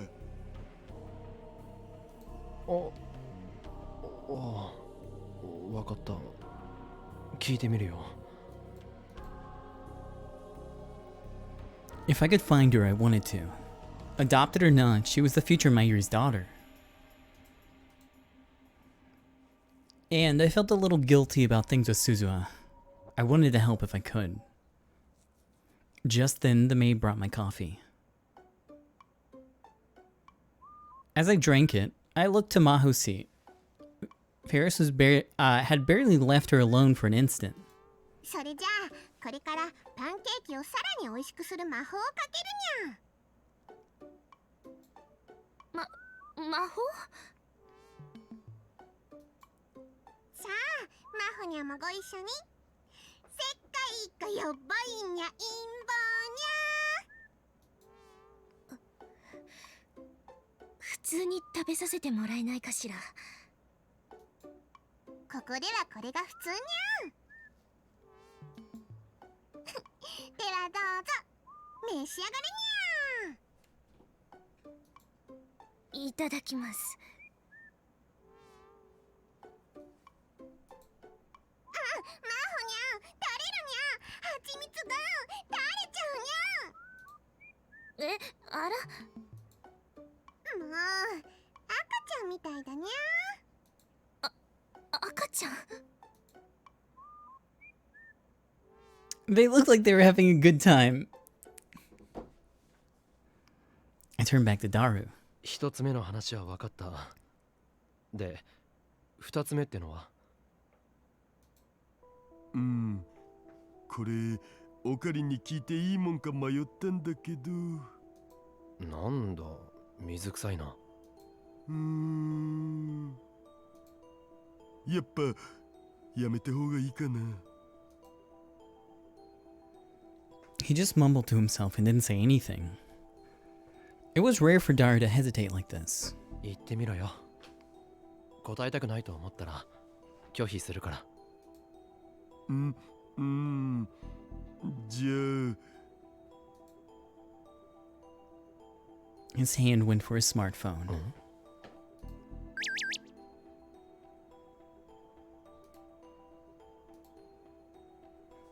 This is about my secret job, so let's use this. 秘密のバイトというと。Daru cut me off and pointed at my phone. I guess he wanted me to use it. Was this something even more secret than what we just talked about?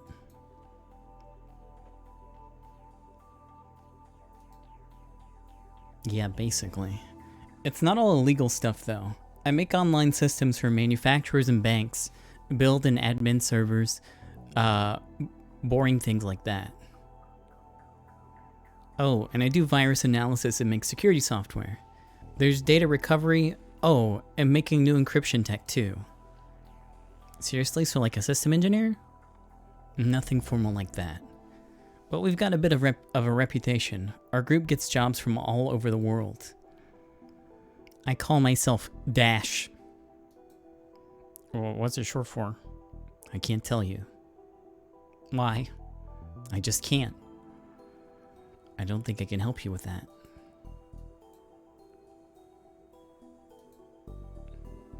You were close to Makise Kurisu, right?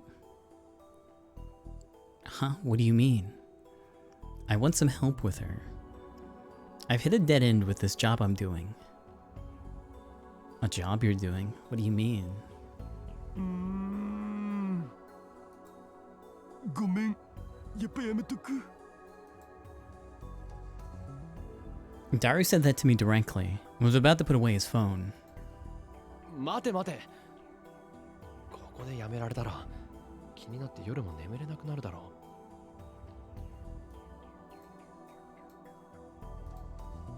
う。でもあんまり気を使うなよ。その方がかえって辛くなる。わかったお。 He whispered and sent me another message on Rhine. Someone brought in a laptop and a portable hard drive to us a while back. Both of them have really strong full disk encryption on them and can't be booted without a password.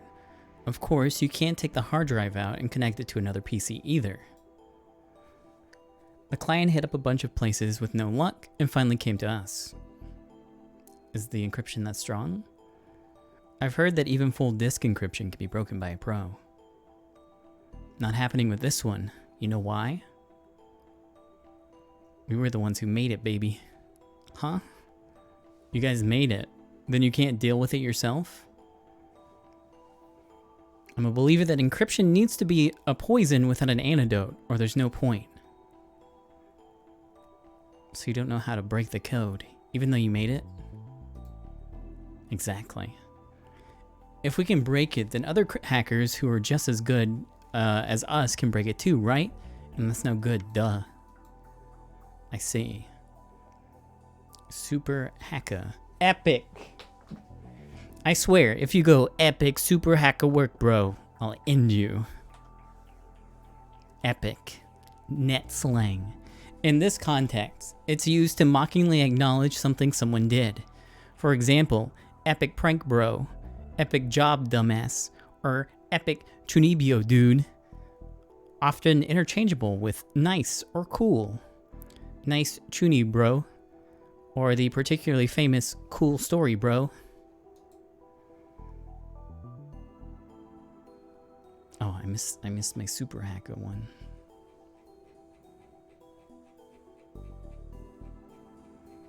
Hold on. A tremendously skilled hacker, or at least someone who claims to be one. The threat, my friend's a hacker, so he can easily find out who you are, often appears during arguments on the internet. People mockingly call the obviously non-existent hacker a hacker.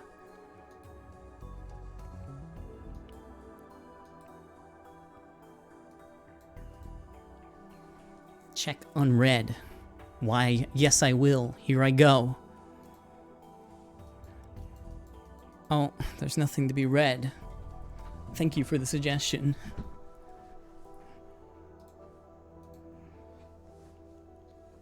But what's this got to do with Kurisu? The laptop and hard drive belong to Makise Kurisu.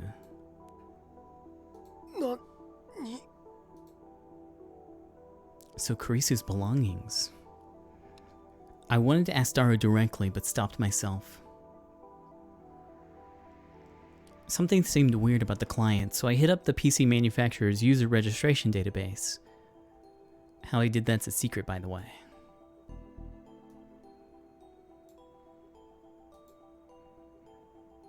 And I found that it was registered under her name, same address too. It's definitely her. Who brought you the computer? Why would they have Kurisu's computer? Sorry, the rules say I can't tell you that. Were they Russian? Huh? Nope. Why Russia? Nakabachi? No, if it's not, then fine. So what do you want me to do? I want a hint, man. You know any words that Makise-shi might use for her password? I can't brute force the password, so I have to do it the hard way. I tried her birthday, graduation dates, and stuff. Address and phone too. Not that I can imagine her picking them for a password. Also, any words commonly used in brain science or frequently used in her papers. I've got all that data. Now I'm trying stuff from her private life.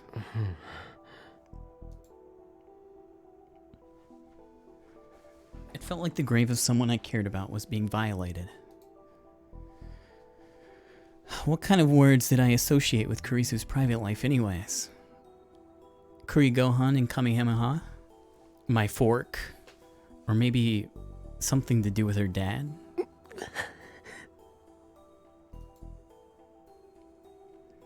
I tried to remember more about Kurisu, but when I did, I started to think about her last moments. I quickly shut down the train of thought. 少し時間をくれないか。すぐには考えがまとまらない。うん、了解。何か思い出したらでいいから。それに強制じゃないし、思い出したけど教えたくないならそれでいい。ああ。I sighed and gulped down my coffee. おかりん、今日ラボでクリスマスパーティーやるって言っておいたよね。ちゃんと覚えてる？ Mayuri's voice sounded really excited. ああ、もちろん。Of course she did. Mayuri had spent a lot of time preparing for this day. She was probably really looking forward to it. どうかな？来られそう？行くよ。6時からだろ。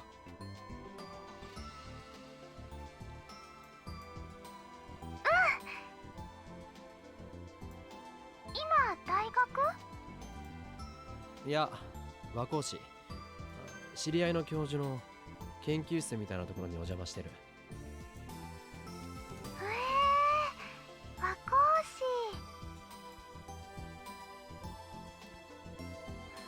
市。 She had no idea where Wako City was, did she? 間に合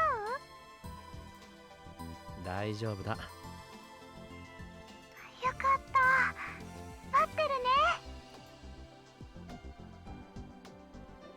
Her voice got fainter on the phone for a second, and I heard the other girls. おかりんさん、女子全員でサンタコスして待ってます。待ってるにゃ。待ってます。ほら、ルカ君も。僕は女子じゃ。ルルカ君もコスプレしてるんですよ。 Oh my god, we gotta go. すみません、脱ぎます。今すぐ脱ぎます。あら、もったいない。すごく似合ってるのに。盛り上がってるな。今絶賛準備中なのです。マユシーなんか超ミニスカのサンタさんでめちゃくちゃキュートなんですよ。ちなみにパンツの色はピンクでしたぜ。ああ、うぶきちゃん何言ってるの。 Oh. ごめんね、変な話して。とにかく待ってるからね。ああ。それじゃあまた後でね。 It sounded like the party had already begun at the lab. With all those girls there, I'm sure they're having a good time. Hold on, give me a second here. Let me check on something real quick.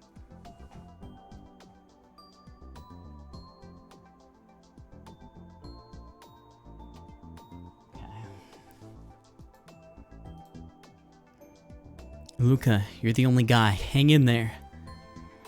I chuckled and put away the phone. ずいぶん賑やかだったわね。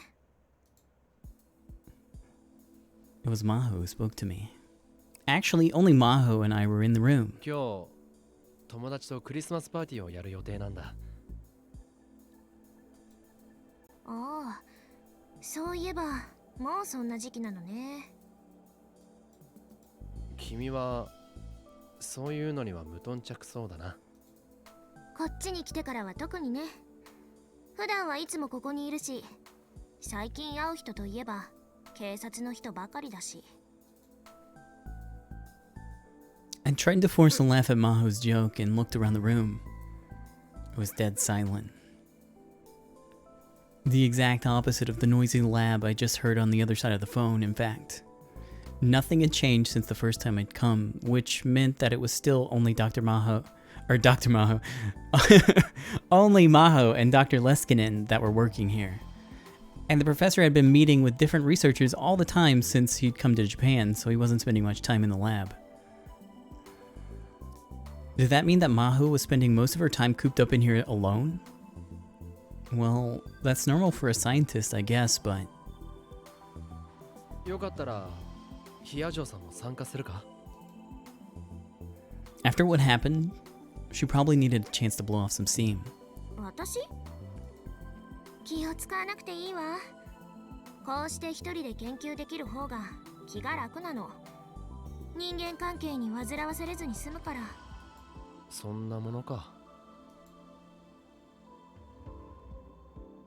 Kurisu had said similar things. Kurisu, huh? それより本題に入りましょう。 That's right, I hadn't come all the way to Maho's lab to make small talk. クリスに謝りたいとさっき言ったわよね。ああ。そのために私のところに来たと。そうだ。なぜ？一人じゃ話しづらいんだ。それで私に仲裁をしてほしいと。そういうことになる。変な人ね、あなた。Maho's reaction surprised me. Was I that weird? 最後に話した時に俺が動揺しすぎたのが悪いんだが、かなり強引に話を打ち切ってしまったんだ。クリスの性格を考えると確実に怒ってる、中途半端につながっている分、見えないプレッシャーで四六時中ビクビクしている身にもなってくれ。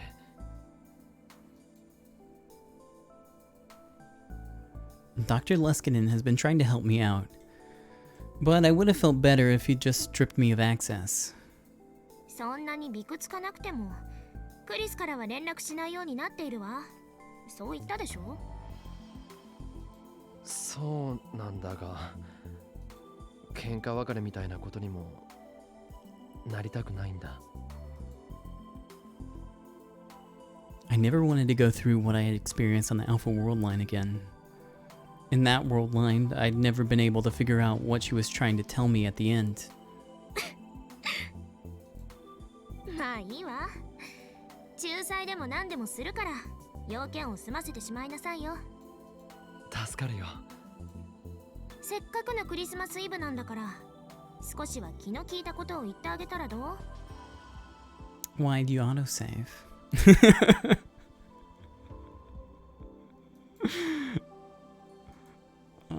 What's the deal? Hold on.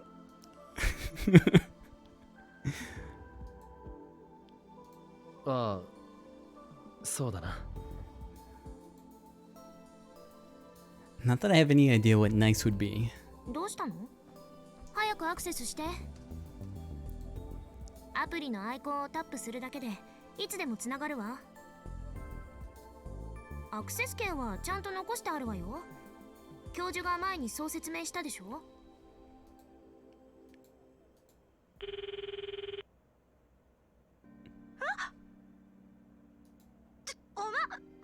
まさかまた連絡してくるなんて。はあ？何よ？何なの？ Oh, she totally wasn't expecting that. いや。どうも、岡部倫太郎さん。私に何か用でも？もう話したくないんじゃなかった？いや、その。My eyes glanced toward Maho for help. クリス、彼から話があるから少しだけ聞いてあげて。別に聞かないとは言ってませんよ。岡部さんは私とはもう会話を交わしたくないはずではと事実確認をしただけです。Ooh ah. She was mad, I knew it. ほら、早くしなさいよ。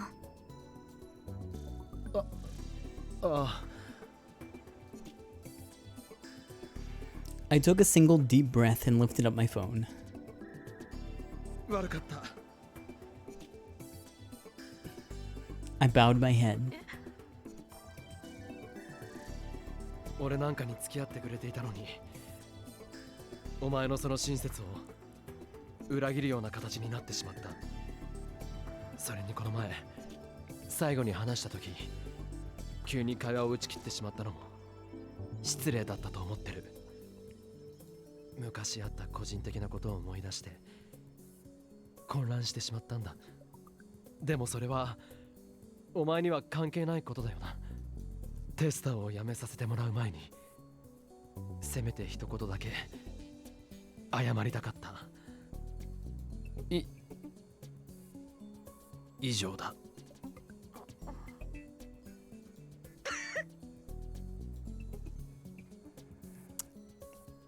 Amadeus was chuckling the same way Maho had just done. それ本気で言ってるの？なんだよ。こっちが真面目に謝っているのに笑うなんて。だって私は人工知能よ。なのにそんな神妙な顔して本気で謝ってくれるなんて。この前私と話すのが照れくさいとも言っていたわね。変わった人。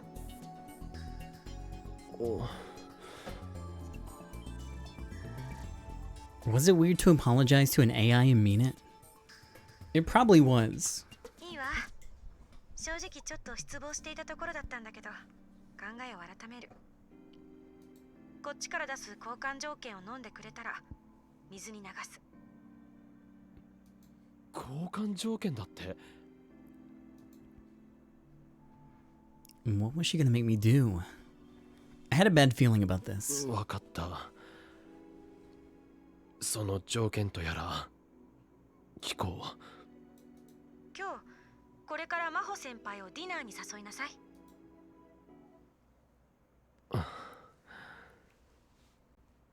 は？ Huh? What about the Christmas party? Oh. Maho's eyes and mind went wide. ちょっとクリス、何を言い出すかと思えば。今日は何の日かご存じないんですか、先輩。クリスマスイブ。そういうことです。どういうことよ。さあ岡部さん、条件を飲むの飲まないの？ Why did she look so excited? わかったよ。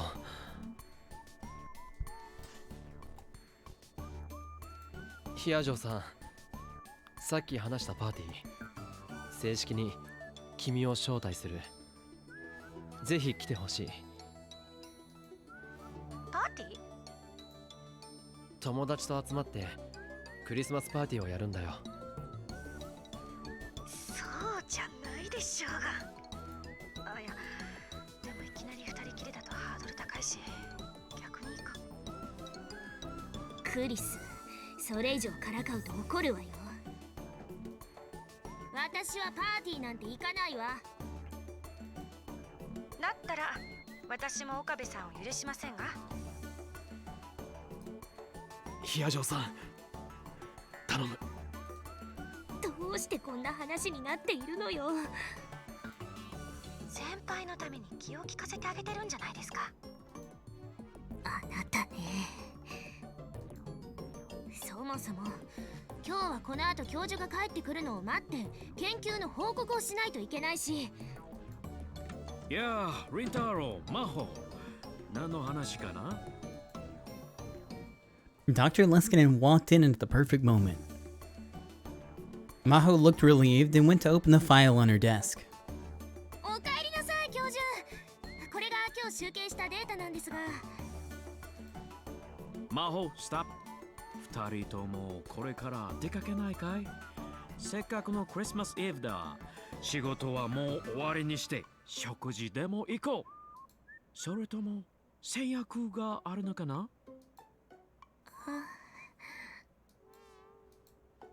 教授、ナイス。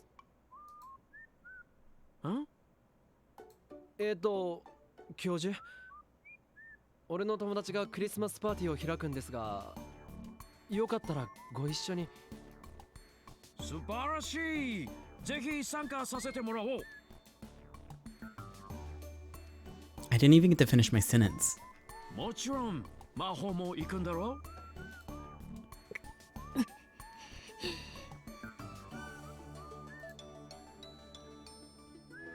That was the moment when Maho's last hope for escape was cut off. 決まりですね。まったく。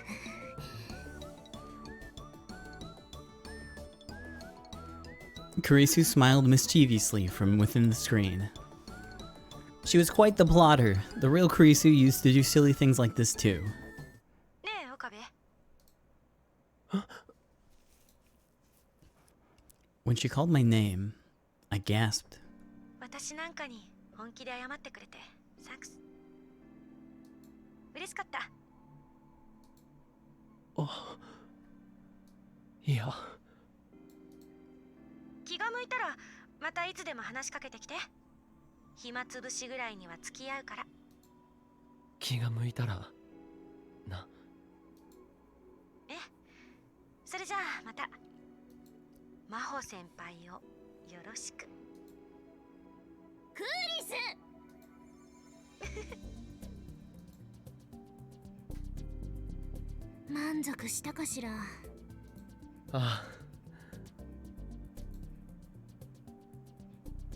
I felt more relieved than I thought I would. I realized that I really did love Makise Kurisu. でも、人工知能に謝るのはそんなに変か？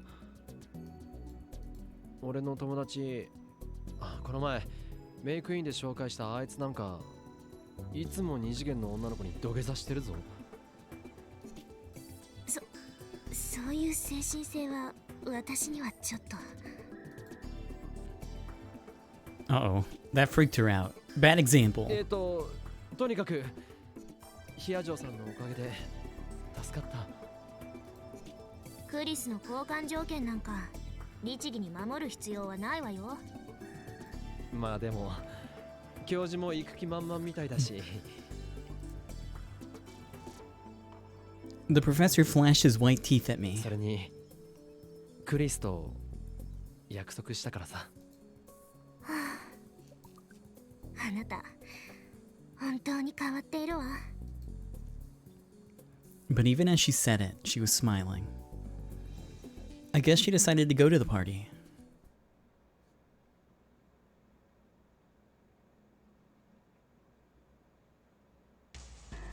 ダメなんだよ、鈴葉お姉ちゃん。そんなことしちゃいけないんだ。世界を変えちゃいけないんだ。お姉ちゃんはおかしいこと言ってる。この世界を消すなんてダメだよ。絶対にやらせないから。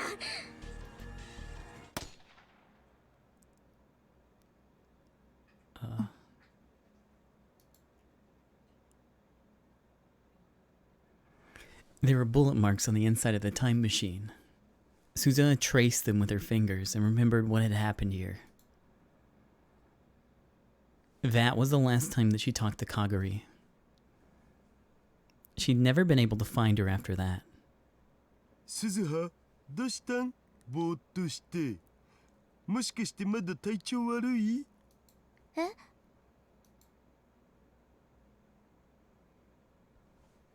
Suzuha looked back and saw her father, Itaru. He seemed worried. He was holding a bolt in his hand and offering it to her. ああ、ごめん。大丈夫。 She nodded and took the bolt.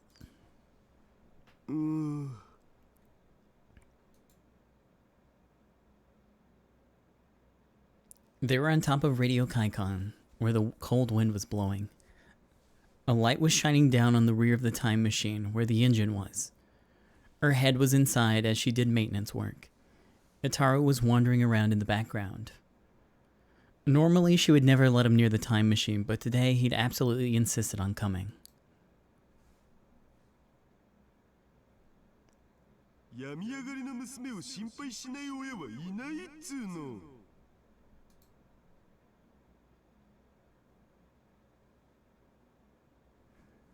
Suzuha had spent the last several days unable to stand up because she hadn't taken care of herself.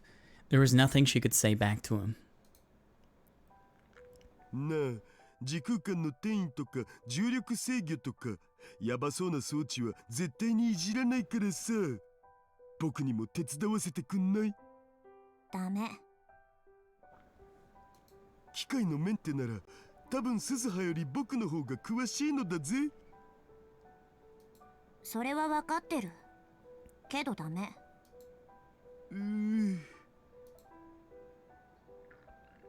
Itaru slumped forward, dejected, but Suzuha had no intention of discussing it. なあ鈴葉、今日はもう暗いしさ、寒いしさ、続きは明日にするべきだって。そろそろ帰ろう。父さん一人で帰ればいい。私はまだやることがあるから。今日もかがりたんを探すん？オカリンにも協力してもらえることになったんだからさ。鈴葉一人でそこまで無理しなくてもいいんじゃね？風邪治ったばっかりなんだし、しばらくはかがりたん探しはやめにすべき。That made her a little mad. それ、私に無断でオカリンおじさんに話してほしくはなかった。Suzuha had told Itaru that she was spending every day looking for Kagari, but it was only later that she found out that he told Rintaro. It wasn't a problem, but her relationship with Rintaro was already a bit strained, and this only made it harder for her to ask him to get back in the time machine. つうか、さっきからずいぶん苦戦してね。締めにくい角度にボルトがあるんだ。どれ？僕が変わるよ。それくらいならいいっしょ。うん。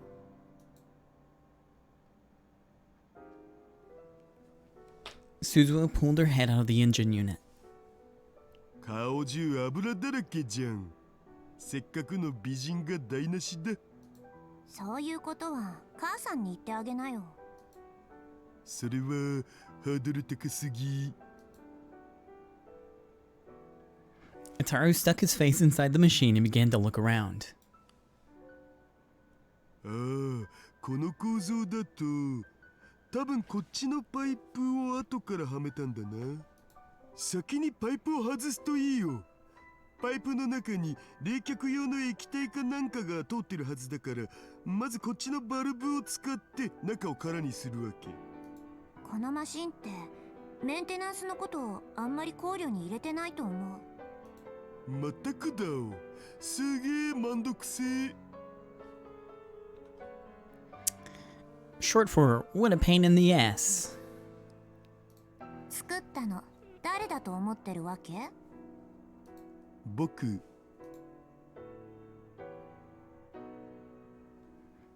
Ataru sighed and started to concentrate on his work. He did his job silently, twisting his massive body to the left and right. Watching him, Suzuha remembered her childhood.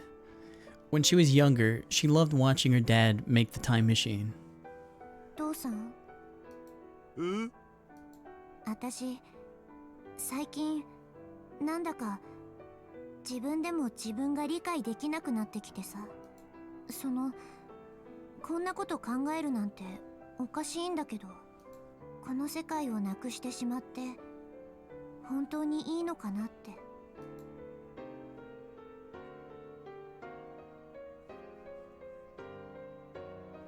Her mind flashed back to the young Kaguri's screams. You can't erase this world, huh? She'd never forgotten the look in Kaguri's eyes, and she'd never be able to shake the feeling that they were watching her somehow. 私のミッションが成功するとさ、マキセ・クリスは死なずにシュタインズゲートへの門が開くんだ。うん。そしたら今のこの世界、父さんも母さんもまゆ姉さんもルミ姉さんもオカリンおじさんもみんななかったことになってしまう。うん。今の私が今の父さんに会ったこともなくなってしまう。ん？これって告白シーン？セーブしとくべきとこ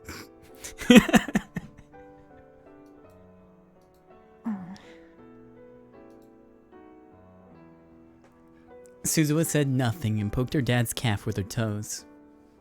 真面目な話をしてるんだ。今度ふざけたら蹴るよ。迷ってるのか？まあ、そのなんだ。別にいいんじゃね？え？今が消えてもいいんじゃね？だってこの先人が大勢死ぬんだろ？そんなの嫌じゃん。父さん。鈴葉はいろいろと考えすぎだお。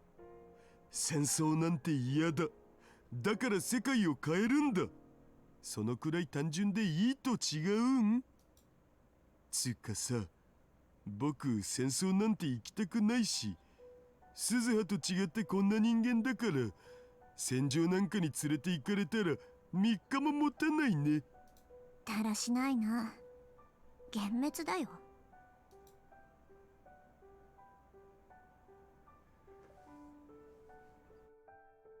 Suzuha sighed, turned around, and started to walk away. あれ、どこ行くん？顔、洗ってくる。油でベタベタだ。そのボルト閉めたら、カバーも閉じておいてくれる？父さんの言う通り、今日はかがりを探すのはやめておくよ。お、それがいいよ。一緒に帰ろう。うん。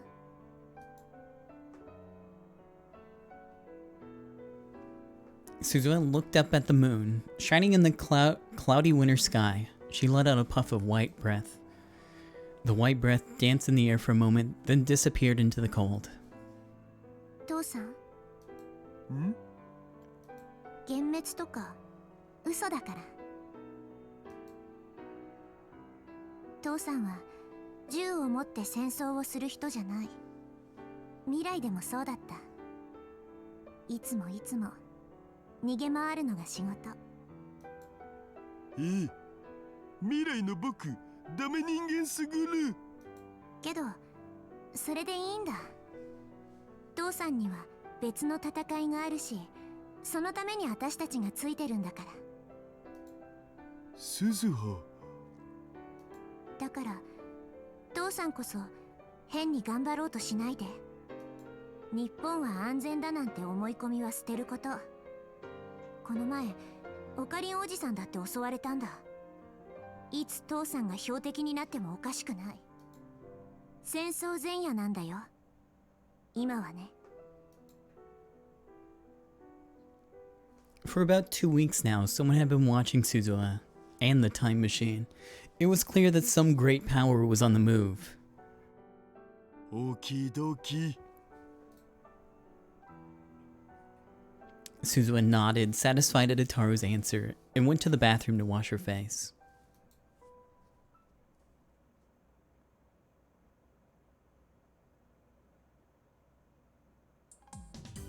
Oh man, we're at the Christmas party, but you know what? It's almost 5 hours into this frickin' stream, so I'm gonna stop it here. I looked at the next checkpoint in this, which I'm pretty sure is gonna be the next chapter, and it's a ways off. So you know what? Next time you can look forward to the big Christmas party. I bet it'll be great, but it won't be until tomorrow at least. So I hope you had fun, and I'll catch you soon. Bye, friends.